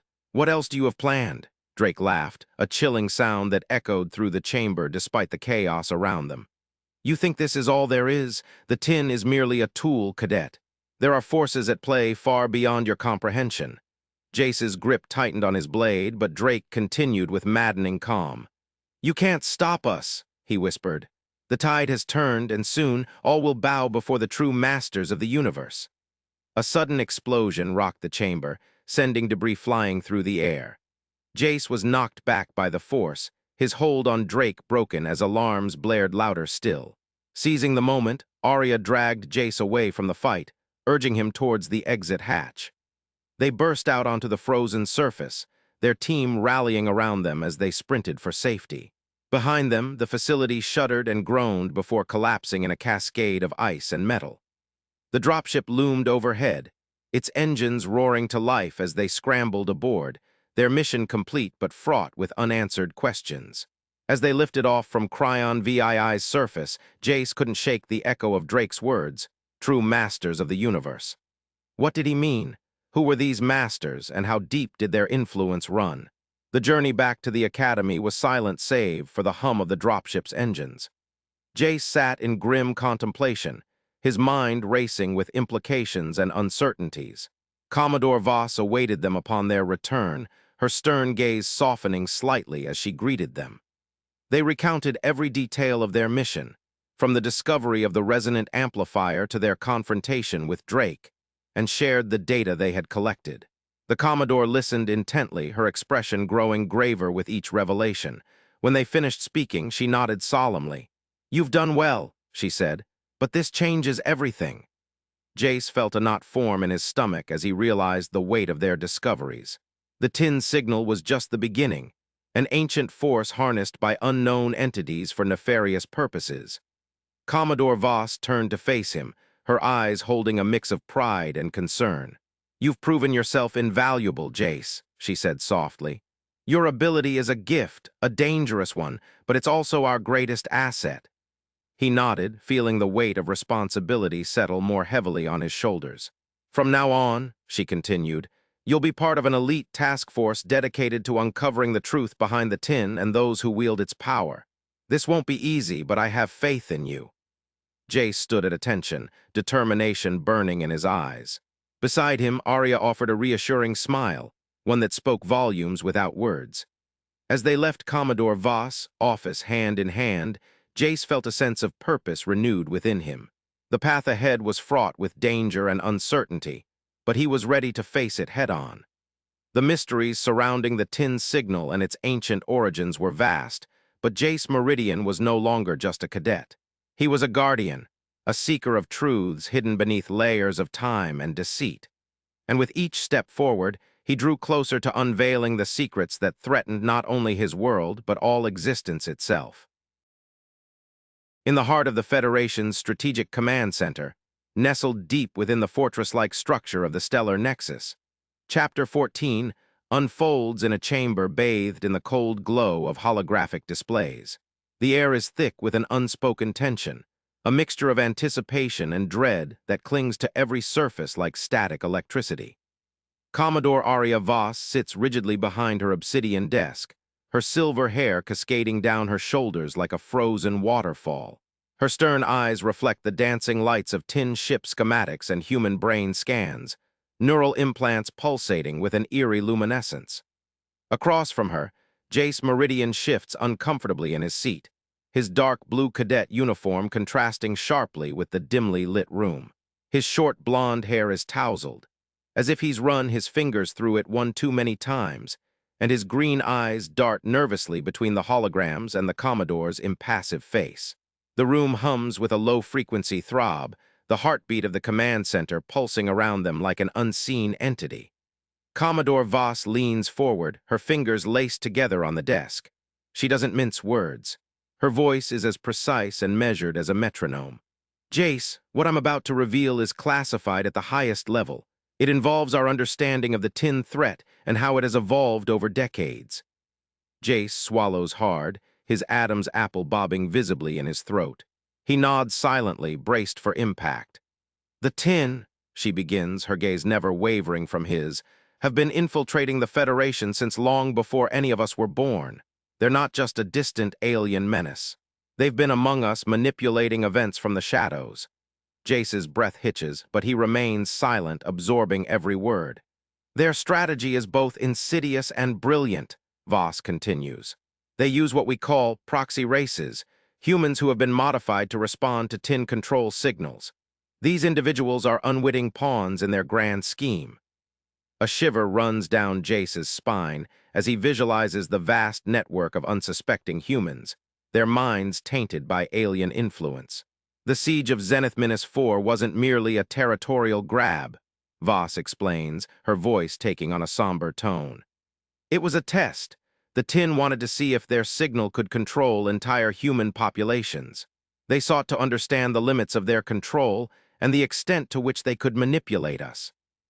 Jace's mind races back to the chaos of Zenith-4, the screams echoing through the ruins, the desperation in the eyes of those fighting for survival. Now he sees it all through a new lens, one stained with the cold calculation of alien engineers. His voice cracks as he asks, "Marcus, he's one of them, isn't he?" Commodore Voss nods solemnly. "We believe so. But Marcus Drake was born human, Jace. The tin modified him when he was a child." The words hit Jace like a physical blow, driving the air from his lungs. His childhood friend, a weapon. It defies everything he knows about Marcus, about their shared history and the bond they forged amidst laughter and tears. "I don't understand," Jace murmurs, his voice barely audible. "How could I not have known?" Voss's expression softens slightly, a rare glimpse of empathy in her stern demeanor. "The modifications are subtle, designed to avoid detection. Marcus wouldn't even know he was different until it was too late." Jace feels a surge of anger, hot and bitter, coursing through his veins. But beneath it lies a deeper emotion, horror at the thought of Marcus, unknowingly ensnared in this alien web. "You have to understand," Voss says, leaning forward, her voice barely above a whisper. "We need to find Marcus, not to punish him, but to save him. There's still a chance to reverse the tin modifications." Jace looks up, his eyes shining with determination despite the tears threatening to spill over. "I can help," he declares. "My Higgs sensing it can track him, I know it." Voss studies him for a moment before nodding. "You're certain about this, Jace? It won't be easy. Marcus will be guarded, both by the tin and whatever remnants of his old life he clings to." "Absolutely," Jace replies without hesitation. "I have to do this for Marcus, for everyone who's been affected by this. This nightmare?" The Commodore stands, her chair gliding silently back on its anti-gravity cushion. She walks around the desk, her boots clicking sharply against the metal floor. "Then we begin at once," she says, activating a series of controls embedded in her sleeve. Holographic displays flicker to life around them, casting the room in an ever-shifting kaleidoscope of data streams and schematic blueprints. Jace's eyes widen as he takes in the sheer volume of information, star charts, communication logs, neural scans pulsating with eerie intensity. "Here," Voss says, pointing to a specific cluster of data, "are the known tin signal frequencies. You'll need to familiarize yourself with these patterns if you're going to pick up Marcus's trail." Jace nods, stepping closer to the hologram. He reaches out tentatively, his fingers passing through the shimmering images as if dipping into a stream of liquid light. The data resonates within him, a humming symphony that sets his teeth on edge and sends goosebumps skittering across his skin. "Focus," Voss instructs gently but firmly. "You need to attune yourself to the frequencies they're like musical notes in an alien melody." Jace closes his eyes, taking a deep breath to center himself. He reaches out with his Higgs sensing, that elusive sixth sense he's honed through years of training and instinct.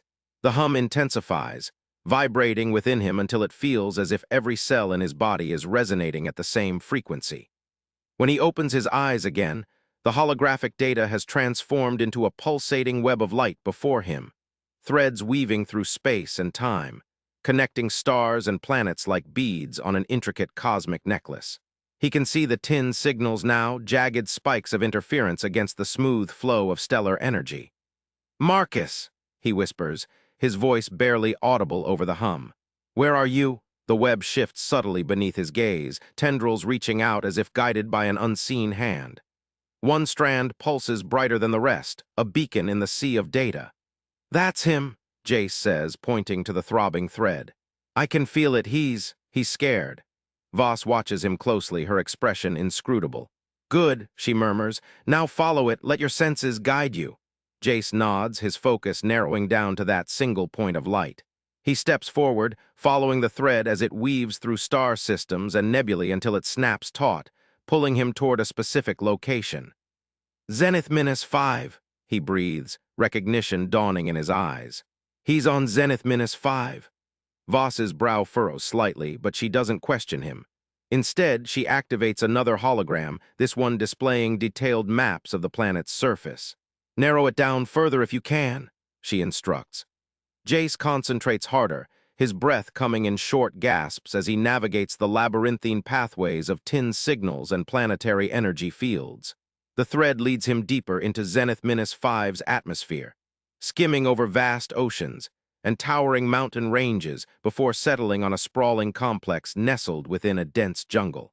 "There," Jace says, his voice steady despite the turmoil within him. "That's where he is." Voss studies the coordinates for a moment before nodding. "A research facility," she muses. "It makes sense. They'd need advanced tech to maintain control over their proxies." She turns to face Jace, her stern eyes reflecting a newfound respect. "You've done well, Cadet Meridian. Better than I expected." Jace meets her gaze, his green eyes shining with resolve. "I won't let Marcus down," he promises, "and neither will the Federation." Voss nods once more before turning back to her desk. She activates a series of communications protocols, her fingers dancing over holographic controls. "I'll assemble a team," she says without looking up. "You'll need backup. This won't be a simple extraction." Jace watches as she coordinates with various departments, her voice calm and authoritative despite the urgency of their mission. He can't help but feel a sense of awe at her efficiency, a reminder that he's still learning the ropes in this vast, unforgiving galaxy. As Voss finishes relaying instructions to her subordinates, she turns back to Jace, her expression softening slightly. "You should get some rest," she suggests gently. "We leave at first light." Jace hesitates for a moment before nodding. He knows she's right. The journey ahead will be grueling both physically and mentally, but the thought of leaving Marcus alone in that alien-controlled facility gnaws at him like acid. "Commodore," he begins, his voice barely above a whisper. What if we can't save him? What if it's too late?" Voss regards him solemnly for a moment before responding. "Then we make sure his sacrifice wasn't in vain," she says firmly. "We use everything we learn from this mission to protect others and ensure that the tin never gains such control again." Jace takes a deep breath, her words anchoring him amidst the storm of emotions raging within. He nods once more before turning toward the door. "You did good today, Jace," Voss calls after him as he reaches the threshold. "Don't forget it." As the heavy metal door slides shut behind him, sealing off the dimly lit chamber and its secrets, Jace feels a strange mixture of exhilaration and dread coursing through his veins. The road ahead is fraught with peril, but for the first time since learning the truth about Marcus, he also feels a glimmer of hope, a beacon guiding him through the darkness. The corridors of the stellar nexus hum with an energy that seems to pulsate in tandem with Jace's heartbeat as he makes his way back to his quarters. Cadets and officers alike pass by, their expressions ranging from curious to concerned, but none dare approach him directly. Word travels fast within these walls, and rumors of a secret mission already whisper through the ranks like specters. His mind races with images of Marcus, laughing, joking, sparring in the training yards, the memories so vivid they almost hurt. How could someone he knew so intimately be reduced to little more than a puppet for alien masters? The injustice burns within him like an open wound, fueling his determination to see this through. Reaching his quarters, Jace pauses outside the door, taking a moment to steel himself against the onslaught of emotions threatening to overwhelm him. He knows that sleep will be elusive tonight. Too many thoughts churn in his mind, each one tugging at him with desperate urgency. Inside, the small room is Spartan and functional, devoid of personal touches save for a few hollow photos tucked into the corner of his desk. He studies them now, Marcus grinning widely beside him during their academy days, both clad in cadet whites. Another captured mid-laugh during one of their illicit adventures off-base. These snapshots of happier times serve as bittersweet reminders of what once was and what could still be salvaged. Sitting at his desk, Jace activates the terminal embedded within its surface, calling up the data Commodore Voss shared earlier. The holographic display flickers to life before him, casting eerie shadows across the walls as he immerses himself once more in the alien language of tin signals. He spends hours poring over the information, committing patterns and frequencies to memory until they become second nature. His Higgs sensing resonates with each pulse, humming softly within him like a second heartbeat. It's exhausting work, but essential if he hopes to maintain any semblance of control during their mission. As dawn approaches, casting pale light through his small window, Jace finally allows himself to succumb to fatigue. He collapses onto his bunk, fully clothed, and drifts into a fitful sleep plagued by dreams of twisted landscapes and shadowy figures whispering in languages he doesn't understand. When the alarm chimes softly beside him, signaling it's time to rise, Jace feels as if he hasn't slept at all. His body aches from tension, and his mind remains restless, but there's no turning back now. The fate of Marcus, and potentially countless others, rests in his hands. Dressing quickly in his cadet uniform, Jace makes his way back to Commodore Voss' office. The corridors are quieter than usual at this early hour, giving him ample time to reflect on the monumental task ahead. Each step echoes through the vast complex, resonating with purpose and resolve. Upon entering her chamber once more, he finds Voss already engrossed in final preparations. She looks up briefly as he approaches, acknowledging his presence with a nod before continuing her work. "We leave shortly," she informs him without preamble. "Your team has been assembled and briefed. They're awaiting our arrival at the launch bay." Jace nods silently, absorbing the gravity of her words. The reality of their mission settles over him like a shroud, heavy and oppressive, yet strangely comforting in its finality. Voss finishes inputting commands into her terminal before turning fully to face Jace. Her stern eyes hold a flicker of something softer, perhaps pride or empathy, but it's gone almost as quickly as it appears. "Remember," she says, her voice steady and unwavering, "we go there not to fight but to extract.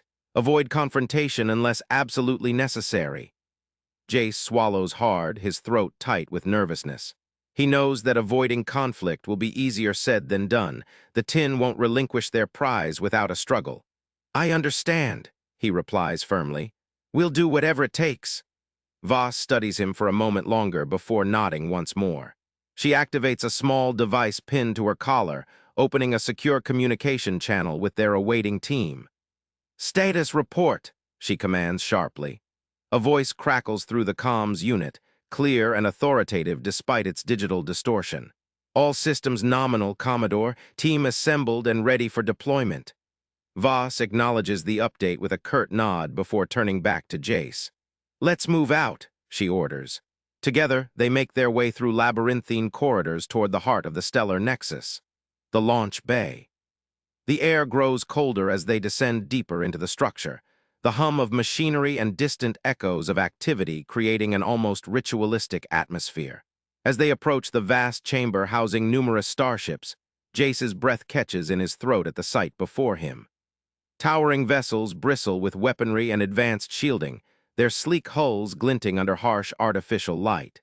Among them stands their designated craft, a nimble scout ship designed for stealth and speed rather than brute force. Their team awaits nearby, clad in tactical gear that blends seamlessly with the shadows cast by towering machinery. They stand at attention upon Voss' approach, saluting sharply before turning expectant gazes toward Jace. He recognizes a few faces among them, seasoned veterans who have seen their fair share of conflict and survived, and feels a pang of both admiration and trepidation. These are the warriors who will have his back as they venture into unknown dangers. "At ease," Voss commands softly, her voice carrying easily through the cavernous space. She steps forward, addressing each member individually before turning to Jace. "Cadet Meridian will lead us on this mission," she announces proudly. "His expertise is crucial to our success." The team exchanges glances but offers no dissent. Trust in Voss, judgment runs deep within these ranks. "We move out immediately," Voss continues, her tone brooking no argument. "Our objective, locate and extract Marcus Drake from Tink-controlled facilities on Zenith-5. Remember, our priority is extraction, not engagement." A chorus of affirmative responses echoes through the launch bay as each team member acknowledges their orders. Voss turns to Jace, offering him a small, encouraging smile. "You've got this," she murmurs before turning back to her crew. "Load up," she commands briskly. As they climb aboard the scout ship, settling into their designated stations, Jace feels an odd sense of calm wash over him. This is what he's trained for, what he was born to do. The weight of responsibility settles comfortably onto his shoulders, grounding him amidst the whirlwind of emotions churning within. The launch sequence initiates smoothly, engines throbbing beneath them as they ascend into the vast expanse of space beyond the stellar nexus. Zenith-5 looms ahead like a green jewel amidst the stars, beckoning them toward its mysteries and dangers alike. Jace takes his place at the navigation console, hands hovering over controls as he guides their course through treacherous asteroid fields and nebulae. Each maneuver requires precision and focus, but he finds solace in the familiarity of it, his senses attuned to every shift in gravitational pull or stellar energy fluctuation. As they breach Zenith-5's atmosphere, the planet's lush jungles sprawl beneath them like an endless sea of emerald. The research facility looms into view, nestled deep within the foliage, a stark contrast against the vibrant backdrop. It hums with an eerie energy, visible even from their vantage point as a pulsating aura enveloping the structure. "Prepare for descent," Voss orders calmly, her voice steady despite the tension palpable within the cabin. "Meridian, lead us in." Jace nods, his focus narrowing down to the task at hand.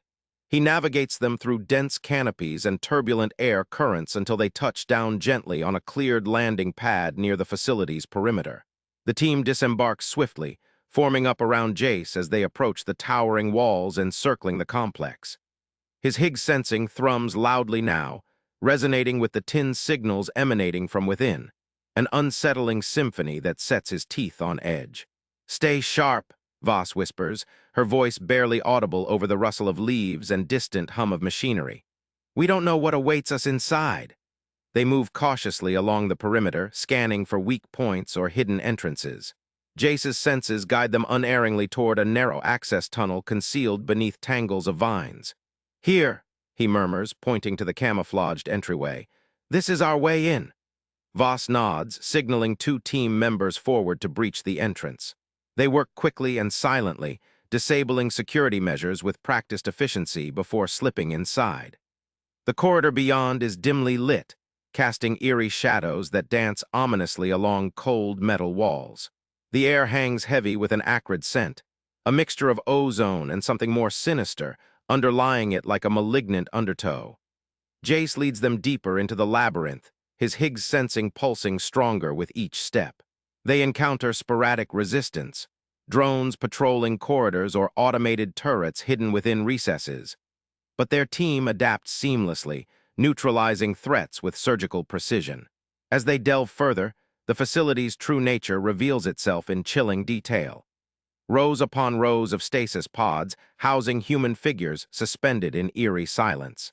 Laboratories filled with advanced medical equipment and writhing neural implants. Control rooms buzzing with hollow screens displaying real-time data streams from across the galaxy. Jace feels bile rise in his throat at the sight, but he presses on, driven by determination and disgust. His every fiber screams out against this perversion of science, this violation of free will. Finally, after what feels like an eternity, they reach their destination, a heavily fortified chamber nestled deep within the complex's core. The doors slide open smoothly at Voss' command, revealing a sterile environment bathed in harsh fluorescent light. And there he is, Marcus Drake, strapped to a medical gurney beneath a tangle of wires and sensors. His eyes are closed, features slack as if drugged or comatose, but there's an unsettling energy about him, a palpable aura that prickles Jace's skin like static electricity. "Marcus," Jace whispers, stepping forward cautiously. He reaches out tentatively, hand hovering above his friend's shoulder before making contact. A jolt surges through him at the touch, raw and visceral, like plunging into icy water. Images flood his mind uninvited. Memories not his own, but Marcus.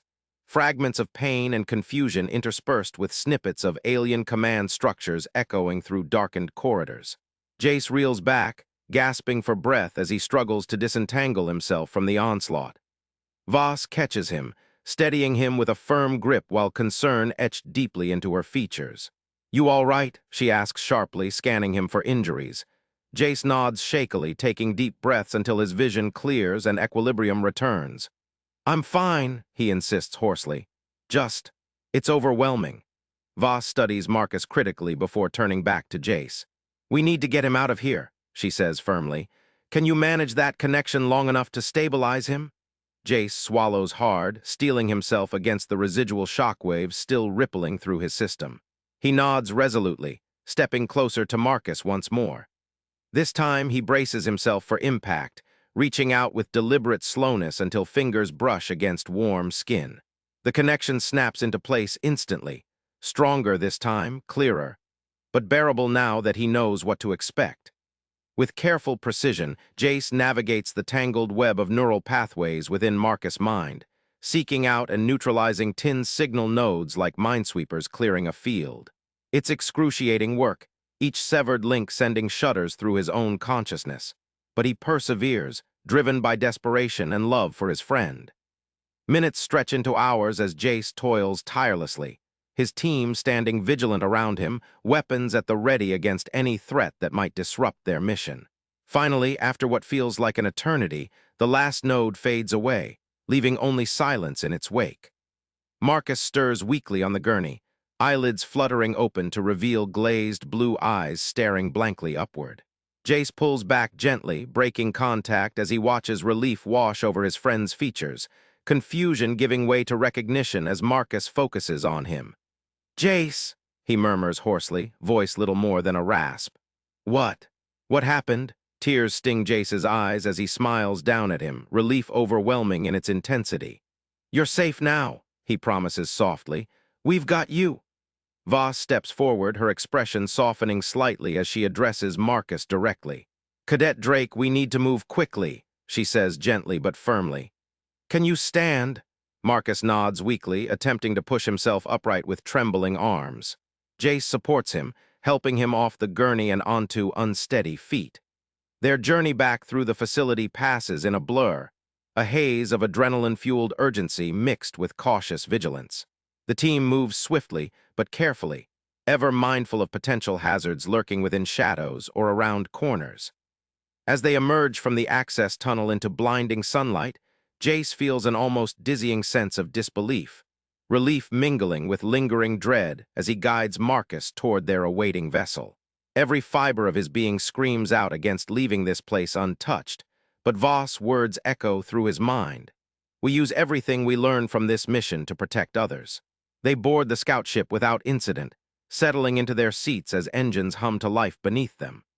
Liftoff is smooth and swift, carrying them away from Zenith-5's oppressive atmosphere toward the relative safety of space. Only once they're clear of the planet does Jace allow himself a moment of respite, leaning back against his seat with a shuddering sigh. Beside him, Marcus sleeps fitfully, features etched with lines of strain and exhaustion, but alive, breathing freely for perhaps the first time in years. Voss approaches them both, her stern eyes reflecting a rare warmth as she regards Jace. "You did it," she says quietly, pride evident in her tone. "Better than anyone could have hoped." Jace manages a small smile, gratitude swelling within him like a tide. "We did it," he corrects softly. "Together." Voss nods once more before turning away to attend to other duties aboard the ship.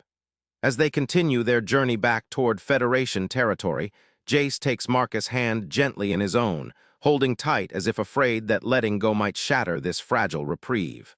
In the quietude of their cabin, he whispers promises into the darkness, a vow to stand by him through whatever trials lie ahead, to help him rebuild what was shattered and lost.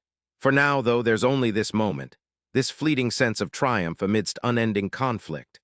And so, under the watchful gaze of stars untouched by alien hands, they drift toward home, carrying with them secrets best left buried, and hopes renewed against all odds. The bridge of the Silver Stinger was a symphony of dimmed lights and humming machinery. A stark contrast to the inky blackness of the Sigma Quadrant stretched out before them. Jace Meridian stood at the viewport, his short blonde hair catching the faint glow of the control panels, eyes closed as if listening to a melody only he could hear. Captain Arya Voss watched him from her seat at the navigation console, her long red braid coiled neatly over one shoulder, fingers dancing across the retro-futuristic interface. "Jace," she said softly, breaking the silence that had stretched between them like a chasm since their jump into the quadrant. "You're sure about this? The beacon's signal could be old, misinterpreted." Jace opened his eyes, green as distant nebulae, and turned to face her. "I can feel it, Arya, like a heartbeat, slow but steady. It's Marcus." He paused, looking back at the dark mass of the abandoned mining colony looming before them. "And he's close. Very close." Arya nodded, though unease prickled at the edges of her mind. She trusted Jace's instincts, had seen him navigate stars and dangers with an uncanny sixth sense. But this was different. This was his brother, a rebel-turned-traitor in the eyes of the fleet. "The colony layout is old," she said, switching tacks to focus on the mission. "Main tunnels will be vast, but there'll be countless offshoots, caverns, places to hide." Jace pushed off from the viewport, drifting towards her. "He won't make it easy, but we have the element of surprise. He doesn't know we've got the beacon." His voice held a grim determination. Arya looked up at him, catching his gaze. "And if he does? If he set traps," Jace managed a half-smile, "then we'll spring them together." The silence that followed was comfortable this time, filled with unspoken promises and shared history. Arya broke it first, turning back to her console. "All right, let's suit up. Full combat gear, just in case." Their strike team waited in the hold, 5 cadets clad in black armor, helmets under arms. They nodded grimly as Jace and Arya entered, the Commodore's seal glinting on their breastplates. The atmosphere was tense but focused. They knew what awaited them out there. Jace addressed them quickly, voice steady. "We're going in quiet. No active scans once we breach the colony. Stick to pairs, keep comms open. Remember, Marcus is our priority, but if you find any signs of tin tech, contain and report." The cadets acknowledged the orders, breaking into pairs as planned. Jace joined Lyra, a tall brunette with a reputation for sharp shooting. Arya paired with Orion, stocky and reliable. The rest fell in behind them, Kai and Nova, youngest but eager, and they filed onto the shuttle bay's ramp. The mining colony loomed before them like a sleeping leviathan, dark against the cold stars. Its surface was pocked with docks and airlocks, silent witnesses to decades of industry now choked with dust and shadow. Arya piloted their shuttle expertly, setting down near an old cargo entrance. The ramp hummed downward, spilling light onto rusted metal. Jace stepped out first, boots echoing in the cavernous silence. He could taste it, metal and void, stale air recirculated through ancient ducts. Beside him, Lyra's breath misted slightly. Even with environmental suits sealed tight, the colony felt cold. Dead. Arya led them inside, Orion close behind her. Their boots kicked up dust that swirled lazily in dim emergency, lights flickering to life as they passed sensors. The tunnels stretched ahead like yawning maws, swallowing shadows and whispering with echoes of a forgotten past. Jace paused at an intersection, eyes closing briefly again. He reached out with something more than sight, more than hearing. Felt the hum beneath his feet, the pulse in his veins. "Left," he decided, pointing down a tunnel choked with debris. Arya raised an eyebrow, but followed without argument. They moved swiftly yet cautiously through labyrinthine corridors, past derelict machinery and empty quarters. The colony's ghostly silence hung heavy around them, broken only by their footsteps and quiet, calm chatter. Jace led unerringly, drawn by that distant pulse, Marcus's beacon throbbing like a wound in his awareness. Halfway through what felt like endless wandering, they halted abruptly at the sound of something new, a faint hum, mechanical and steady. Arya signaled for silence, holding up a hand. Orion scanned ahead with infrared goggles, shaking his head slightly when she looked inquiringly at him. Jace crept forward alone, pressing against cold metal walls until he reached an open archway. Inside, dim lighting revealed a sprawling chamber filled with rusting equipment, drills, haulers, conveyors long since idle. And there, nestled among the decay, was something different. A sleek console blinking softly in the gloom. He signaled back, and Arya joined him cautiously, Orion close behind. The console was tin, a sleek black panel studded with glowing runes that danced and shifted beneath their gazes. Jace reached out hesitantly, fingers brushing cool surface. A holographic interface sprang to life above it, displaying lines of code scrolling far too quickly for human eyes. Arya swore under her breath.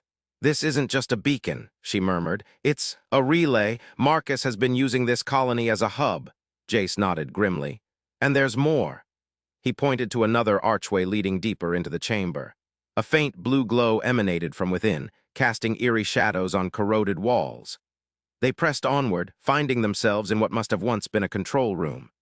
Here, too, tin tech nestled alongside antique mining equipment, sensors arrayed like spider webs, data streams pulsating through hollow displays. At the room's center stood a tall pedestal topped with a crystalline orb. It throbbed rhythmically, casting that eerie blue light over everything. Jace approached it slowly, drawn inexorably towards its pulsing heart. As he neared, the orb responded, its beat quickened, matching his own racing pulse. He could feel Marcus then, clear as day, fear, defiance, and something else. Pain. Behind him, Arya spoke urgently into her comm. "Kai Nova, report." Static crackled before Kai's voice replied, tense. "We found something, Captain. Tunnels flooded further ahead, looks deliberate." A pause. "And there are things moving in the water." "Not human." Jace turned back to them, eyes wide. "Arya," he breathed, "he's not alone down here." She met his gaze, resolve hardening her features. "We stick to plan. Find Marcus, secure him, then deal with whatever else is down here." She keyed her comm again. "Lyra, Orion, double time it back. We need backup at the relay room." While they waited, Jace stood before the orb, hands hovering over its surface as if hesitant to touch something so alien. It hummed softly under his palms, resonating through bone and blood. "You think he's in here?" Arya asked quietly, coming up beside him. "I don't know," Jace admitted. "But I can feel him, through this." He gestured vaguely at the orb and surrounding tech. "Like it's part of him." She reached out tentatively, tracing one of the crystalline facets. A shiver ran through her at its coldness. "What did he do, Jace? Why would he—" "Arya!" Lyra's shout cut her off, sharp with alarm.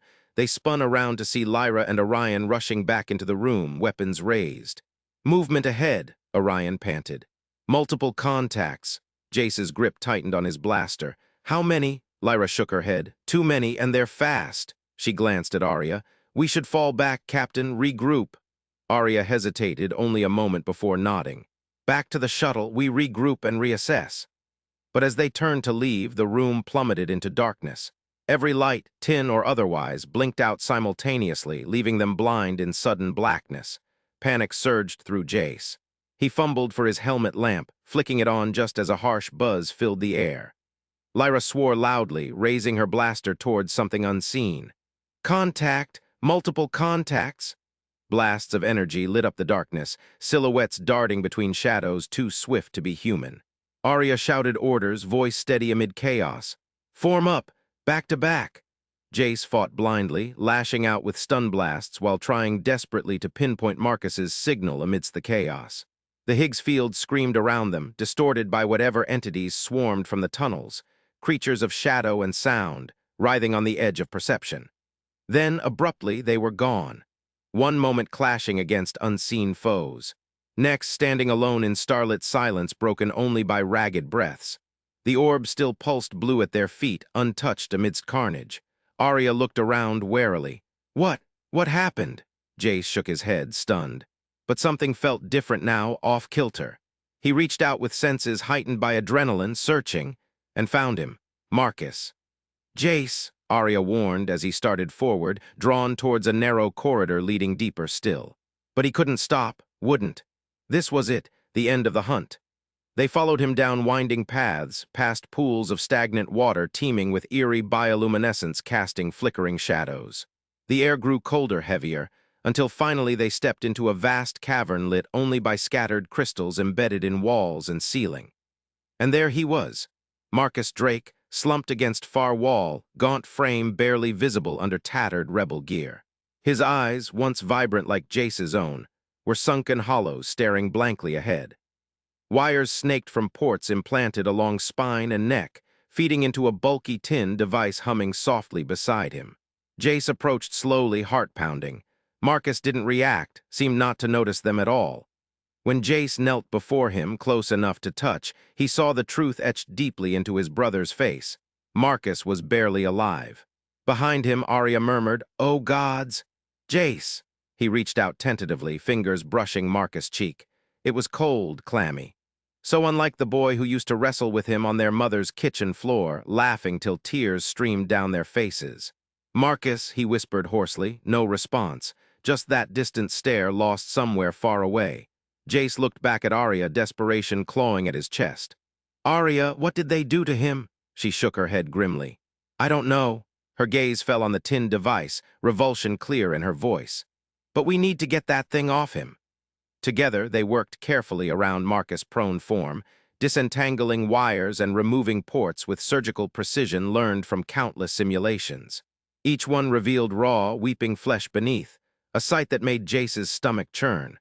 When the last wire was free, Marcus slumped forward slightly, head lolling onto his chest. Arya caught him, easing him gently to the floor. For a moment there was only silence, broken finally by Marcus's ragged breath. Jace leaned in close, listening intently. That heartbeat ... it sounded stronger now, steadier. "He's breathing," he murmured. "Arya, he's breathing." She looked up at him, relief etched onto her features, but concern lingered too. "We need to move him, Jace. Get him back to the ship for treatment." Nodding, Jace gathered Marcus into his arms, standing carefully with his brother cradled against chest. As he turned towards the exit, something caught his eye, a small device tucked amongst the debris near where Marcus had been sitting. He bent down, picking it up cautiously. It was a data chip, unmarked save for a faint tin sigil stamped onto its surface. Holding it out to Arya, he asked, "What do you think?" She took it from him, turning it over in her fingers. "Could be anything," she said warily, "but given everything, I'd say it's worth taking." They made their way back through the tunnels slowly, Jace supporting Marcus while Arya scanned ahead nervously. The colony remained silent except for their footsteps echoing off cold metal walls. Back at the shuttle, Kai and Nova met them with relief, then shock as they saw Marcus' condition. Together, they loaded him onto a stretcher, securing him gently before taking off from the ghostly surface. As they ascended into starlight, Jace looked down one last time at the silent mass receding below. Somewhere down there, unseen enemies still lurked, waiting, watching.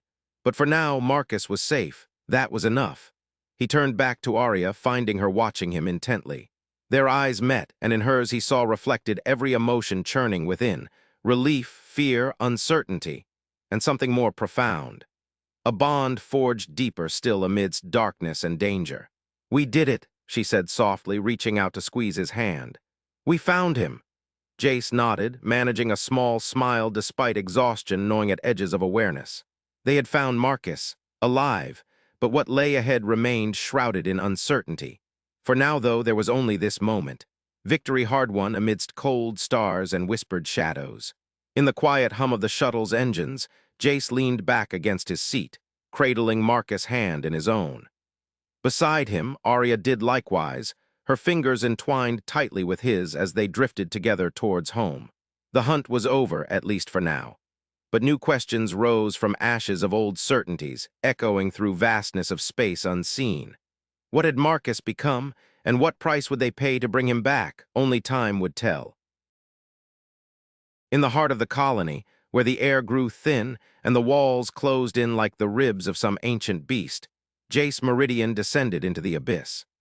The shaft plummeted deeper than any other part of the sprawling underground city, a forgotten artery that pulsed with secrets and shadows. The metal rungs of the ladder bit into his gloves as he climbed down, each step echoing through the hollow darkness like a ticking clock counting down to an unknown fate. The colony's deepest shaft was not a place for the faint-hearted. It was a chasm of cold stone and whispered rumors, where the echoes of long-dead miners still seemed to linger. Jace's breath misted in the frigid air, his heart pounding like a drumbeat against his ribs. He clutched the communicator in his hand, Arya's voice crackling through it, guiding him through the labyrinthine descent. Jace, you're almost there, Arya Voss said, her voice steady despite the tension that hummed beneath her words. Another 50 feet and you should see the landing platform. Jace nodded to himself, even though she couldn't see him. The ladder shook slightly as he continued his downward climb. The glow of his helmet lamp bounced off the rough-hewn walls, casting eerie shadows that danced around him like spectral sentinels. Finally, his boot touched solid ground. He stepped onto a narrow metal platform jutting out from the wall, barely wide enough for two people to stand side by side. The shaft opened up into a cavernous chamber below, and there, in the center, was what he'd been searching for. A tin life support pod, its surface shimmering like liquid silver under his lamp's glow. Marcus Drake lay within it, his blonde hair matted and tangled, skin pale as moonlight. Silver threads, neural implants, were woven into his temples, pulsating with an otherworldly light that seemed to flicker in sync with some unseen rhythm. Jace's stomach churned at the sight, a mix of relief and dread churning within him. "Marcus," Jace called out, rushing forward. The platform vibrated under his hurried steps as he approached the pod. He reached out tentatively, touching the cool surface of the device. It hummed softly beneath his fingertips, alien and forbidding. Marcus's eyes fluttered open, glazed and distant. "Jace, is that you?" His voice was little more than a hoarse whisper, but it pierced Jace like an arrow. "Yes, it's me," Jace replied, his voice thick with emotion. He reached for the controls on the pod, trying to figure out how to release Marcus from its grip. "I found you." Marcus's gaze flickered towards him, recognition slowly dawning in his eyes. "Jace, you shouldn't have come here." "Too late now," Jace muttered, fighting with the unfamiliar interface. Panic surged through him as he struggled to free Marcus. The neural implants pulsed brighter, casting eerie shadows on Marcus's face. Arya's voice cut through his rising anxiety. "Jace, I've called for medical evacuation. They'll be there in minutes." Marcus's hand twitched weakly, reaching out towards Jace. "The tin. They're coming. They'll know I talked." Jace glanced at the communicator, then back to Marcus. "Then we run, we get you out of here and—" "No," Marcus interrupted, his voice gaining a semblance of strength. "You have to finish it, the tin. They're building something, a weapon that can control all of humanity at once." Jace froze, the words sinking into him like lead weights. "What are you talking about?" Marcus's eyes flickered shut briefly, as if gathering strength. When he opened them again, they held a desperate urgency. "It's bigger than us, Jace. Bigger than the Academy. They're using me to test it, a neural interface that can manipulate thoughts, control actions. They want to enslave humanity." Jace's mind raced, trying to process the gravity of Marcus's revelation. The tin were more than just an alien threat. They were architects of a nightmare far worse than war. A shiver ran down his spine as he imagined the implications, billion upon billions of minds chained together under their control. "It won't end with us," Marcus continued, his voice barely audible but steady. "They've been planning this for centuries. The neural implants, they're just the beginning." Jace's hands trembled slightly as he finally managed to unlock the pod's restraints. The silver threads pulsing in Marcus's temples flickered wildly, casting ominous patterns on the cavern walls. "What do we do?" Jace asked, his voice barely above a whisper. Marcus coughed weakly, blood flecking his lips. "Destroy it. Destroy their plans before they can execute them." Jace nodded resolutely, helping Marcus out of the pod.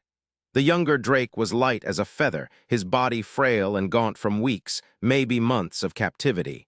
Jace supported him carefully, guiding him towards the ladder. "Arya," he called into the communicator, "we need to get out of here now."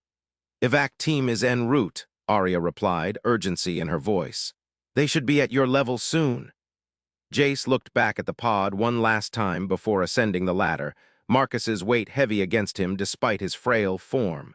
The thought of leaving this cavernous chamber filled with such sinister technology gnawed at him.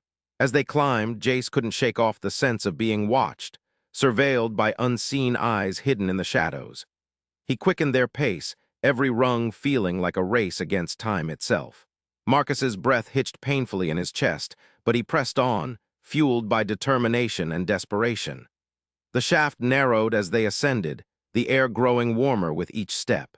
Jace's muscles burned from exertion, but he didn't slow down. Not until they saw the faint glow of rescue lights flickering through the darkness above.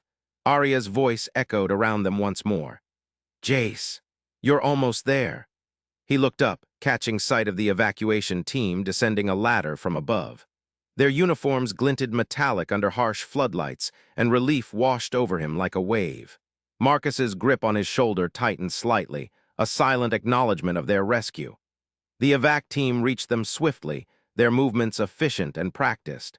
Two medics took Marcus from Jace, securing him onto a stretcher and stabilizing his condition with swift precision. One of the medics glanced at the neural implants in Marcus's temples, concern etched on her face. His vitals are unstable, she reported to Arya over comms. We need to get him back to Medical Bay immediately. Arya nodded, her gaze meeting Jace's briefly before turning back to coordinate with the team. Jace, you should head topside now. But Jace hesitated, eyes lingering on Marcus's pale face. The thought of leaving his former brother in the hands of strangers twisted at his gut. He reached out, squeezing Marcus's hand tightly. Hold on, Jace murmured, his voice low but fierce. You're not alone.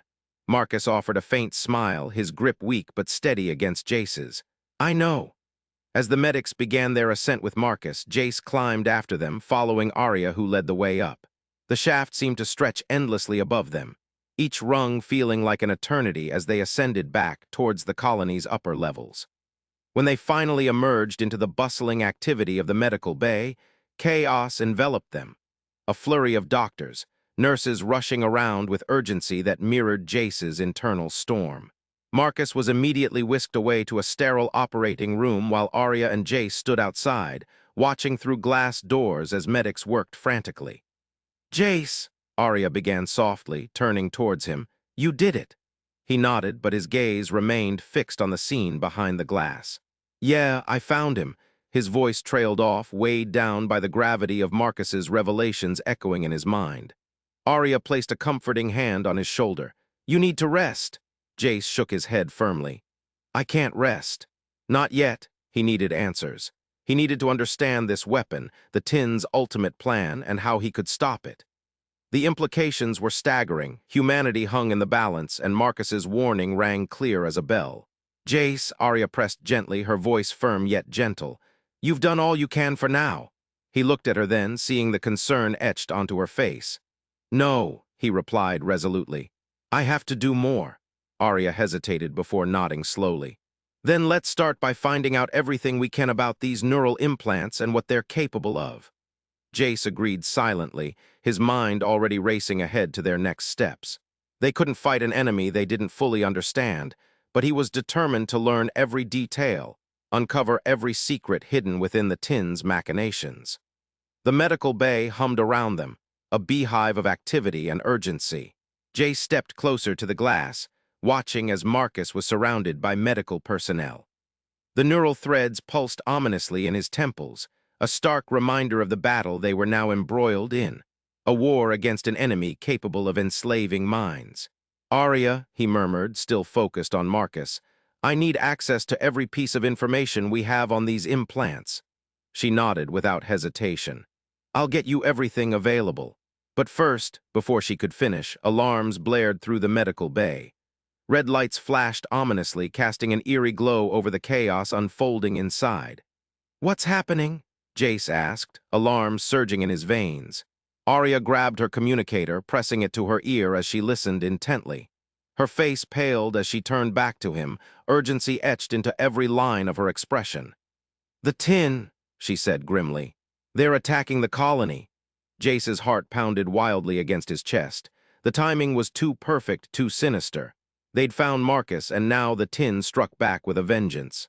We need to get to the command center, Arya urged, already moving towards the exit, but Jace held her back for a moment. We have to protect Marcus. Arya met his gaze steadily. We will. But right now, we need to rally our defenses. He nodded, understanding the necessity of their roles. As they rushed out of the medical bay together, the weight of responsibility settled heavily on Jace's shoulders. He glanced back one last time at the glass doors, seeing Marcus's frail form through them as if etched into his memory. This wasn't just about rescuing a friend. It was about safeguarding humanity from an existential threat. The stakes had never been higher, and Jace Meridian stood on the precipice of a battle that would define their future. With Arya by his side, he strode forward into the storm, ready to face whatever horrors lay ahead. For Marcus, for every life in the colony, and for the countless souls who depended on them to stand against the darkness. As they sprinted through the colony's corridors towards the command center, Jace's mind whirled with strategies and plans. The Tin had underestimated their resolve, underestimated what it meant to have allies like Arya and Marcus fighting alongside him. The attack sirens wailed around them, a harsh symphony of war echoing through the labyrinthine passages. They ducked under falling debris, dodged fleeing civilians, and pushed onward with single-minded determination. When they finally burst into the command center, chaos reigned supreme. Officers barked orders over comms, screens flashed with alerts and tactical maps, and the air crackled with tension like a live wire. Arya immediately took charge, barking directives to reinforce key sectors of the colony while Jace studied the holographic displays. "Status report," he demanded sharply, turning towards an officer manning one of the consoles. The officer glanced at him briefly before relaying crucial details. "Multiple breaches detected along Sector 7 and 8. Enemy forces are advancing rapidly." Jace's eyes narrowed as he assessed the incoming data streams. The Tin weren't just attacking. They were targeting specific areas with precision, zeroing in on critical infrastructure. "We need to reroute power to defensive grids," Jace instructed, his voice cutting through the noise. "And get all non-combatants to secure shelters." Arya nodded at his side, relaying orders via comms as she coordinated efforts across various sectors. Hours blurred into a relentless stream of strategy and execution. They fought back against wave after wave of Tin assaults, each victory feeling temporary amidst the onslaught. Every moment Jace wasn't coordinating defenses or analyzing data streams, his thoughts drifted to Marcus and the horrors he'd endured at the hands of their enemies. Finally, as dawn broke through the colony's artificial skylights, a fragile ceasefire settled over them like a delicate truce. Exhaustion weighed heavily on every face in the command center, but there was no time for rest. "We need to move Marcus," Jace said finally, turning to Arya with renewed determination. "Somewhere secure where we can study those implants without risking further exposure." Arya agreed silently, fatigue etched into her features but resolve unbroken. She began coordinating logistics, while Jace prepared himself mentally for what lay ahead. With Marcus safely transferred to a heavily guarded medical facility deep within the colony's core, Jace found himself standing once more before his friend. This time in a sterile, fortified chamber designed specifically for studying and safeguarding alien technologies. Marcus lay on a medical bed, still weak but conscious enough to recognize Jace. His eyes flickered open slowly as Jace approached, relief washing over them both at the sight of each other's survival. "Jace," Marcus whispered hoarsely, reaching out a frail hand towards him. Jace took it gently, squeezing softly. "I'm here, and we're going to figure this out." Marcus nodded weakly, his gaze flicking nervously to the neural threads still woven into his temples. "They can't be allowed to use me again." Jace's jaw set firmly as he met Marcus's stare head-on.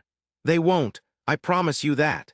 And so began a new chapter in their fight against the Tin, a battle not just for physical territory, but for minds and souls. With Arya by his side and Marcus fighting alongside them from within the heart of enemy technology, Jace Meridian stood ready to face whatever darkness awaited, resolute in his mission to protect humanity's freedom. As days turned into weeks, they delved deeper into the mysteries surrounding the Tin neural implants, uncovering secrets hidden within the alien tech that challenged everything they knew about biology and consciousness. Each revelation brought them closer to understanding their foe and crafting a countermeasure capable of stopping them before it was too late. Through it all, Jace remained steadfast in his purpose. He would not let Marcus's sacrifice be in vain, nor would he allow humanity to fall prey to such insidious manipulation. Forged by trials and tempered by love for those he fought alongside, Jace Meridian stood as a beacon of hope amidst the gathering storm, a guardian prepared to confront the shadows head-on. And so, beneath the artificial skies of their subterranean haven, the struggle continued. An epic clash between light and darkness played out against the backdrop of alien intrigue and human resilience. The future hung in the balance, but with hearts united and spirits unbroken, Jace Meridian and his allies stepped forward into the fray, ready to shape destiny with every fiber of their being. In the cold, unyielding void of space, Jace Meridian tumbled through the darkness like a discarded toy. His ship, once a sleek symbol of human ingenuity, now lay in ruins behind him, its hull breached and systems sparking with futile electrical impulses. The vacuum of space pressed against his damaged suit, the cold seeping into his bones despite the desperate efforts of his life support system to maintain warmth. His visor, cracked at one corner, reflected the endless expanse of stars and the menacing silhouette of tin fighters closing in like sharks circling a wounded seal. The tin ships were sleek black triangles, their surfaces as smooth as obsidian and just as unforgiving. They darted through the cosmos with an eerie grace, each maneuver precise and predatory. Jace's heart pounded in his chest, not from fear, though there was plenty of that, but from the adrenaline coursing through his veins. He could feel their signals, a discordant symphony played on the Higgs field, the fabric of space-time itself resonating with their intent. He had taken the helm of the evacuation ship just moments before the ambush, barking orders to Arya as he strapped himself into the pilot's chair. "Arya, get Marcus to the escape pod. I'll buy you time." Her protest had been instant and sharp. "You're insane," she'd shouted over the comms, her voice a mix of fear and disbelief. Jace had grinned grimly, his fingers dancing over the controls with a familiarity born of countless hours in simulators. "I can feel their signals, Arya. I know where they'll fire." And he did. His Higgs sense, a gift or curse depending on who you asked, let him see the patterns in the chaos.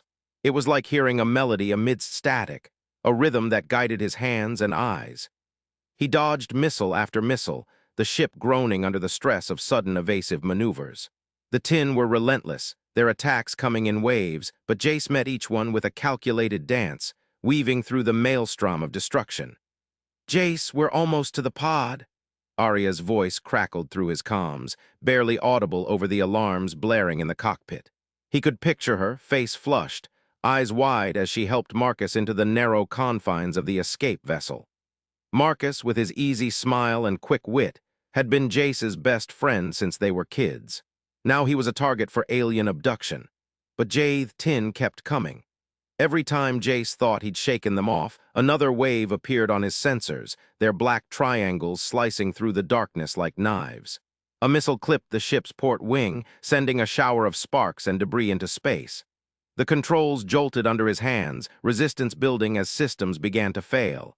"Jace," Arya's voice cut through the chaos, urgent and desperate. "The escape pod is gone, they got Marcus." His heart plummeted. For a moment time seemed to slow as he processed her words. Then reality crashed back in with brutal force. He was alone, floating in the void, watching as tin ships closed in from all sides.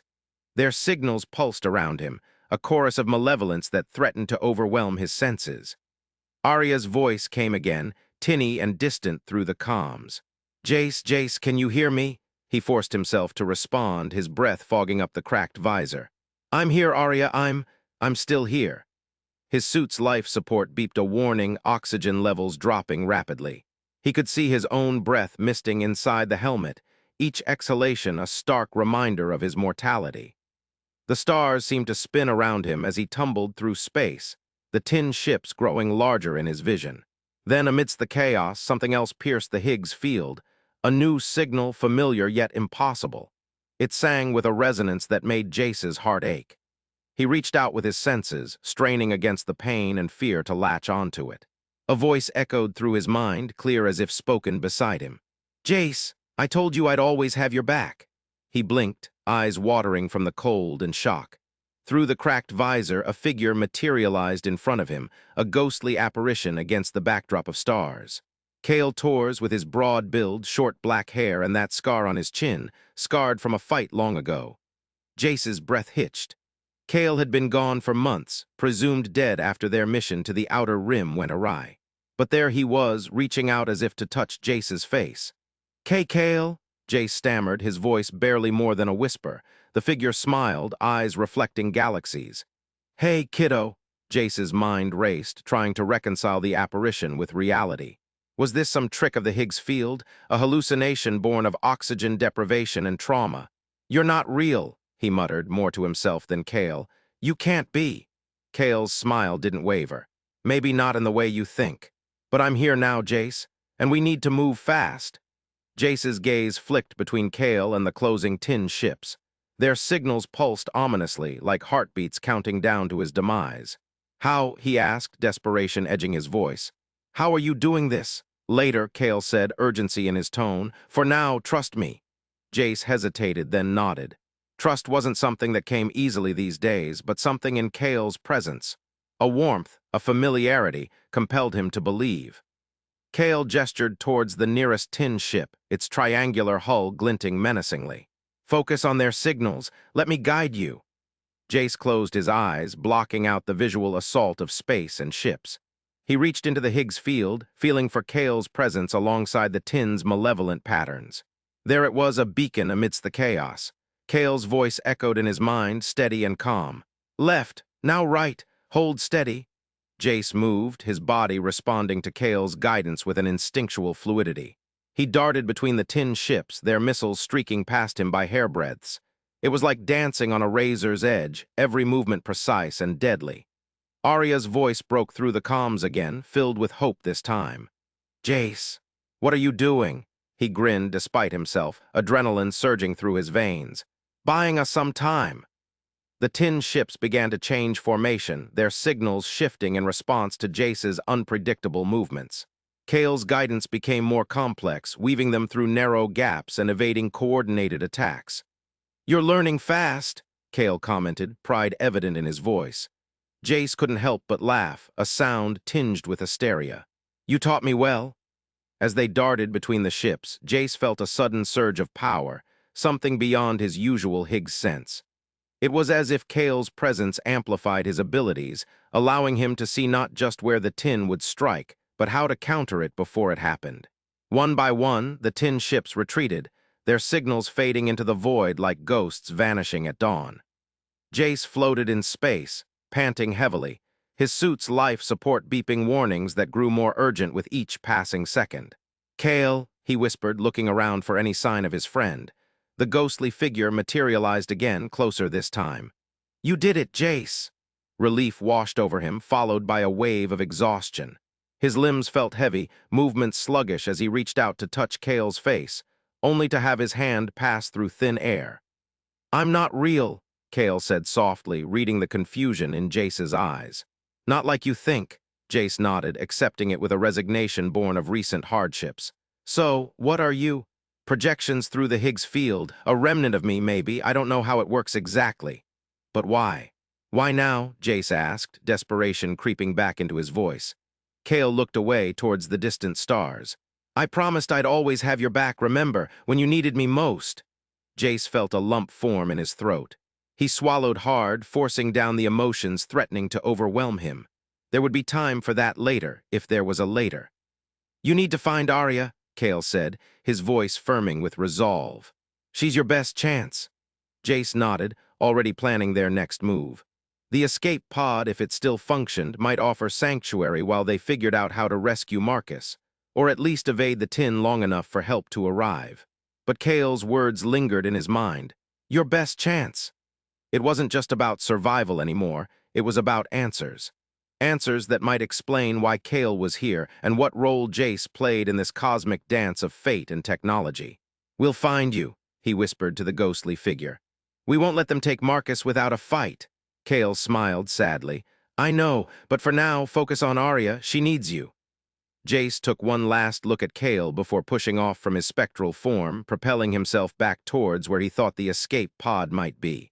Each movement sent pain shooting through his limbs, but he ignored it, driven by a newfound purpose.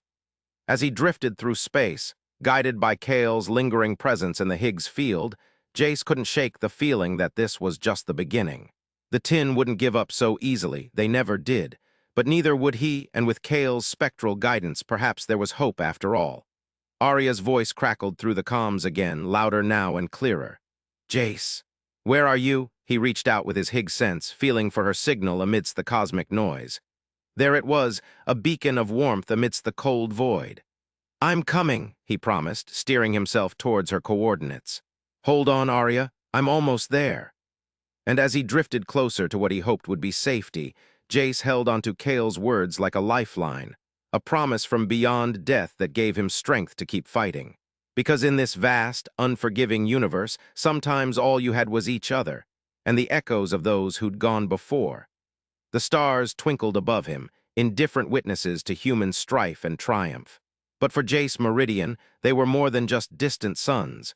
They were markers on a path through darkness, guiding him towards whatever awaited in the infinite expanse of space.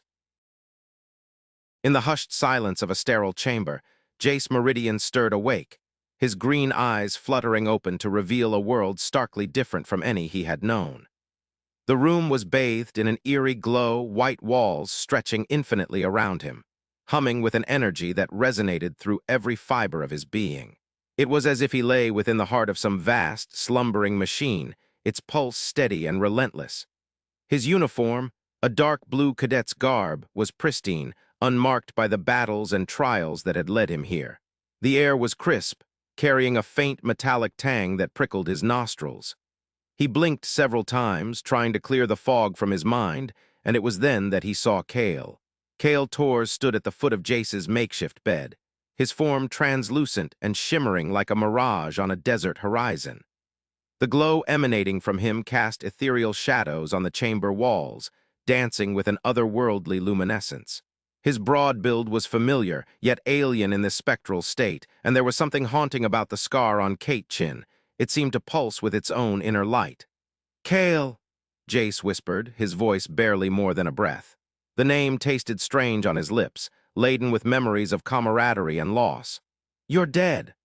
A faint smile graced Kale's spectral features. It was eerie how his expression mirrored the warmth Jace remembered, yet lacked the substance to truly convey it. "Part of me is," he agreed, his voice a soft echo as if carried on an unseen wind. "But the Higgs field, it holds everything, every thought, every memory, every soul that's touched it." Jace stared at him, disbelief warring with a creeping sense of wonder. The Higgs field. He'd heard whispers of its power in the Federation Academy, tales spun by old instructors of a cosmic tapestry woven from the fabric of reality itself. But to see Kale, his friend and former squad mate, standing before him as a manifestation of that field, it defied comprehension. "You're saying you're part of it now?" Jace's voice wavered slightly, betraying the turmoil within him. "In a manner of speaking," Kale replied. His gaze held an intensity that belied his ghostly form. "When I died, my consciousness was absorbed into the field. It's difficult to explain, but I'm here now, Jace. And there are things you need to know." Jace sat up, the movement jarring in the sterile quiet of the chamber. "Like what?" he asked, his grip tightening on the edge of the bed. Kale's form flickered, and for a moment Jace thought he might vanish entirely. But then he steadied, the glow around him pulsing rhythmically. "The tin," Kate said, the name like poison on his tongue. "Their ultimate weapon, the one they've been hiding from us all this time, it's at the Sigma Forge." Jace frowned, searching through the recesses of his memory for any hint of what that might mean. The Sigma Forge? A star turned into a prison. It sounded like something out of a nightmare. "How do I stop it?" Jace asked, desperation creeping into his voice. He couldn't shake the feeling that time was slipping away from him like sand through an hourglass. "You can't destroy it," Kale said, his voice firm despite its ethereal quality. "But you can redirect it. The Higgs field flows toward gravity wells. If you overload the forge's core, it'll collapse into a black hole. Take the tin with it." Jace's mind raced, trying to grasp the enormity of what Kale was suggesting. He'd studied stars and their life cycles, but manipulating one into becoming a black hole, it was madness. Yet there was no doubt in his voice, he seemed certain. "And how am I supposed to do that?" Jace challenged, frustration boiling over. "I'm just a cadet, what can I possibly—" "You're more than that," Kale interrupted gently. His form drifted closer, the glow around him intensifying until it was almost blinding. "You've always been destined for greater things, Jace. Trust yourself, and trust in what you've learned." Jace took a deep breath, trying to steady himself against the tide of emotions surging through him. He looked away from Kale's radiant form, his gaze falling on the viewport beside his bed. Beyond it stretched the vast expanse of space, stars twinkling like distant beacons in an endless void. "How do I find the Sigma Forge?" he asked finally, turning back to Kale. A map materialized beside Kale, lines of starlight tracing a path through the cosmos. It was intricate and beautiful, yet ominous, a roadmap to destruction. "Follow this route," Kale instructed. "It'll lead you straight to it." Jace nodded, committing every twist and turn of the celestial pathway to memory. As he did, he felt a strange sensation, like fingers brushing against his temples, planting seeds of knowledge where none had been before. "It's done," Kale said softly. "You have everything you need." Jace looked up at him, gratitude swelling in his chest. Despite the gravity of their situation, he couldn't help but smile weakly. "Thanks, Kale, for everything." Kale's spectral form flickered again, and this time Jace knew it was goodbye. "Remember me, Jace," he whispered, "and remember why you fight." With those final words, Kale Torres vanished, leaving behind only an echo of his presence and the humming energy that still throbbed through the chamber. Jace sat in stunned silence for several moments before the reality of his surroundings began to reassert itself. He glanced around the room once more, taking in its stark emptiness now that Kale was gone.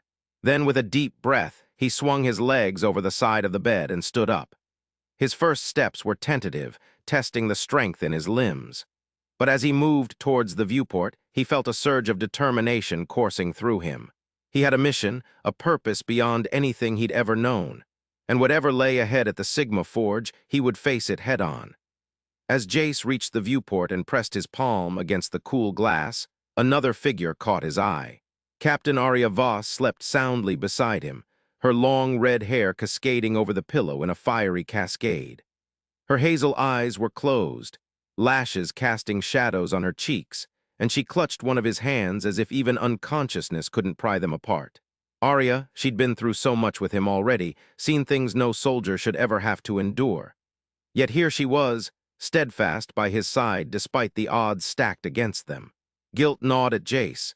He wished he could spare her from what lay ahead, but deep down, he knew better than anyone that some battles couldn't be fought alone. Gently, he extricated his hand from hers and leaned down to brush a strand of hair away from her face. Her lashes fluttered slightly, and she murmured something incomprehensible before settling back into deeper slumber. Jace watched her for another moment, then straightened up and moved away towards the chamber's entrance. The door slid open silently at his approach, revealing a corridor bathed in the same sterile light as the room behind him. He stepped out cautiously, taking note of the humming machinery embedded within the walls, sensors, life support systems, all working harmoniously to keep them alive amidst the void. It was a Federation medship, he realized, a haven for those on the brink of annihilation. Following the corridor, Jace navigated through the labyrinthine passageways until he found himself in what appeared to be an observation deck. A vast panorama of space stretched before him, stars glinting like jewels against velvet darkness. Somewhere out there lay the Sigma Forge, and with it, the key to stopping the Tin's ultimate weapon. He stood there for some time, lost in thought, before turning away from the view and making his way back towards Arya's side. As he re-entered their shared chamber, she stirred again, this time rousing more fully from sleep. "Arya," Jace whispered, kneeling beside her bed. Her eyes fluttered open, hazel irises focusing on him with an almost immediate clarity. "Jace," she murmured, voice thick with grogginess. "What happened?" He took her hand in his, squeezing gently. "We're on a Federation medship," he explained softly, "and I saw Kale." Her grip tightened reflexively around his fingers. "Kale. But how, long story," he interrupted, offering her a small smile. "But we need to talk. There's something critical I have to do, and I think you should come with me." Arya's brows furrowed in concern, but she nodded without hesitation. "Of course, just tell me what needs doing." Jace leaned closer, lowering his voice as if fearful the walls themselves might be listening. He recounted everything Kale had told him, the Higgs field, the Sigma Forge, the Tin's weapon, and watched as understanding dawned in her eyes. "And you're sure about this?" she asked when he finished, her expression grave. "Overloading a star's core, it's unheard of." "I know," Jace admitted, "but Kale was certain, and I trust him even now." He paused, searching for the right words. Arya, we can't let them win, not after everything we've been through. She studied him for a long moment before nodding resolutely. All right then, she said, swinging her legs over the side of the bed to join him. Let's do this together.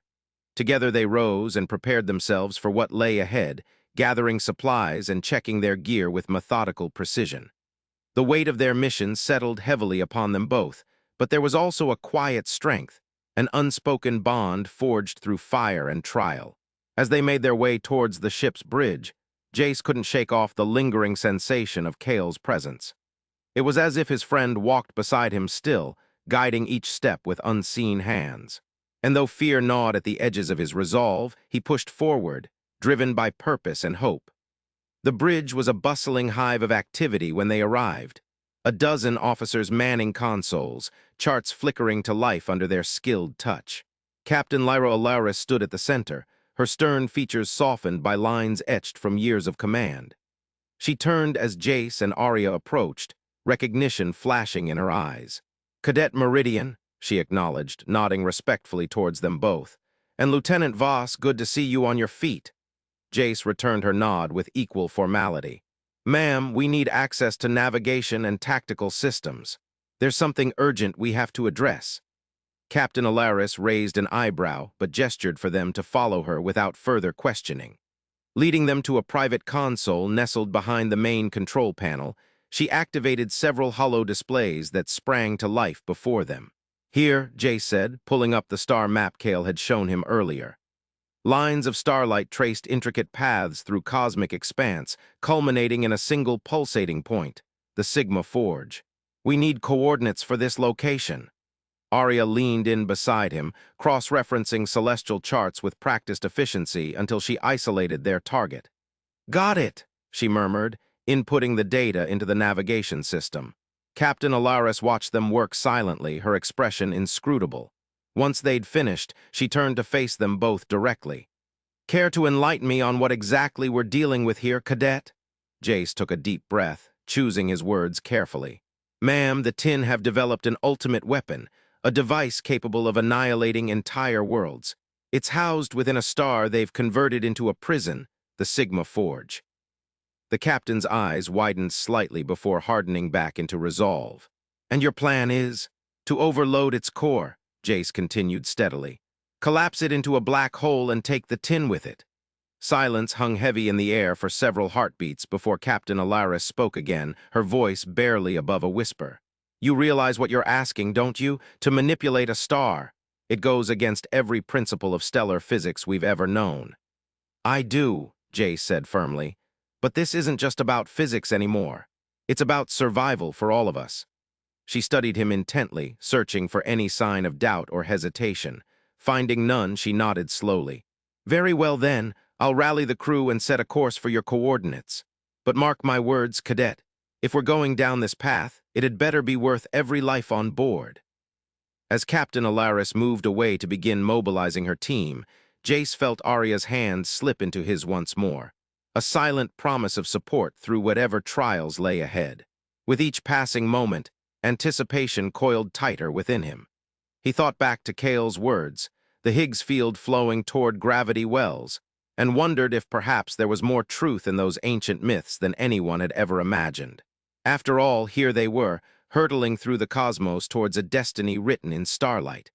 The medship hummed around them, engines roaring to life as it prepared for jump.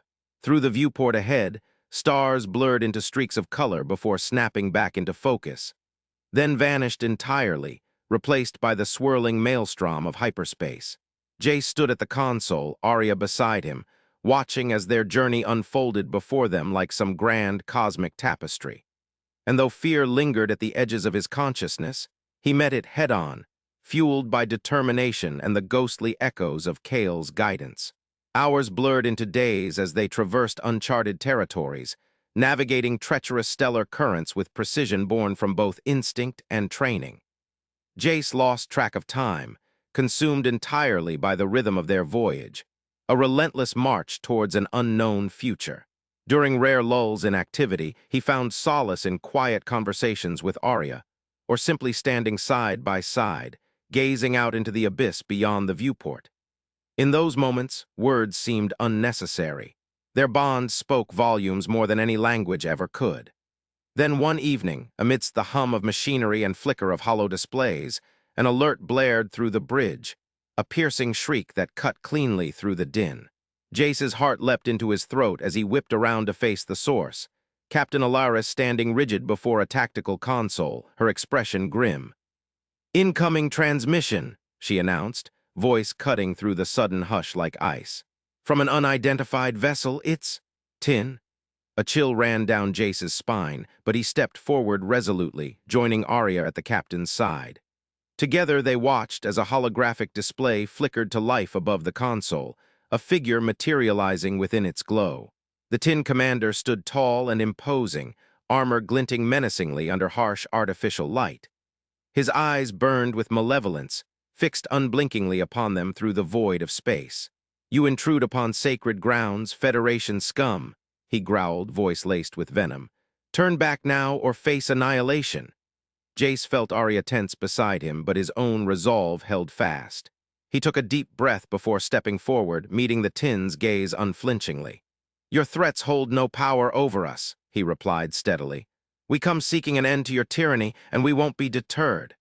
The commander's lips curled back in a snarl, revealing rows of jagged teeth. "Foolish humans," he spat. "You believe you can challenge the might of the tin? Very well, let us see what your pitiful vessel is made of."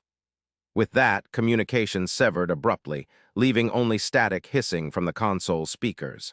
Captain Alaris turned to face Jace and Arya, her expression grave. "We're entering hostile territory," she warned. "Prepare for engagement."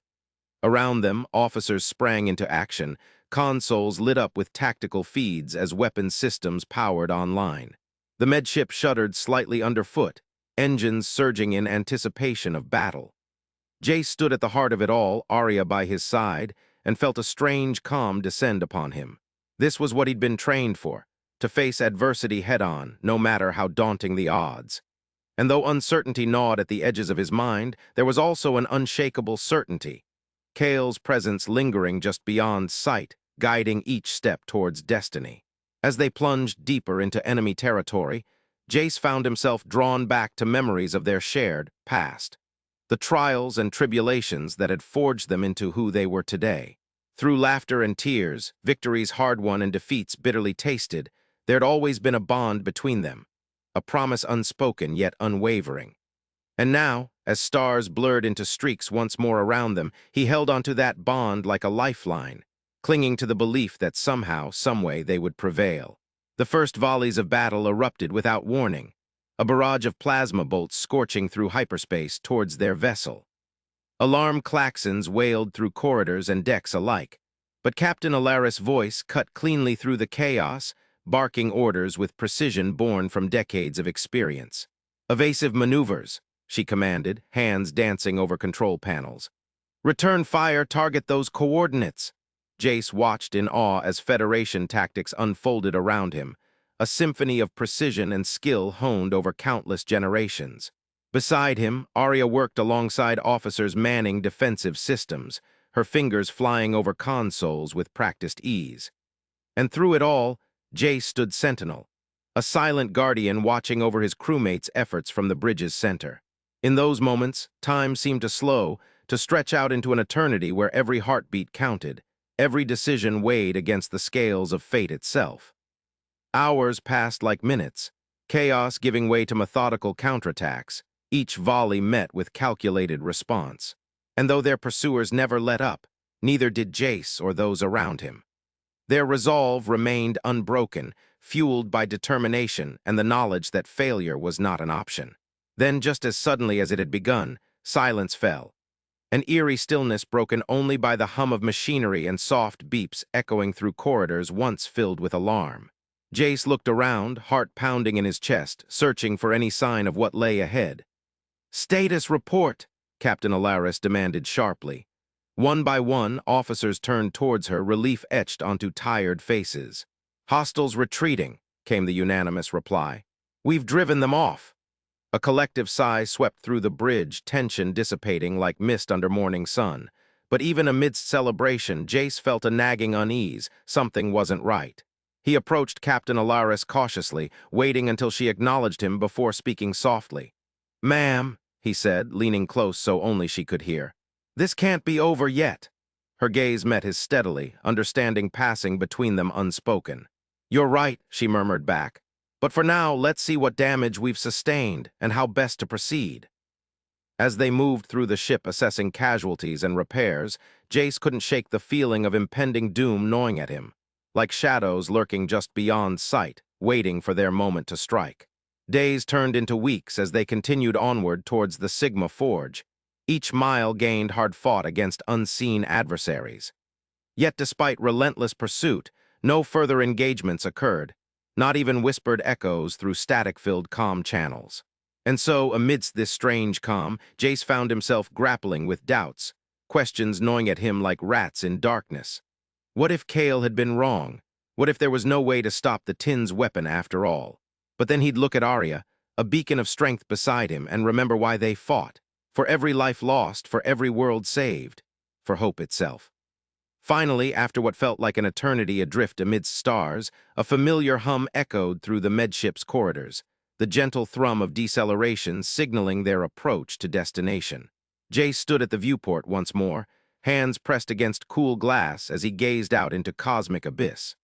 Before him stretched an expanse unlike any other, swirling maelstroms of plasma and energy coalescing around a single point.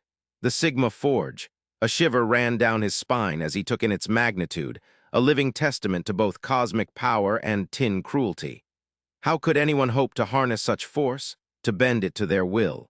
Yet here they were, standing on the precipice of history, and whatever lay ahead, Jace knew one thing for certain. There was no turning back now.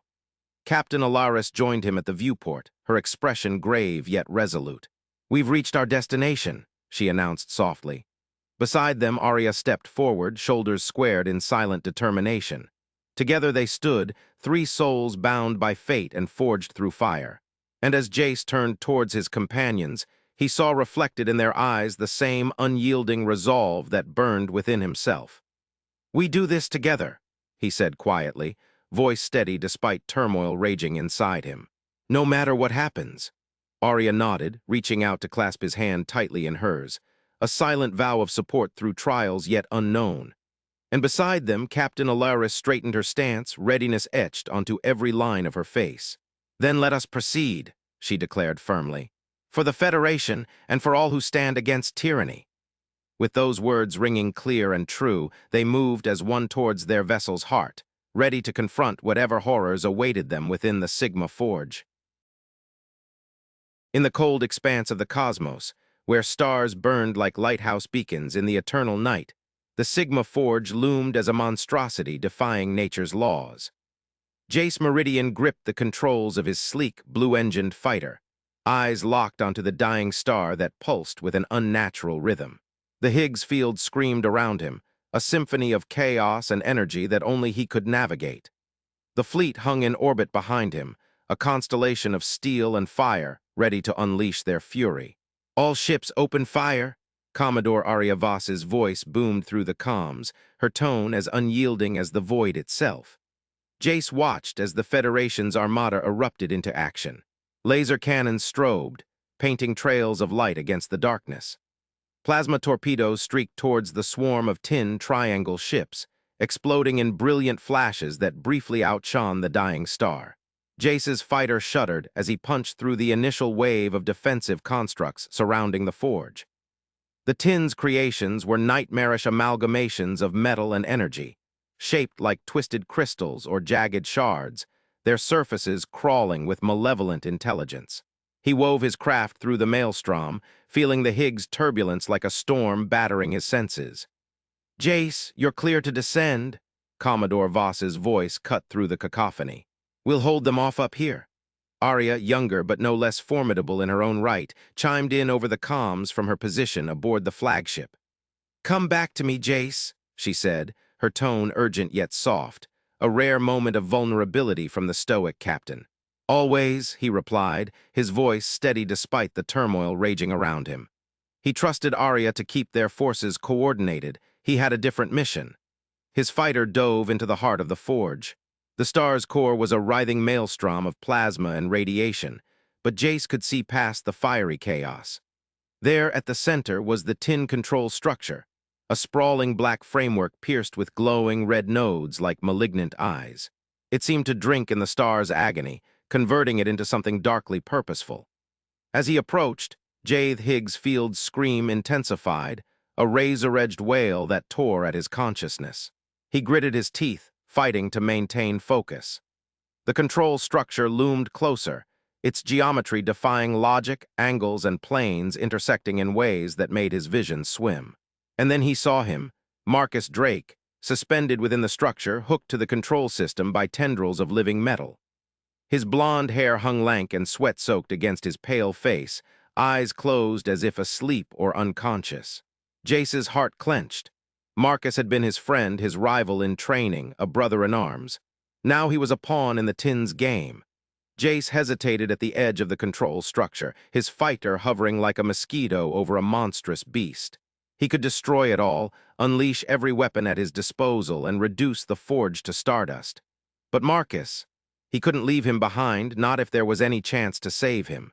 The choice weighed on him like an anchor. Destroying the forge would cripple the tin's plans, perhaps end this war before it truly began. But at what cost? Could he live with Marcus's death on his conscience? The seconds ticked by, each one a battle in itself. He remembered their last sparring match, how Marcus had laughed when Jace tripped him up with a tricky maneuver.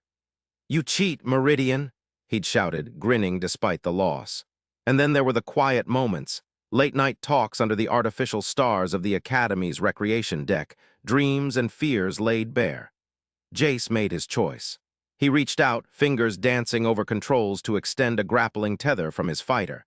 It snaked towards Marcus, wrapping gently around his friend's waist. Jace initiated a magnetic lock, pulling Marcus free from the control system's grip.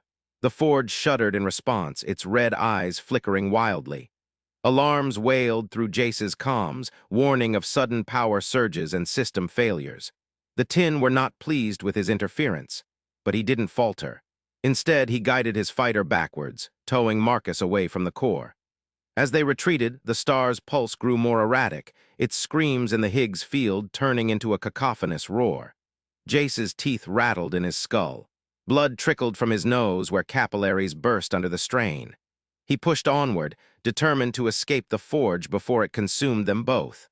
Back in orbit, the battle raged with renewed ferocity. Federation ships danced with tin constructs, laser blasts and explosions painting abstract patterns against the cosmos. Commodore Voss's voice cut through the static, sharp as a knife. "Jace, report. Extracted Marcus," he gasped, voice raw from straining against the Higgs field. "But the forge ... it's unstable." "We see it," Arya replied, her tone grave. "Get clear of that thing, Jace." Now, he didn't need telling twice.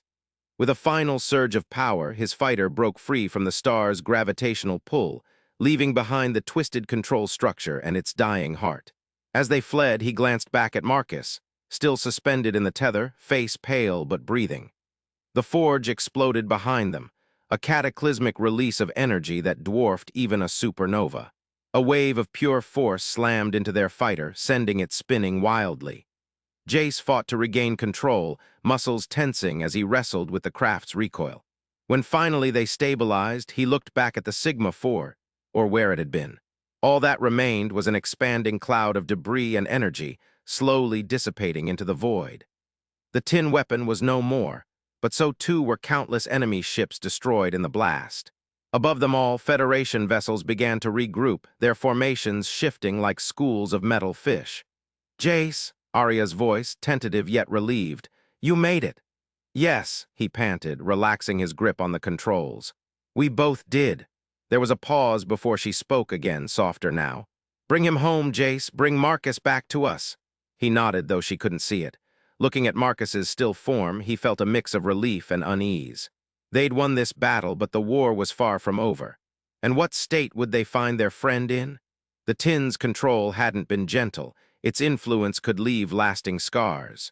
Back aboard the flagship, medical teams swarmed around Marcus as soon as Jace landed.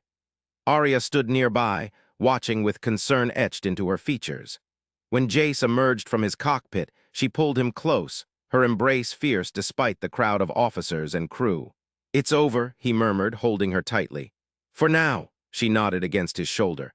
"But at what cost?" They pulled apart, eyes meeting in silent understanding. The cost had been high, the lives lost, the damage wrought, but they'd struck a significant blow to the tin. And Marcus? He was alive, though the extent of his ordeal remained unknown. Hours passed while medics worked on Marcus, their expressions grave. Jace paced the corridor outside the medical bay, Arya by his side. When finally a doctor emerged, wiping blood from gloved hands, they both straightened, bracing for news. "His vitals are stable," she said, voice weary yet hopeful. "The tin control system left, imprints on his mind.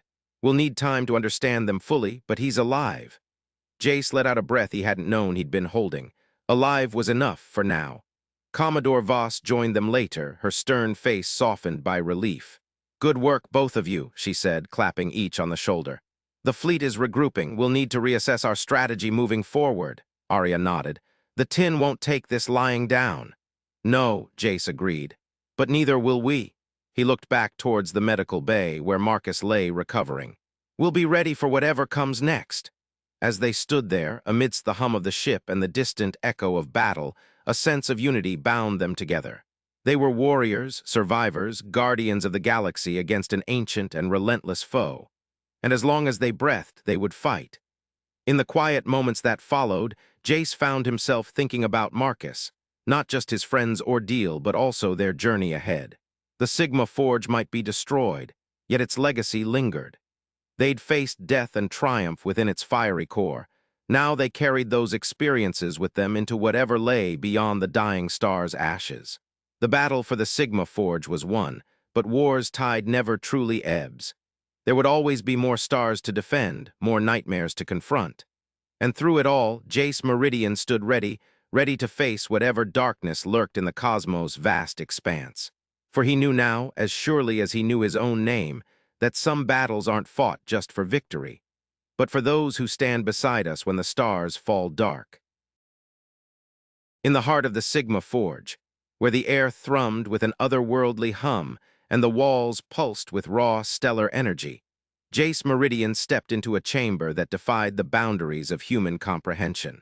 The core was a cavernous expanse, bathed in a kaleidoscope of colors that danced and shifted like auroras on an alien sky. At its center stood a colossal structure resembling a crystalline tree, its branches sprawling outwards, each tip glowing with an intensity that threatened to sear the eyes. Marcus Drake was there, suspended midair, his body encased in a web of translucent tendrils that snaked from the control system embedded deep within the core. His blonde hair floated around his head like a halo, and his eyes, once clouded by tin influence, were now clear and lucid, reflecting the chaos around them with an unblinking intensity. "Jace, you came." Marcus's voice echoed through the chamber, barely audible over the relentless symphony of cosmic forces. Jace approached cautiously, his boots sinking slightly into the luminous floor. The air was thick with tension, every molecule charged with potential destruction. "I'm here to save you," Jace said, his voice steady despite the storm raging within him. He reached out a tentative hand as if to touch Marcus's face, but the tendrils pulsed in warning, keeping them apart. "No," Marcus's head tilted slightly, a sad smile playing on his lips. "You came to destroy this weapon. You have to. If the tin control the Sigma Forge, they control humanity." Jace's gaze flicked to the override console embedded in the wall beside him. A panel of glimmering symbols flickered and shifted, awaiting his command. He could overload the core, plunge the entire star into chaos, and wipe out the tin threat forever. But at what cost? "If I do this, you'll die," Jace whispered, his throat tight. Marcus nodded, a serene acceptance in his eyes. "Do it. Let me be the brother I should have been." Jace hesitated, his fingers hovering over the console. Kale's voice echoed through his mind, a distant whisper from another time. "The Higgs field holds everything, even the souls we love." The memory of their conversation felt like a physical weight, anchoring him to the spot. He thought of all they'd been through, the battles fought, the losses endured. Marcus had been lost to the tin for so long, twisted into a weapon against his will. But beneath it all, Jace had always seen glimpses of his brother fighting to surface. And now, here he was, clear-eyed and resolute. Jace's hand trembled as he activated the override sequence. The console hummed to life under his touch, symbols cascading like a waterfall of light. He initiated the overload protocol, each tap of his fingers echoing like gunshots in the silent chamber. The crystalline tree began to pulsate wildly, its branches writhing as if in agony. Marcus screamed, a raw sound of pain and release. The tin implants embedded in his flesh glowed brighter, burning like embers against his skin. Jace's heart wrenched at the sight, but he pressed on, tears blurring his vision. "This is for you," he murmured, his voice barely audible over Marcus's cries. "For all of us." The star began to collapse. The chamber shook violently, and the walls groaned under the strain. Plasma flares erupted around them, painting the air with streaks of orange and red that danced macabrely against the encroaching darkness. Jace lunged forward, his fingers closing around Marcus's wrist. The tendrils recoiled at his touch, but Jace held firm, channeling every ounce of strength into pulling Marcus free. The control system fought back, tendrils lashing out like whips trying to sever their connection. "No!" Jace roared, yanking with all his might. With a final, agonizing wrench, Marcus tore loose from the embrace of the machine. They tumbled backward, crashing onto the floor as the star convulsed around them. The black hole formed with breathtaking swiftness, a void that swallowed light and sound alike. Jace scrambled to his feet, dragging Marcus behind him. The air thinned, growing colder by the second. Panic surged through him, but he clenched his teeth, refusing to give in to fear. "We have to move," he shouted, though whether Marcus could hear him was anyone's guess. They stumbled forward, each step an eternity against the relentless pull of the black hole. The chamber contorted around them, walls folding inward as if consumed by some cosmic maw. Jace fought against the current, his muscles burning with exertion. He couldn't see more than a few feet ahead, everything beyond was swallowed by shadows. "Jace!" Marcus's voice was weak, barely audible. "We're almost there," Jace lied, desperation sharpening his words. There was no there, only the endless abyss threatening to consume them whole. A deafening crack resonated through the forge, and a fissure opened at their feet. Jace leapt sideways, pulling Marcus with him as the gap yawned wider, revealing a churning maelstrom of energy below. They teetered on the precipice, gravity tugging them toward oblivion. "Hold on," Jace screamed, wrapping an arm around Marcus's waist. He dug his heels into the trembling floor, fighting for purchase. The black hole loomed closer, its gravitational tide insistent and relentless. Marcus's eyes met his, filled with a mix of fear and acceptance. "You should leave me," he rasped. "Save yourself." "Shut up," Jace barked, fury lacing his voice. "I'm not leaving you. Not again." He summoned every shred of resolve, channeling it into one final push. With a roar that echoed through the collapsing star, Jace lunged forward, carrying Marcus with him.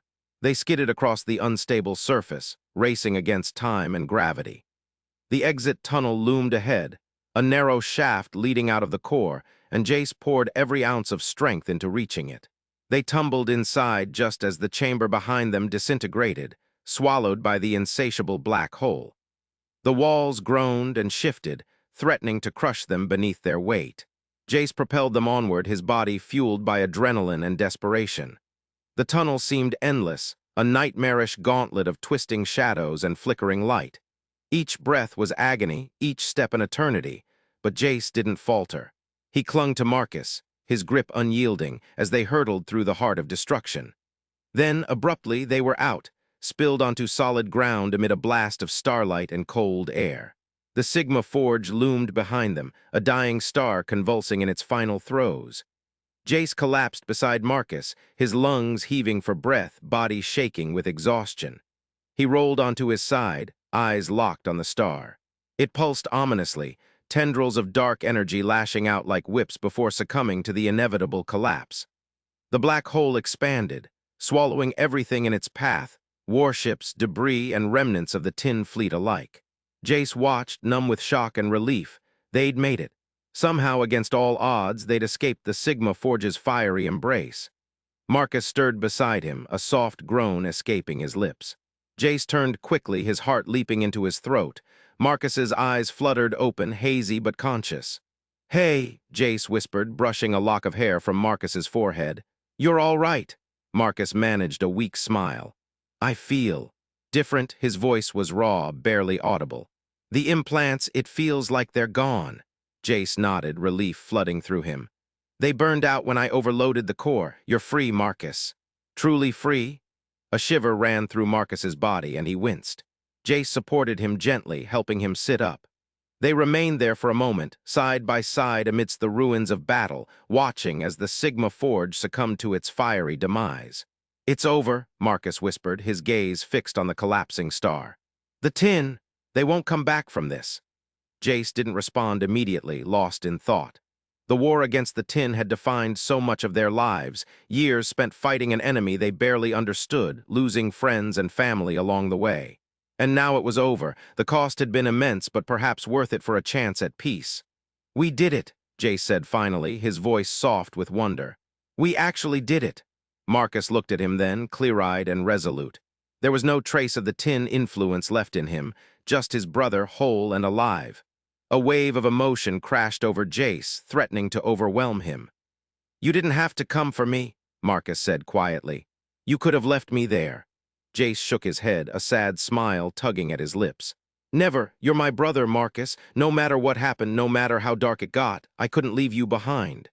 Marcus's eyes glistened with unshed tears. He reached out tentatively, touching Jace's hand. "I'm sorry," he whispered, "for everything I put you through, for being lost to you for so long." Jace squeezed his fingers gently. "It doesn't matter now you're back. That's all that matters." They sat in silence for a time longer, watching as the black hole consumed the remnants of the Sigma Forge. The star's death throes echoed through space, a haunting symphony of destruction and renewal. Eventually, Jace rose to his feet, pulling Marcus with him. They stood together, facing the void, side by side once more. Whatever lay ahead, whether it was rebuilding what remained of humanity or forging new paths among the stars, they would face it together. "Come on," Jace said, his voice steady and sure. "Let's go home." Marcus nodded, leaning into Jace's support as they turned away from the black hole.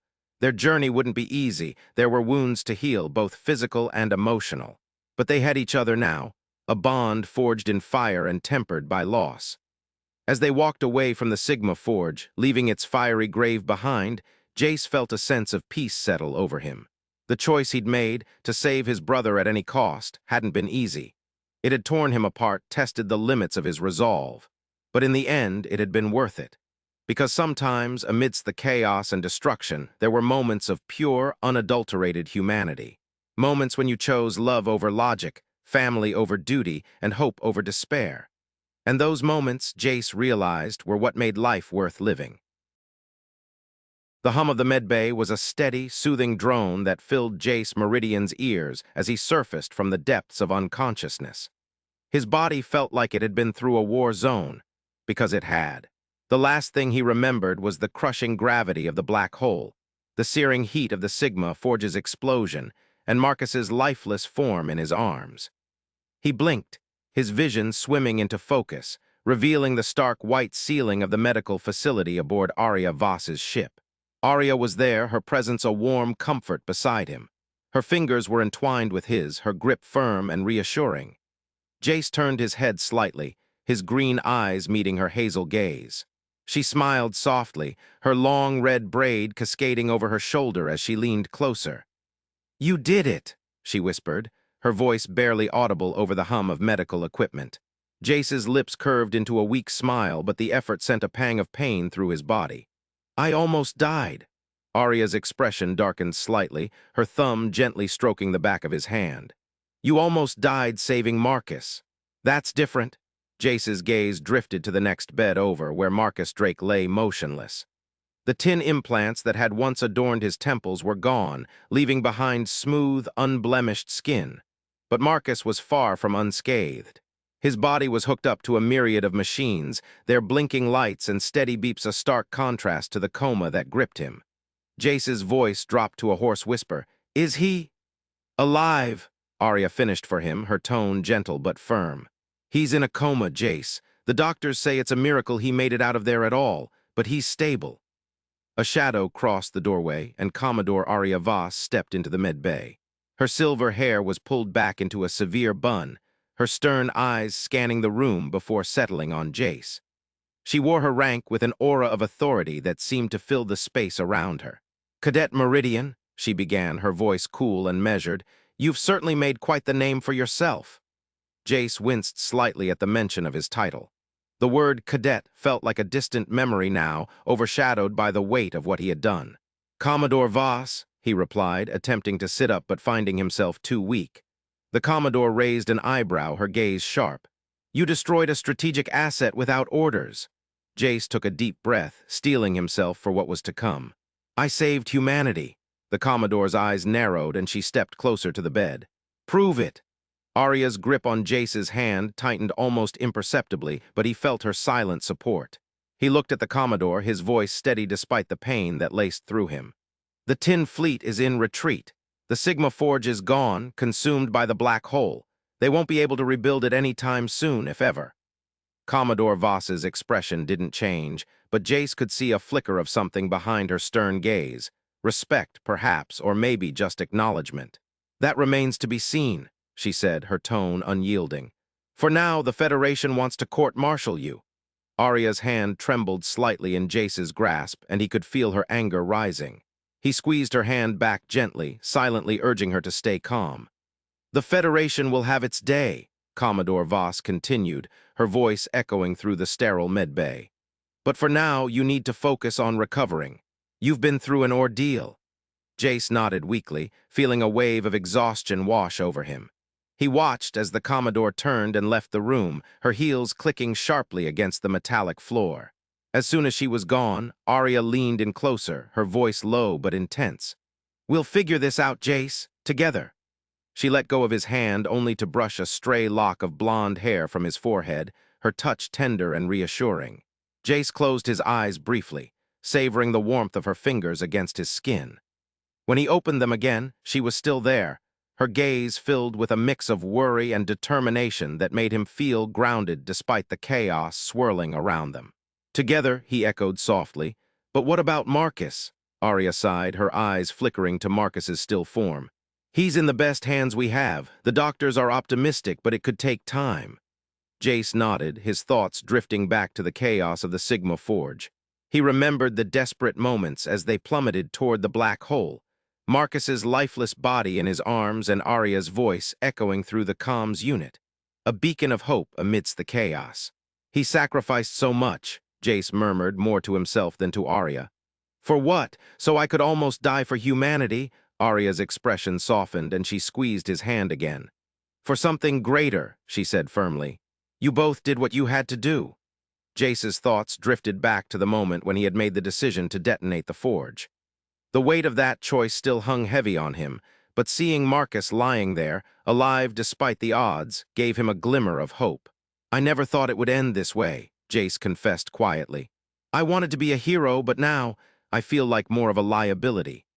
Arya shook her head vigorously, her voice rising slightly in protest. "You are not a liability, Jace Meridian. You're a hero, a real one, not just some legend in a storybook." Jace felt a small smile tug at the corners of his mouth despite the pain that still gripped him. "Thank you," he whispered. Arya's eyes held a depth of emotion that made Jace's heart race. She leaned closer, her breath warm against his cheek. "I mean it, Jace. You did something extraordinary, and I'm proud to stand by your side." He turned his head slightly, their lips almost touching. "I never thought I'd hear those words from you," he admitted. She smiled gently, her eyes shining with unshed tears. "And I never thought I'd say them."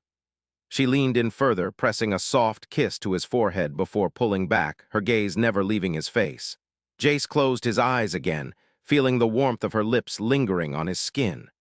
The hum of the medbay seemed to fade into the background as he let himself drift in the comfort of Arya's presence. Hours passed in quiet contemplation, punctuated only by the soft beeps and hums of medical equipment. Jace dozed fitfully, waking occasionally to find Arya still beside him, her hand steady and reassuring in his. When he finally opened his eyes fully, he felt stronger, the fog of exhaustion lifting slightly. Marcus's bed remained unchanged, his comatose form a stark reminder of what they had been through. Jace looked over at him, feeling a pang of guilt mixed with gratitude for his friend's unwavering loyalty. Arya noticed his gaze and followed it to Marcus's bed. "He'll pull through," she said softly, as if reading his thoughts. "He's tougher than he looks." Jace nodded slowly, hoping against hope that Arya was right. He turned back to her, his voice barely above a whisper. "What happens next?" Arya looked at him with determination in her eyes. "You recover," she said firmly. "Then we face whatever comes our way, together." Jace felt a warmth spread through him at the conviction in her words. Despite the uncertainty looming ahead and the weight of the Federation's scrutiny, he found solace in knowing that Arya was by his side. The days blurred into each other as Jace healed under the watchful eyes of the medbay staff. Arya never left his side for long, her presence a constant source of strength and comfort. She filled him in on the aftermath. The Tin Fleet's retreat had indeed secured the system, but there were whispers among the ranks about what it all meant. Word of Jace's heroic actions spread through the fleet like wildfire, fueling both admiration and controversy. Some hailed him as a savior, while others saw his unorthodox methods as reckless and dangerous. The court-martial loomed over him like a dark cloud, but Arya's unwavering support kept it at bay. One afternoon, as the sterile medbay lights cast long shadows across the floor, Commodore Voss returned to check on Jace. She stood by his bed, her expression unreadable as she scrutinized the medical readouts displayed on the hovering screen beside him. "You're healing well," she observed, her tone neutral. "Your vitals are stable." Jace nodded weakly, feeling a mix of gratitude and apprehension at her presence. "Thank you, Commodore." She looked down at him, her stern eyes softening slightly. "The Federation's inquiry is underway. They want answers, Jace." Arya shifted in the chair beside his bed, her grip on his hand tightening almost imperceptibly. Jace met the Commodore's gaze steadily. "I'm ready to give them what they need," he said. Commodore Voss studied him for a moment longer before speaking again. "We both know this won't be easy, but you did something extraordinary out there." Arya spoke up, her voice steady and clear. "Jace saved countless lives. He deserves recognition, not punishment." The Commodore raised an eyebrow but didn't argue the point. Instead, she turned back to Jace, her expression thoughtful. "We'll do everything we can to ensure justice is served," she said before turning to leave. As she stepped out of the medbay, Arya let out a sigh of relief. She looked at Jace, her eyes filled with concern and determination. "You're stronger than they think," she told him softly, "and I'll be right here by your side." Jace squeezed her hand in response, feeling a surge of gratitude and affection for this woman who had become his rock amid the storm. The weeks that followed were a whirlwind of medical evaluations, psychological assessments, and legal consultations. Jace faced each challenge with renewed resolve, buoyed by Arya's unwavering support. They spent countless hours together, talking through every detail of what had happened and planning for the future. One evening, as Jace sat up in bed, his strength slowly returning, he looked over at Marcus's still form. The machines that once surrounded him were now fewer in number, a sign that progress was being made. Arya noticed his gaze and came to sit beside him on the edge of the bed. "He's fighting," she said softly, placing her hand gently over Jace's. "The doctors say he might wake up soon." Jace nodded, feeling a surge of hope. He looked down at their entwined hands, then back up to Arya with newfound clarity. "I couldn't have done any of this without you," he confessed. Arya smiled, her eyes reflecting the soft glow of the medbay lights. "And I wouldn't be here if it weren't for you," she replied. He reached out tentatively, cupping her cheek in his hand. She leaned into his touch, closing her eyes briefly before opening them to meet his gaze again. He could see the depth of emotion within her hazel irises, the fear, the hope, and the unspoken love that bound them together. Jace leaned closer, their breaths mingling as he whispered against her lips. "I love you, Arya," she smiled, a tender expression that made his heart swell. "I love you too," she murmured before closing the distance between them.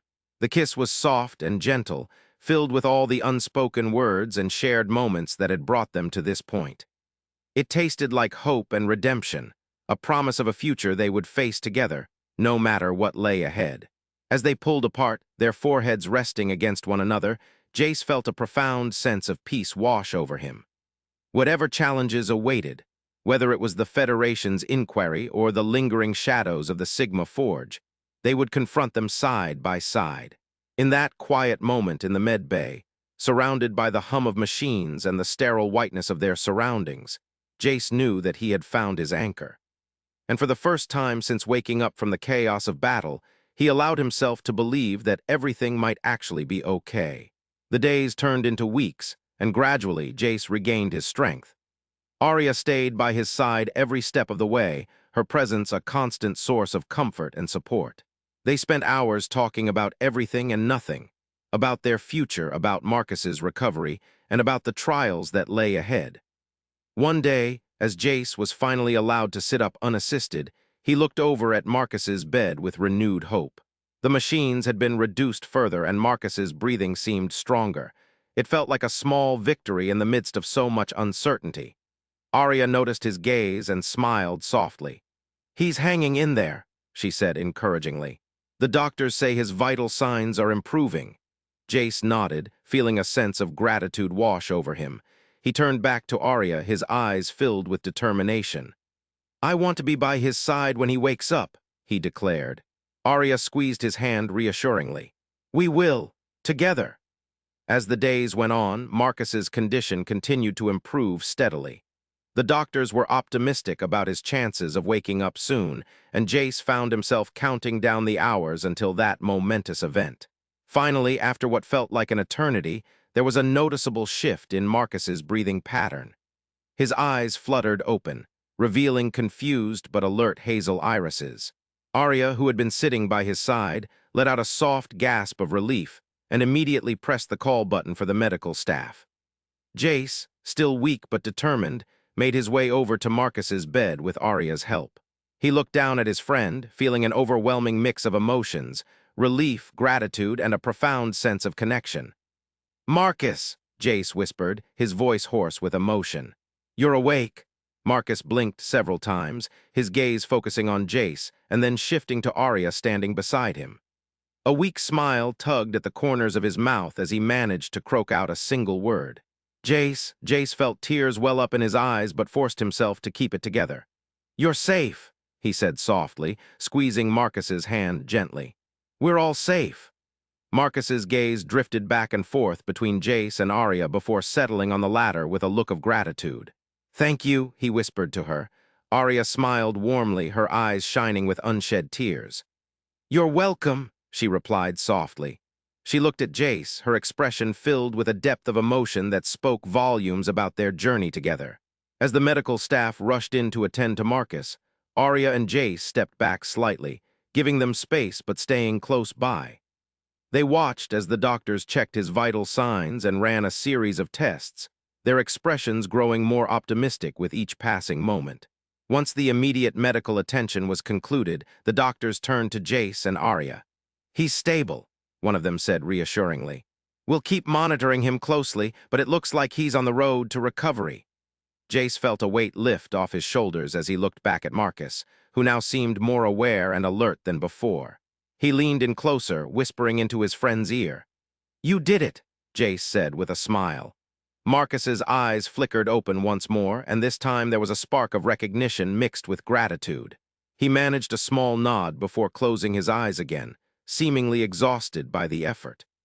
As they stepped out of the med bay later that evening, Arya and Jace walked hand in hand down the sterile corridor. The hum of the ship filled their ears, but it felt like a comforting background noise compared to what they had been through. Jace looked over at Arya, feeling a surge of love and gratitude for her presence in his life. "Thank you," he said softly. Arya smiled back at him, her eyes reflecting the soft glow of the ship's lighting. "For what?" she asked. "For everything," Jace replied simply. "For being here, for believing in me, for loving me." Arya's smile widened and she leaned closer to him as they walked. "Always," she whispered against his cheek before pressing a tender kiss to his lips. In that moment, surrounded by the hum of the ship and the quiet strength of their shared love, Jace knew that whatever lay ahead, whether it was facing the Federation's inquiry or rebuilding from the ashes of war, they would face it together. And for now, that was enough. The days turned into weeks as Marcus continued to make steady progress in his recovery. The medical staff remained optimistic about his chances of a full recovery, and Jace found himself spending more time by Marcus's side, sharing stories and laughter despite the lingering shadows of their ordeal. Meanwhile, preparations for Jace's court-martial began in earnest. Commodore Voss kept him informed every step of the way, her stern demeanor softened slightly by the respect she now held for his actions.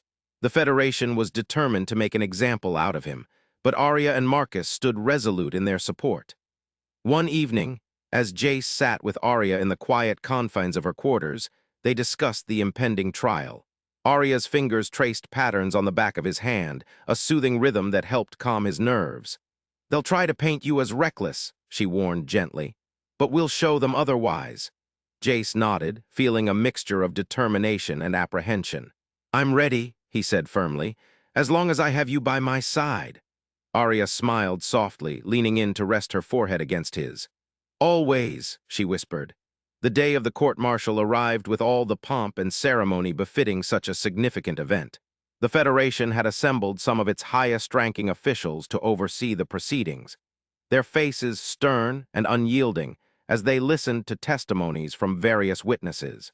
Jay stood tall in his cadet uniform, his green eyes steady despite the weight of scrutiny bearing down on him. Arya sat beside him, her presence a silent pillar of strength.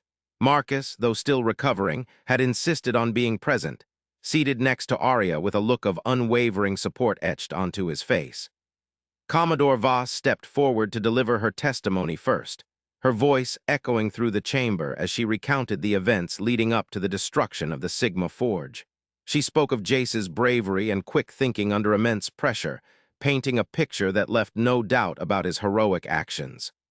"Cadet Meridian acted out of necessity," Commodore Voss concluded firmly. "He saved not only our lives, but countless others across the galaxy." The room fell silent for a moment before one of the Federation officials cleared their throat and began questioning Jace directly. Their tone was sharp, probing for any sign of weakness or hesitation. "You destroyed a strategic asset without authorization," they stated bluntly. "Why should we not see this as an act of insubordination?" Jace met their gaze steadily, his voice unwavering. "I did what I had to do to save humanity." The official's expression remained unyielding, but there was a flicker of something, admiration perhaps, in their eyes. "You took a considerable risk," they pressed. "One that could have resulted in catastrophic failure." Jace nodded solemnly. "That risk was necessary. The Tin were on the verge of gaining an unstoppable advantage. I couldn't let that happen."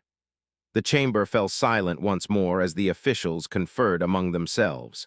Finally, one of them stepped forward to deliver their verdict. "Cadet Meridian," they began, their voice echoing through the room. "Your actions have been deemed necessary in light of the circumstances. You are hereby acquitted of all charges and commended for your bravery." A collective sigh of relief echoed through the chamber as Jace stood there, stunned but grateful.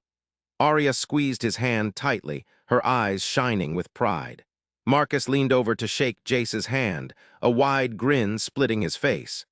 "You did it," he said softly. Jace smiled back at him before turning to Commodore Voss, who offered him a rare nod of approval. "Well done, Cadet," she said sternly, but with a hint of warmth in her voice. As they stepped out of the courtroom, Jace felt an overwhelming sense of relief and gratitude wash over him. He looked down at Arya's hand in his, then over to Marcus, who walked beside them with a newfound strength. "Thank you," he whispered to both of them, "for everything." Arya smiled softly, her eyes filled with love and pride. "We're here for you," she replied. Marcus nodded in agreement, clapping Jace on the back with a grin. "Always." In that moment, surrounded by the people who had become his family, Jace knew that he had found something far more precious than any accolade or recognition, the unbreakable bond of friendship and love. And together, they would face whatever challenges lay ahead. The aftermath of the trial brought about a shift in public perception. What was once whispered as reckless heroism became celebrated as an act of selflessness and bravery. Jace found himself thrust into the spotlight, his name synonymous with courage and sacrifice across the galaxy. Despite the sudden fame, he remained grounded by the love and support of Arya and Marcus. They continued to stand by his side through every interview, ceremony, and celebration. ensuring that he never lost sight of what truly mattered. One evening, as they sat together in the quiet confines of Arya's quarters, Jace looked out at the stars stretching across the galaxy beyond the ship's windows. He felt a sense of peace wash over him, a profound connection to something greater than himself. Arya noticed his gaze and came to stand beside him, her hand slipping into his as they watched the celestial display together. Marcus joined them moments later, his eyes reflecting the same awe and wonder. "It's beautiful," Arya whispered softly. Marcus nodded in agreement, his voice barely audible. "We did it." Jace looked down at their entwined hands before turning back to the stars. "Yes," he said simply, "we did." And as they stood there, united by love and purpose, Jace knew that whatever lay ahead, whether it was exploring new frontiers or confronting old foes, they would face it together. The medbay hummed softly around them, a soothing backdrop to the quiet moments of reflection. Jace felt a sense of contentment wash over him as he looked from Arya's smiling face to Marcus's steady gaze. The trials and tribulations they had endured seemed like distant echoes now, overshadowed by the strength of their bond. "You know," Marcus began thoughtfully, "I never imagined we'd end up here." Arya chuckled softly, her eyes twinkling with amusement. "Neither did I," she admitted, "but somehow it feels right." Jace smiled warmly at them both, feeling a surge of gratitude for the journey that had led him to this point. "It does," he agreed. As they stood there in companionable silence, watching the stars drift by outside the window, Jace realized that their story was far from over. New challenges awaited. Perhaps even greater dangers lurked beyond the galaxy's edge. But with Arya and Marcus by his side, he felt ready to face whatever came next. The future stretched out before them like an endless expanse of possibilities, each star a beacon of hope and adventure waiting to be explored. And as long as they had each other, Jace knew that they could conquer any obstacle and chart their course through the cosmos together. In those quiet moments in the medbay, surrounded by love and friendship, Jace Meridian found his anchor, his home among the stars. The tribune chamber echoed with a hush so profound it was almost deafening. Jace Meridian stood tall and straight as a mast before the grand assembly, his dark blue uniform crisp despite the hours he had spent awaiting this moment. His short blonde hair was neatly combed, but his green eyes held a defiance that seemed to burn into the stern faces of the admirals seated above him in their tiered dais. The chamber itself was a marvel of retro-futuristic technology, a vast hall with walls adorned by holographic Federation seals that shimmered and pulsated with an otherworldly light.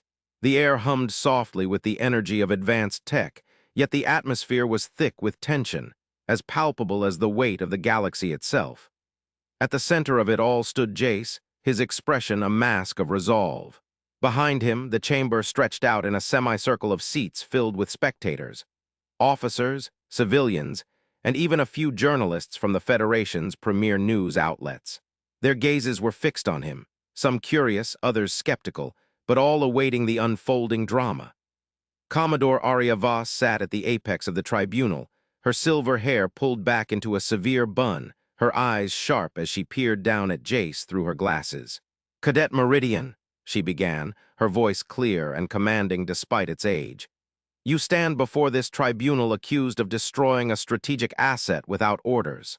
You are charged with endangering Federation interests and nearly causing a diplomatic incident with the Sigma colonies." Jace's grip tightened on the rail before him, but his voice remained steady as he replied, "Commodore Voss, admirals, I understand the gravity of my actions. But the Sigma Forge was no ordinary strategic asset. It was a tin weapon." Murmurs rippled through the chamber like a tide. The admirals exchanged glances, some eyebrows raised, others brows furrowed in skepticism. Jace continued, undeterred by their reactions. "The tin are not mere enemies. They are a threat to our very existence. Their technology can bend minds and bodies to their will. If the Sigma Forge had activated, every human in this sector would have been under their control. We would have become puppets, fighting each other at their command." One of the admirals, a grizzled veteran with a cybernetic eye, leaned forward. "That's a bold claim, Cadet. How can you be certain?" Jace met the admiral's gaze directly. Because I saw it firsthand, Marcus Drake was a victim of tin modification. He was a child when they took him, turned him into something monstrous to do their bidding. The tribunal stirred again, this time with more intensity. Whispers echoed through the chamber like distant thunder. "A known rebel," another admiral interjected, his tone dubious. "How can we trust your account?" Jace's voice was steady but passionate. "Marcus Drake is human. I've seen the remnants of who he once was, scars from a life stolen away. The tin twisted him into a weapon, yes, but deep down there's still a piece of that boy left." Commodore Voss raised a hand, silencing the murmurs. Her eyes never left Jace. "You claim to have witnessed these things. Can you provide evidence?" Jace hesitated for a moment before answering. "Evidence is scarce when dealing with an enemy who can infiltrate our minds. But I've seen their influence, felt it. And there are others like me who have encountered the tin. We must trust those instincts and act on them before it's too late." The tribunal went into recess.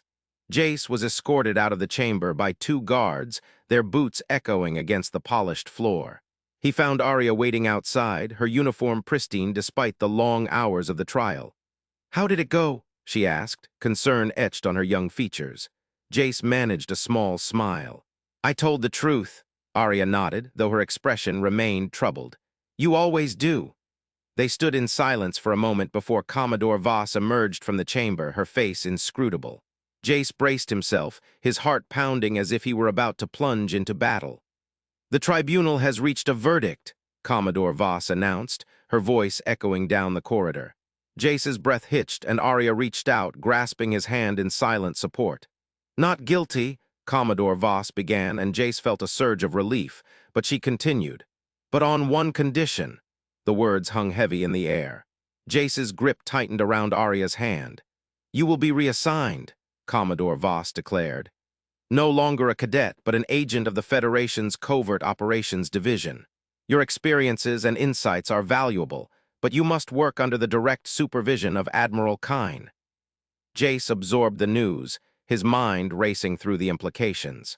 He knew Admiral Kyne, a legend in the Federation, known for his unyielding dedication to eradicating threats from beyond their borders. "But why covert operations?"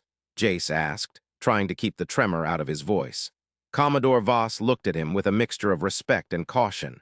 "Because your actions have proven you are not just a soldier, Cadet Meridian, you are a leader. The Federation needs leaders who can think beyond the standard protocols, who can see the shadows where others only see light."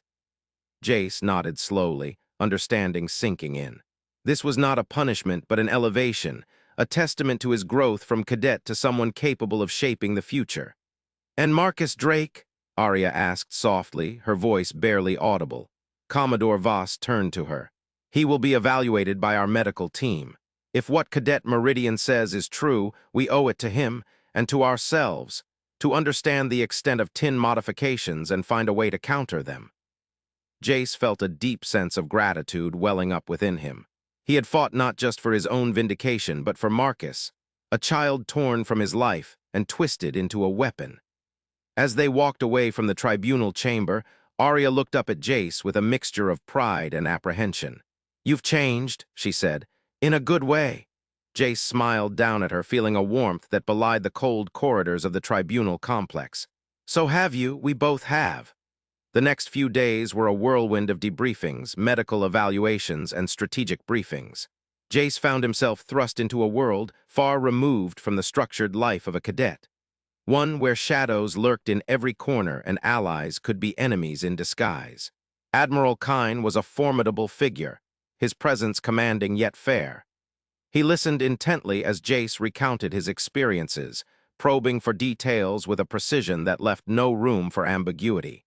"You've walked through the darkness," Admiral Kyne said, his voice gruff but respectful. "Now you'll learn to navigate it." Jace was assigned to a new team, a mix of seasoned agents and rookies whose eyes held a mix of awe and wariness when they looked at him. He became their leader almost by default, guiding them through simulations and briefings with an authority born of experience. But the transition wasn't without its challenges. The weight of his actions pressed down on him like an invisible burden. He often found himself awake in the dead of night, haunted by the faces of those he had left behind. The Sigma colony civilians whose lives hung in the balance, Marcus Drake's tortured soul echoing through his dreams. One evening, as Jace sat alone in his new quarters, staring out at the stars beyond the porthole, there was a knock at the door. Arya stood on the other side, her uniform relaxed and casual. "Mind if I come in?" she asked softly. Jace stepped aside, gesturing for her to enter. "Of course." She sat down on his bed, looking up at him with an expression he couldn't quite read. "You've been quiet lately," she said. He sighed, running a hand through his short blonde hair. "It's just a lot to take in, this new role, the responsibility, it's overwhelming." Arya nodded understandingly.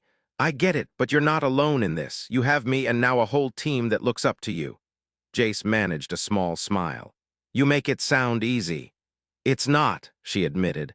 "But nothing worth doing ever is. You've faced worse odds before. Remember the Sigma Forge?" He chuckled softly at the memory. "That feels like another lifetime ago. And yet here you are," Arya said gently, "standing taller than ever." Their conversation drifted to lighter topics, memories of their shared past, hopes for the future. As they talked, Jace felt some of the tension easing from his shoulders. Later, as she prepared to leave, Arya paused at the door and turned back to him. "You know what I think," she said softly. "I think you were born for this." Jace looked at her, surprised by the depth of emotion in her voice. "What do you mean?" "Leading, making tough calls, standing up for what's right. It's who you are," she explained. "You've always been a fighter, Jace, but now you're a leader too." With those words, she left him alone with his thoughts, a whirlwind of emotions and reflections swirling through his mind. The days turned into weeks, and Jace found himself settling into his new role with surprising ease. He led his team through covert missions, each one more challenging than the last, infiltrating enemy strongholds, gathering intelligence on Tin activity, and always staying one step ahead of the shadows that threatened to consume them. His first solo mission came sooner than expected, a high-stakes operation deep within enemy territory. The target, a Tin outpost rumored to hold vital information about their mind control technology. Jace assembled his team with meticulous care, each member chosen for their unique skills and unyielding loyalty. As they prepared for the mission, he gathered them around a holographic map of the outpost, pointing out key locations and potential hazards. His voice was steady as he outlined the plan, but his eyes held a fierce determination that left no room for doubt. "We go in fast and quiet," he instructed. "Our objective is to extract the data core without raising alarms. If we encounter resistance, neutralize it swiftly but with minimal force." His team nodded in unison, their faces set in grim resolve. They trusted him implicitly, and Jace knew he couldn't let them down. The mission unfolded like a high-stakes dance, precise movements calculated to avoid detection while maximizing impact. Jace led from the front, his senses heightened by adrenaline and instinct. Every shadow held potential danger. Every whisper could be an enemy's breath. Yet he navigated it all with a calm that belied the storm raging within him. When they reached the data core room, Jace signaled for his team to take cover while he worked on hacking into the Tin system. His fingers danced over the console, inputting commands with practiced ease. The air hummed with tension as seconds ticked by like hours. Suddenly, an alarm blared through the outpost, a piercing wail that cut through the silence like a knife. Jace's heart leapt into his throat. They'd been detected. "Fall back," he barked, his voice cutting through the chaos. His team moved with fluid efficiency, covering each other as they retreated through the labyrinthine corridors. Behind them, Tin soldiers swarmed, shadowy figures moving with inhuman speed and precision. Jace fought with every ounce of strength and skill at his command, driving back wave after wave of enemies. His blade sliced through the air, parrying blasts from Tin weapons before he could strike back with lethal force. Beside him, Arya and the others held their ground, their loyalty unshakable. As they neared the extraction point, Jace felt a sudden surge of energy. Marcus Drake materialized before them, his form shifting between human and monstrous as if caught in a perpetual struggle against his Tin programming. "Marcus," Jace breathed, stepping forward despite the danger. The figure hesitated, eyes flickering with recognition. Then, with a roar that shook the walls, Marcus lunged, not at Jace but past him, tearing through their enemies like a whirlwind. In the aftermath of their escape, as they huddled in the safety of their ship, Jace couldn't shake the image of Marcus's tormented face. He knew then that his journey was far from over. There were still battles to fight and truths to uncover. Back at Federation HQ, Admiral Kyne listened intently as Jace recounted every detail of the mission. His expression remained inscrutable, but when Jace finished speaking, he offered a rare nod of approval. "Well done, Agent Meridian," he said gruffly. "You've proven yourself more than capable." Jace felt a surge of pride, bittersweet, tempered by the knowledge that so much still lay ahead. Yet he stood taller, ready to face whatever challenges came his way. As he walked away from Admiral Kyne's office, Jace couldn't help but think of Marcus Drake, a boy-turned-monster, a symbol of hope amidst darkness. He vowed then and there to continue fighting, not just for himself or his team, but for every life stolen by the shadows of war. And so, Cadet Meridian became something more. An agent, a leader, a beacon in the night. His journey was fraught with danger and doubt, yet within him burned an unyielding flame, a commitment to truth and justice that would guide him through the darkest hours ahead. The tribunal chamber might have cleared its verdict, but for Jace Meridian, the trial of his life was just beginning, and he stood ready to face it all. In the sterile, echoing corridors of the Federation Academy, the hum of distant machinery and the occasional clatter of boots on metal gratings were the only sounds that broke the silence. The air was crisp, carrying a faint ozone sent from the nearby power conduits.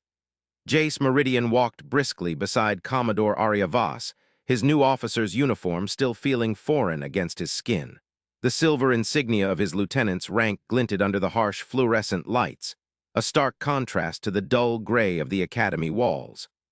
Commodore Voss strode with a purposeful gait, her silver hair pulled back into a severe bun, her stern eyes fixed straight ahead.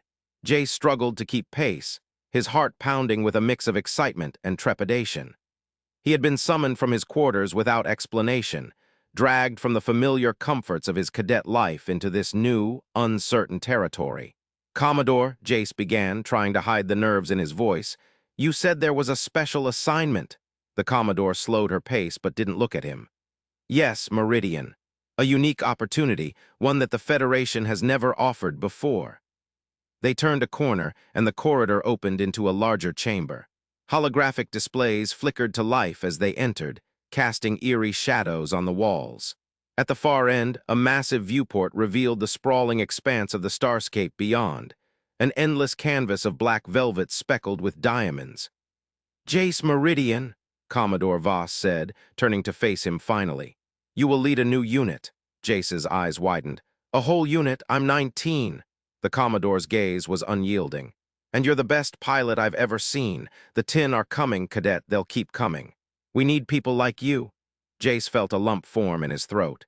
He had seen the 10 firsthand, the monstrous, ethereal creatures that seemed to defy the laws of physics and biology. The thought of leading a unit against them was both terrifying and exhilarating. Commodore Voss continued, "The Higgs Core, cadets who can sense the field. You'll train them to fight the 10. Jace's mind raced. The field, an enigmatic force that permeated the universe, detectable only by a rare few. He had heard whispers of it in the academy halls, but never imagined he'd be on the front lines. I don't know what to say," Jace admitted, his voice barely above a whisper. The Commodore's expression softened slightly. "Say you accept, Lieutenant Meridian." Jace hesitated for a moment before standing straighter and nodding. "I accept, Commodore." A small smile played at the corners of her lips. "Good. Your promotion is effective immediately. You're now Lieutenant Jace Meridian, the youngest officer in Federation history."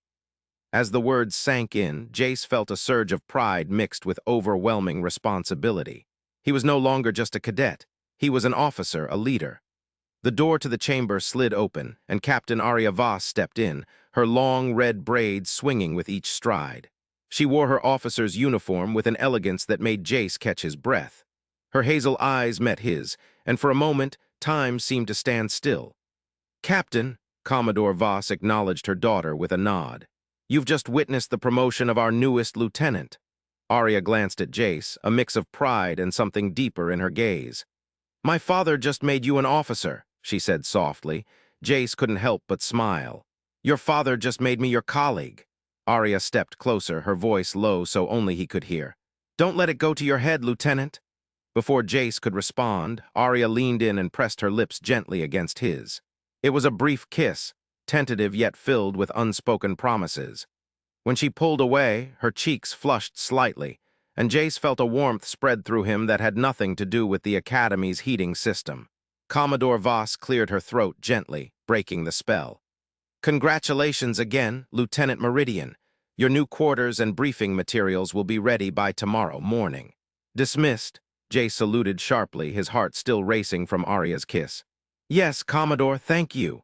As he turned to leave, Arya fell into step beside him. They walked in silence for a moment before she spoke. "You know," she said, her voice barely above a whisper, "I always knew you were special, Jace. But it's more than I expected." Jace glanced at her, his eyes reflecting the glow of nearby hollow screens. "I'm not sure I'm ready for all this. Leading a unit against the tin, it's daunting." Arya nodded. "It is, but you're not alone. You have me and every cadet in your new unit. We'll face it together." He reached out tentatively, taking her hand in his.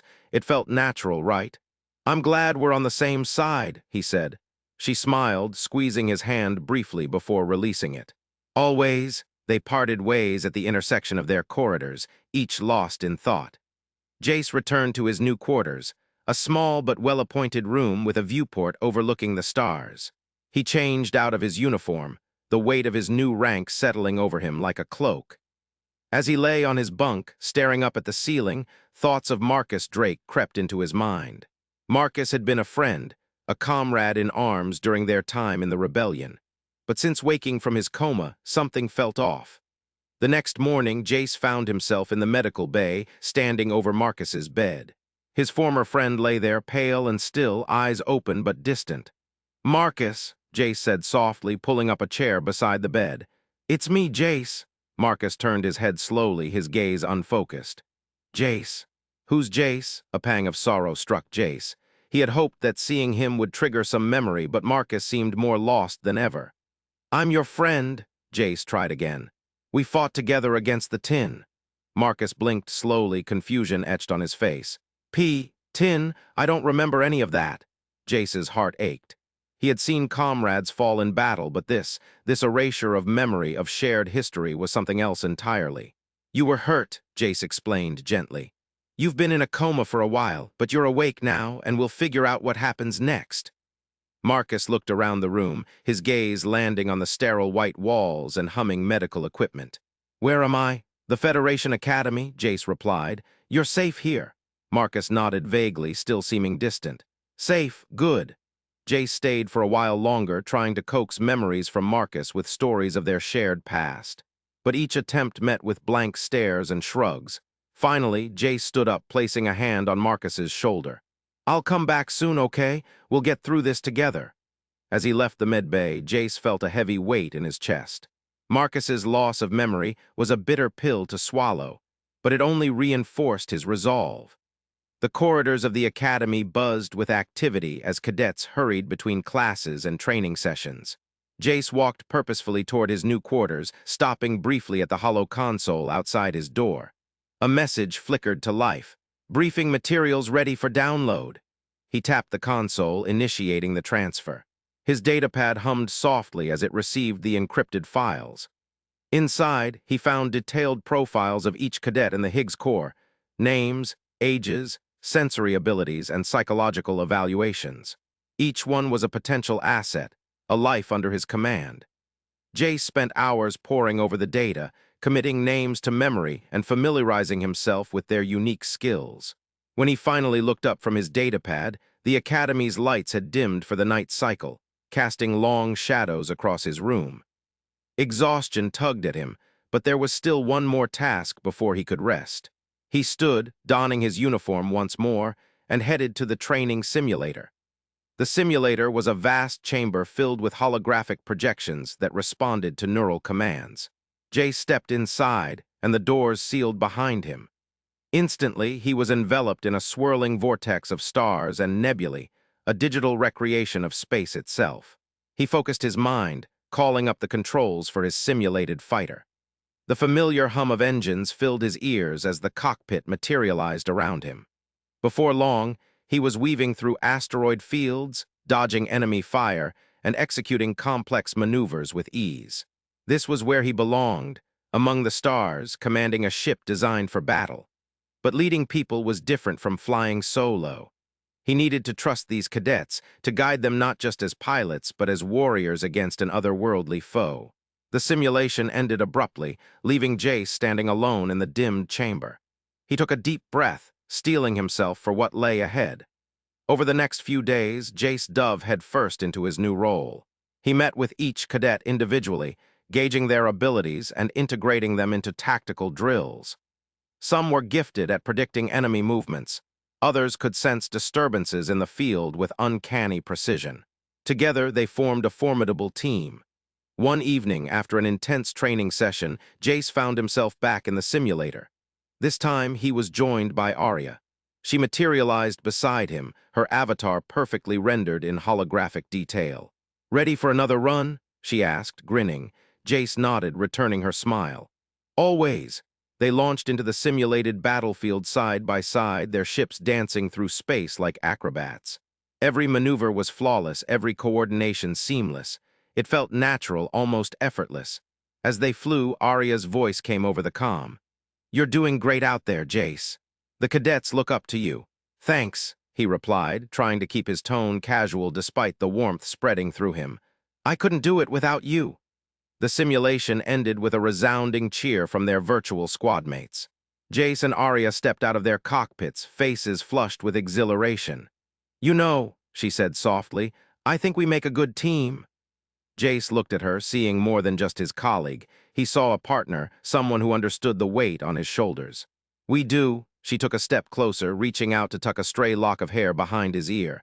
Her fingers lingered for a moment before pulling away. "I should get back," she murmured. "But, Jace—" "Yes, be careful out there. The Tin are unpredictable, and so is this new unit." He nodded solemnly. "I will, promise." As she left the simulator, Jace stood alone in the quiet chamber, reflecting on their bond. It was more than friendship. It was something deeper, forged in shared experiences and mutual respect. The weeks blurred into months as Jace dedicated himself to training the Higgs core. They faced challenges, some technical, others emotional, but each cadet grew stronger under his guidance. The academy buzzed with whispers of their progress, tales of young pilots who could sense the field and bend it to their will. Yet amidst the triumphs, there remained a shadow, a void left by Marcus's absence. Jace visited him regularly, hoping for some spark of recognition, but Marcus remained distant, lost in his own world. One afternoon, while reviewing training footage with Arya, Jace paused the playback abruptly. On screen, a cadet named Alara displayed an unusual ability. They could manipulate gravity fields around her ship, pulling enemies off course. "Look at that," Jace marveled. "She's incredible." Arya nodded approvingly. "You've brought out the best in them, Jace. They're not just cadets anymore, they're a force to be reckoned with." He leaned back in his chair, rubbing the bridge of his nose. "I hope it's enough." Her hand found his on the table, squeezing gently. "It will be, trust yourself and trust them." Jace looked into her eyes, finding solace in their warmth. For a moment, everything else faded away, the pressures of command, the looming threat of the Tin. There was only Arya. She leaned closer, giving him time to pull back if he wanted.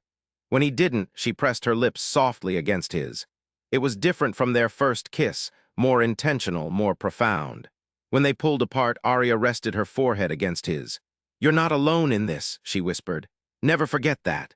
Jace felt a lump form in his throat. He wanted to say something eloquent, but all he could manage was, "Thank you." They stayed like that for a while longer before reluctantly separating. The moment hung between them, unspoken promises and shared dreams woven into the fabric of their bond. As Jace walked back to his quarters later that night, he found himself passing by the med bay. On impulse, he ducked inside, pausing at Marcus's bedside once more. His former friend lay still as ever, eyes closed this time. Jace reached out tentatively, taking Marcus's hand in his own. "Hey, Marcus," he said softly. "It's me again. I know you don't remember much, but I wanted to tell you that things are looking up. The Higgs core is coming together, and Arya, she's amazing." He paused, gathering his thoughts. "You would have loved seeing it all come alive. But even if you can't be there with us, know that you're not forgotten." Marcus stirred slightly but didn't wake.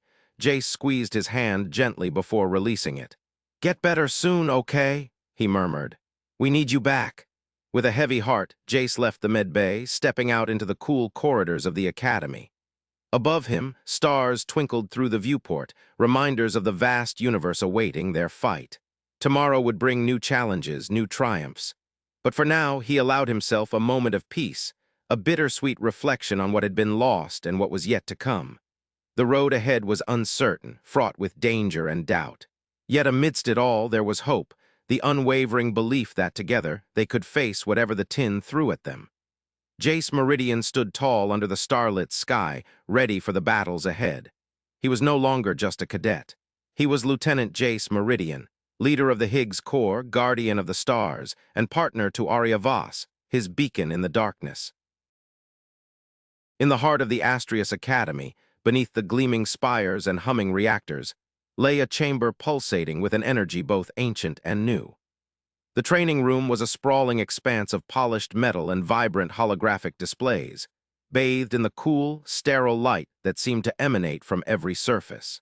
At the chamber's center, Jace Meridian stood, his short blonde hair catching the glow like a halo, green eyes alight with a fervor he couldn't quite contain. Around him, a semicircle of young cadets mirrored his stance, their faces etched with a mix of trepidation and curiosity. The Higgs Corps cadets were an eclectic bunch, some barely 15 summers old, others nearing Jace's own 19 years. Their uniforms hung slightly loose on some, too tight on others, but each bore the insignia of the Corps proudly over their hearts. A stylized wave pattern, symbolizing the Higgs field they were all here to master. Jace could feel their collective apprehension, a tangible hum in the air that resonated with his own senses. "Close your eyes," Jace instructed, his voice steady and calm despite the storm of anticipation within him. "Don't try to see it or grasp at it like you would a physical object. The field isn't something you can touch with your hands." A hush fell over the room as the cadets complied, their eyelids fluttering shut in unison. Jace took a deep breath, letting his own eyes drift closed for a moment to center himself. When he opened them again, he began to pace slowly before them, his gestures fluid and deliberate. "You feel it with your heart," he said softly, placing a hand over his chest. "The field is like music, constant, ever-changing all around us, and you're all instruments in this grand symphony." A murmur rippled through the cadets, a few shifting uncomfortably as they strained to comprehend what Jace described. One girl, no more than 14, with a mop of dark curls and wide brown eyes, raised her hand tentatively. "How do we hear it?" she asked, voice barely above a whisper. Jace smiled encouragingly. "It's not just about hearing, Lyra. It's about feeling the rhythm, the vibrations. Imagine standing in the middle of a vast orchestra pit. You can't see the musicians, but you feel every note resonating through your bones." He paused, letting his words sink in before continuing. "Now take a deep breath. Listen to the air moving in and out of your lungs. Feel your heartbeat steady and strong. That's your baseline, your instrument tuning up." The room fell silent again, save for the soft hum of the Academy's life support systems. Jace watched as the cadets' expressions shifted from confusion to concentration, their breaths coming slower, deeper. "You're doing well," he murmured, walking among them like a conductor through his orchestra. "Now reach out with that awareness. Beyond your body, beyond this room, feel for the field." A boy with pale skin and fiery red hair furrowed his brow, brows knitting together in frustration. "I don't feel anything," he admitted quietly. Jace stopped beside him, placing a reassuring hand on his shoulder. "It's all right, Kai. It takes practice. The field isn't always loud or obvious. Sometimes it's just a whisper, a gentle nudge." He moved back to the front of the semicircle, raising his voice slightly. "Remember, every one of you has this ability. You were chosen for a reason. Trust in that. Let go of expectations and just feel." Minutes ticked by, filled only with the cadets' focused breaths and the distant hum of the academy. Jace kept watch over them, offering encouragement here, a gentle nudge there. His own senses stretched out into the field, weaving among their fledgling attempts like an experienced dancer guiding newcomers through complex steps. Above, on the observation deck, Captain Arya Voss leaned against the railing, her long red braid cascading down one shoulder as she observed the scene below. Her hazel eyes tracked Jace's movements with a mixture of pride and amusement. She'd seen him grow from a bewildered recruit into this confident leader, and it filled her with a warmth that had nothing to do with the room's temperature. "You're a natural," she murmured to herself, though the words held an echo meant for Jace alone. He looked up then, as if sensing her gaze, and offered a small smile before turning his attention back to the cadets. Arya glanced down at her datapad, scrolling through notes on each cadet's progress. Most were showing promising signs, but a few lagged behind. She made mental notes for follow-up sessions, potential pairing with more advanced students for extra practice. Back in the training room, Lyra gasped softly, her eyes flying open wide with wonder. I think I felt something," she stammered, looking to Jace for confirmation. He grinned at her, genuine excitement sparkling in his green eyes. "What did it feel like?" Lyra hesitated, searching for the right words. "Like static electricity on your skin, except inside me, a tingle, a pulse." Jace nodded eagerly. "That's it, that's the field. It takes many forms, but that sensation, that's one of its most common manifestations." Encouraged, Lyra closed her eyes once more, delving deeper into her newfound awareness. Around her, other cadets began to stir, murmuring their own discoveries as they too caught glimpses of the elusive field. Kai, however, remained frowning, arms crossed over his chest in frustration. Jace crouched beside him, voice low and steady. "It's okay to be impatient, Kai, but don't let it cloud your focus. The field isn't something you can force, it has to meet you halfway." Kai looked up at him, eyes stormy. "But what if I'm just not good enough?" Jace offered a reassuring smile. "You are. Every single one of us has our own path to the field. Yours might be winding and full of obstacles, but it's there, waiting for you to find your way." He patted Kai's shoulder before rising to address the group again. "All right, everyone.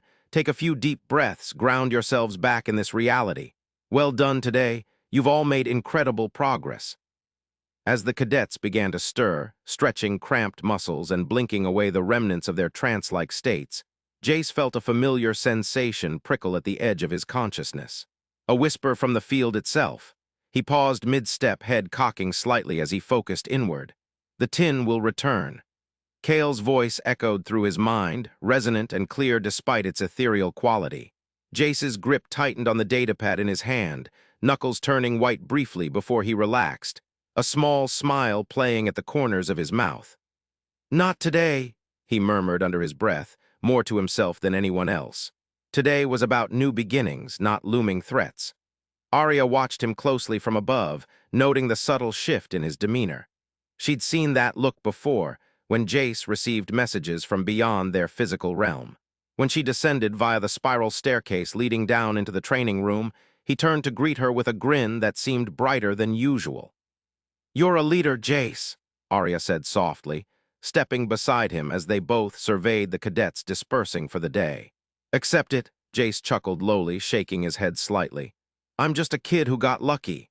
Arya raised an eyebrow at him. "Luck had nothing to do with it. You have a gift, more than one, and you're sharing that with these cadets. That makes you a leader whether you want to admit it or not." He glanced up at her then, eyes searching hers for something he couldn't quite name. Arya met his gaze steadfastly, offering silent support and encouragement. "You did good out there," she continued, voice gentle yet firm. "They need you, and so does the Corps." Jace let out a soft sigh, running a hand through his blonde hair as he looked back over the now-empty training room. "I know, it's just overwhelming sometimes, the responsibility." Arya nodded understandingly. "It is, but remember why you're doing this. You found your purpose, Jace. Embrace it." He smiled then, genuine and warm, turning back to face her fully. "Thank you, Arya, for everything. I couldn't do this without you." She returned the smile, reaching out to squeeze his arm lightly before dropping her hand back to her side. "That's what captains are for. Now come on, let's get some rest. You've earned it." As they made their way towards the exit, Jace paused once more, glancing back over his shoulder at the now-silent training room. His gaze lingered on the spot where Kai had stood, brow furrowed in concentration.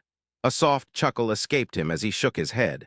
"You're right," he murmured, more to himself than anyone else. "I am a leader."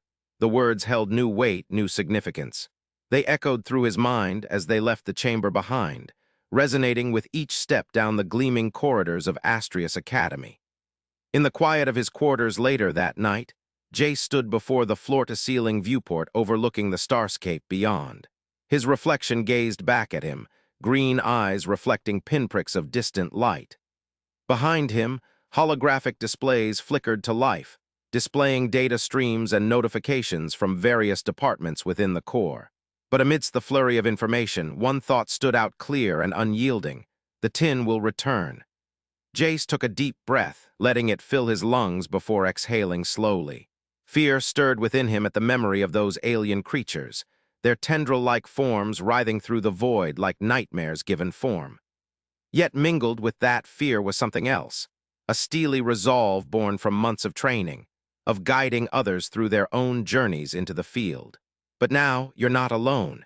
Cale's words echoed through his mind once more, grounding him in the present. Jace nodded resolutely, turning away from the viewport to face the room once more. No longer just a recruit or even a lieutenant, he was something more now. A teacher, a mentor, a leader. The Higgs core looked to him for guidance, and he would not falter. As sleep claimed him hours later, dreams of music and light filled his slumbering mind. A symphony conducted by unseen hands, resonating through every fiber of his being. In that vast orchestration, Jace Meridian found solace, purpose, and hope for the dawn to come.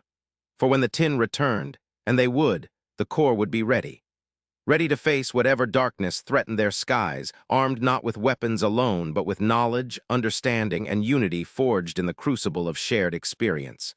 Jace's journey had only just begun, yet already he stood taller than ever before. With each sunrise, new challenges awaited, new cadets seeking guidance, new mysteries lurking within the field, but also new triumphs, new revelations, and new friendships forged under starlit skies. The new dawn broke over Astrius Academy with promise and potential, painting golden hues across Jace's face as he gazed out at the cosmos stretching before him. And in that moment, surrounded by whispers from the field and echoes of laughter from friends both old and new, Lieutenant Jace Meridian knew this was where he belonged. This was home. This was destiny. This was his fight, and he welcomed it with open arms. The sun dipped low in the sky, casting an amber glow over the eastern gate of the academy. The once battered and broken entrance now stood restored, its tall spires reaching towards the heavens as if stretching to touch the very fingertips of the dying light. Jace Meridian, his short blonde hair ruffled gently by the evening breeze, stood at the threshold, his green eyes reflecting the golden hues of the setting sun. The memorial stone he held was cool against his palms, its edges rough and unyielding. He had carved it himself, chiseling away at the granite with a determination born of both grief and love. The words etched into its surface were stark yet tender. Cale Tor's brother, hero. The field remembers. Jay touched each letter lightly, tracing the path his chisel had taken. Jace placed the stone carefully against the base of the gate, nestling it among the ivy that crept up the ancient masonry. He stepped back, hands clasped behind him in a salute more solemn than any he'd ever rendered. The academy loomed before him, its windows gleaming like eyes watching over his vigil. Beyond the gates, the rebuilt structures stretched out, a testament to resilience and hope, a stark contrast to the devastation that had once littered these grounds. Closing his eyes, Jace let the sounds of the academy envelop him. The distant hum of machinery, the soft murmurs of students returning from their studies, the rustle of leaves in the wind, all blended into a symphony of life reborn. And beneath it all, fainter now but no less potent, was the resonance of the Higgs field. It pulsed gently, like the heartbeat of the world itself. "Cale," Jace whispered, his voice barely more than a breath on the wind. "I'm here."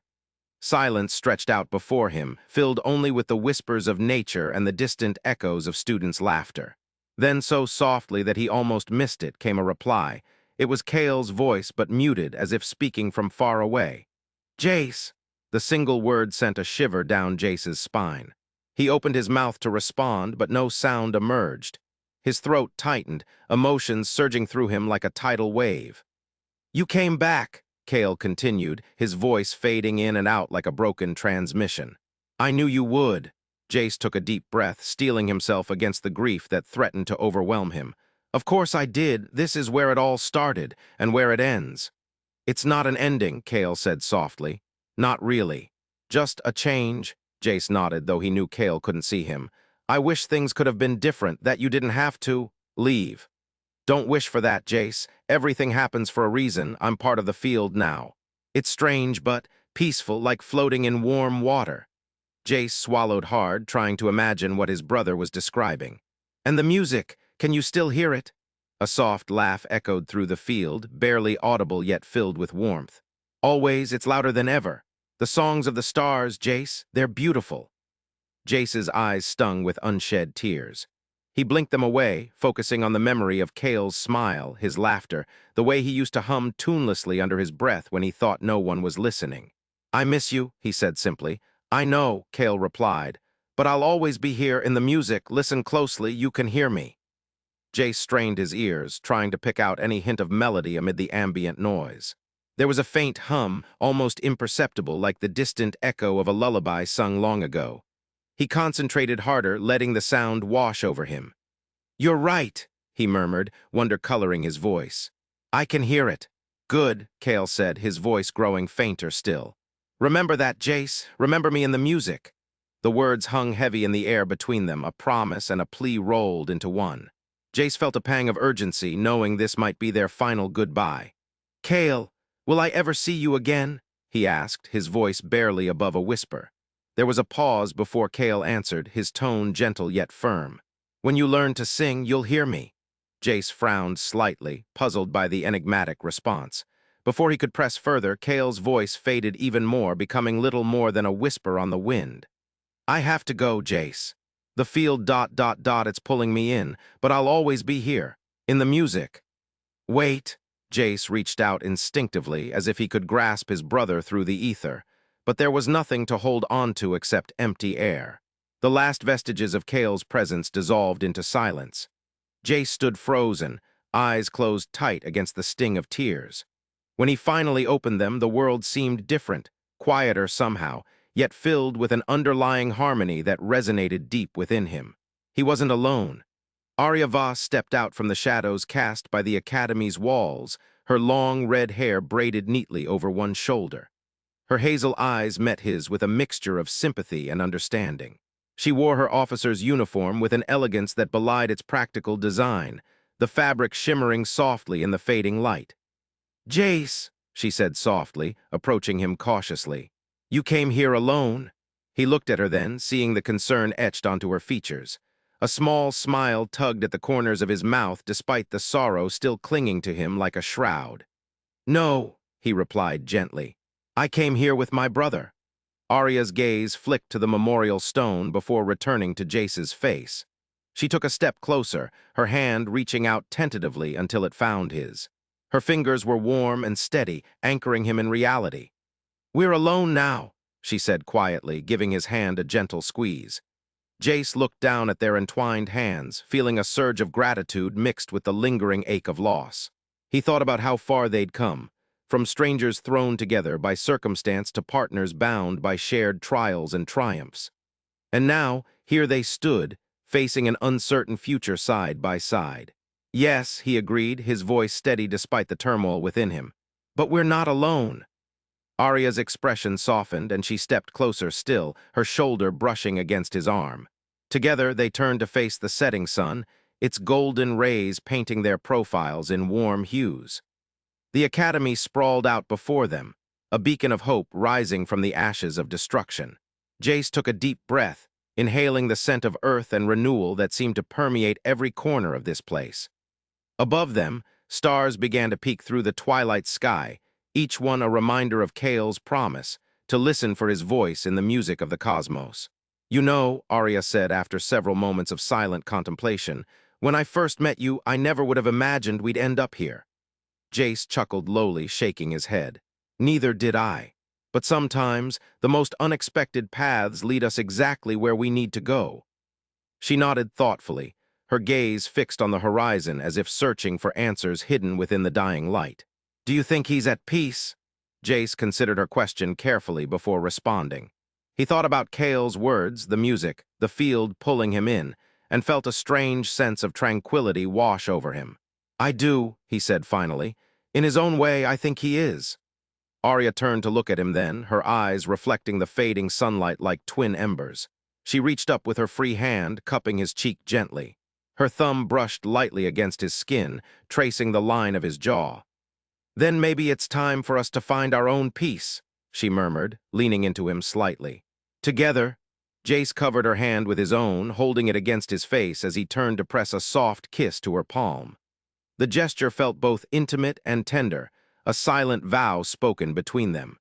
"We've faced so much already," he said softly.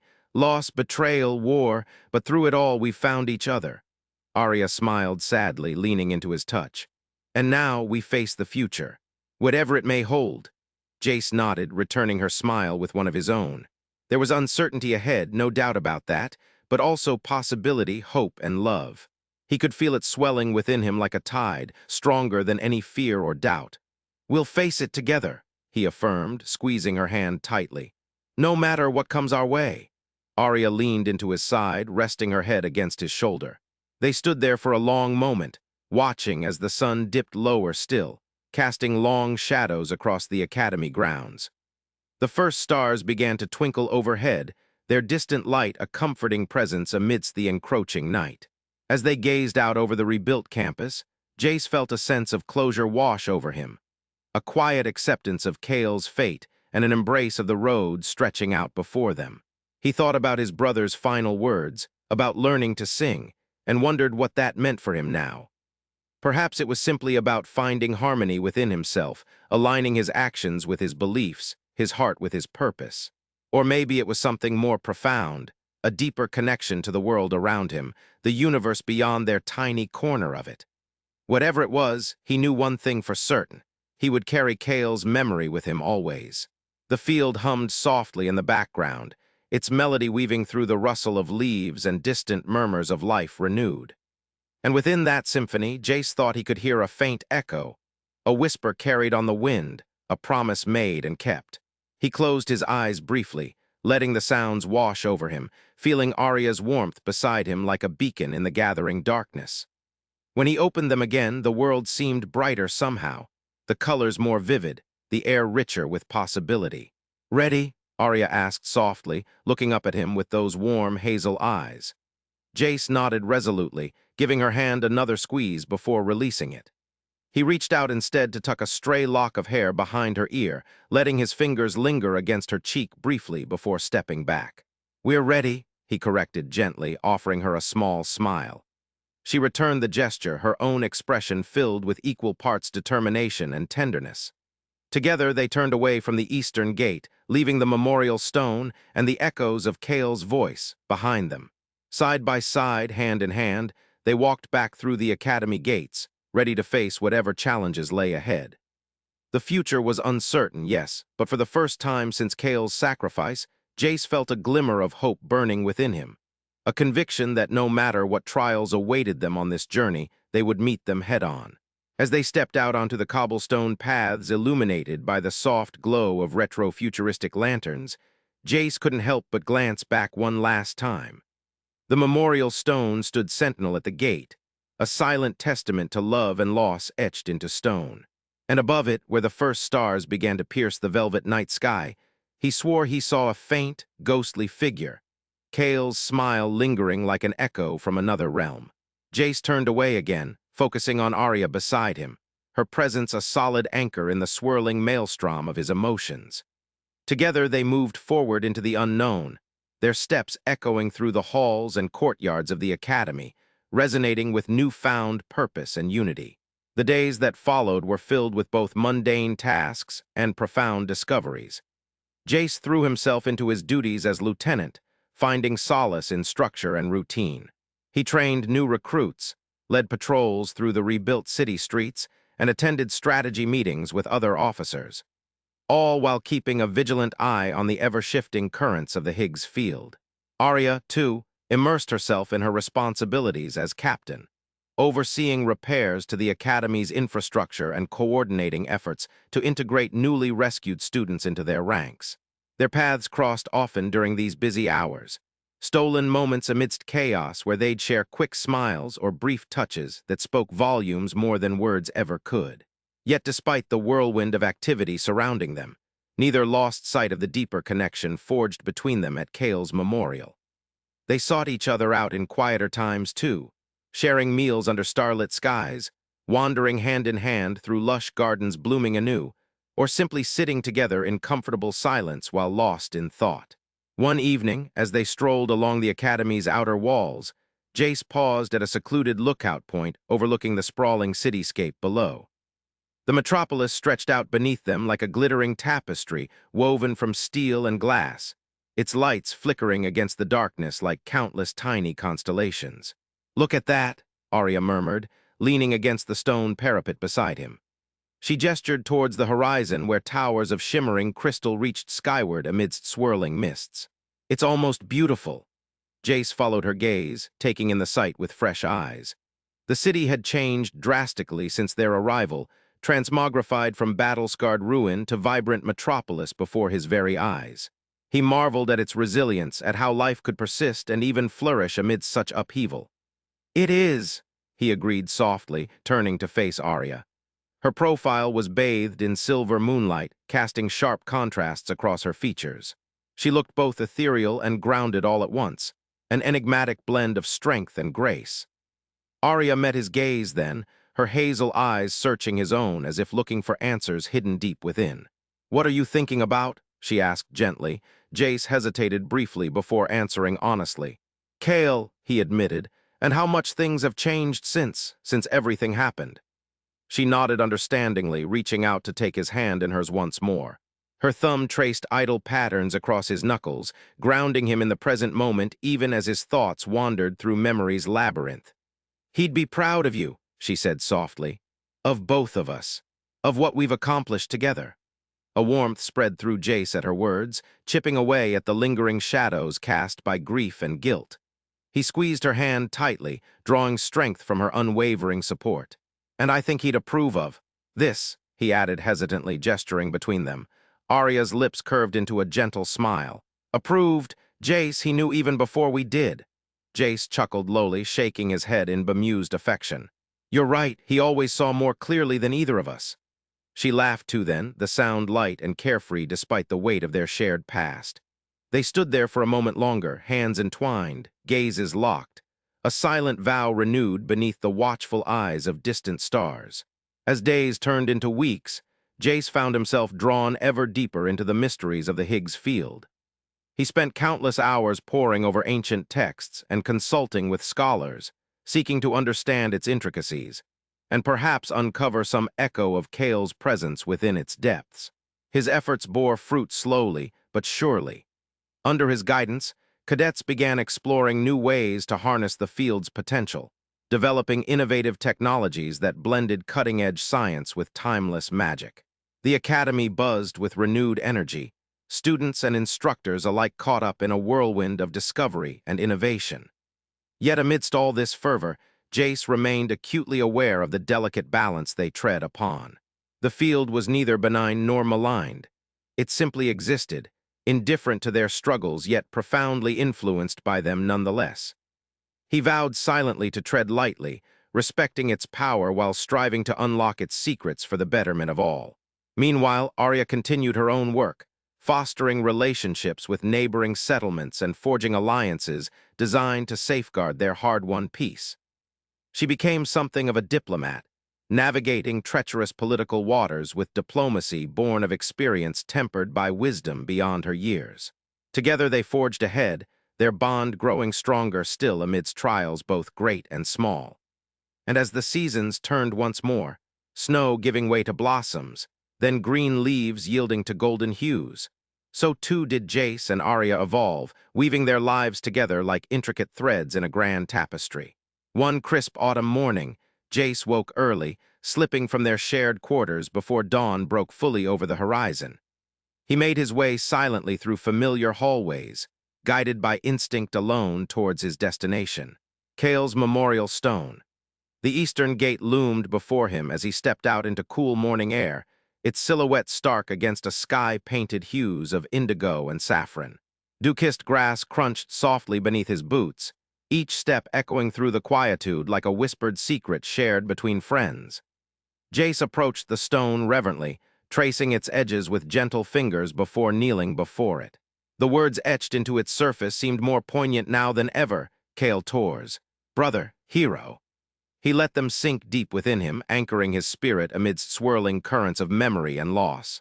Closing his eyes, he listened intently, seeking that faint resonance only he could hear, the melody woven through the fabric of existence itself. It was there still, soft yet steady, a heartbeat echoing through time and space. Kale, Jace whispered into the quietude, voice barely audible even to himself. I've been trying to understand, to learn. Silence stretched out before him, filled only with the rustle of leaves and distant calls of waking birds. Then, almost imperceptibly, came a reply, a whisper carried on the breeze. I know, Kale's voice echoed through the field, fainter now but no less potent for its distance. And you're doing well. Jace felt tears prick at the corners of his eyes, blurring the world around him into indistinct shapes and colors. He blinked them away fiercely, determined to savor this moment rather than let sorrow overshadow it. Is there more? He asked softly, voice thick with emotion. More for me to learn? A soft chuckle drifted through the ether, warm despite its ethereal nature. Always, Kale replied simply. The field is vast, endless. But you're on the right path. Jace nodded, accepting his brother's words as truth even as doubt niggled at the edges of his consciousness.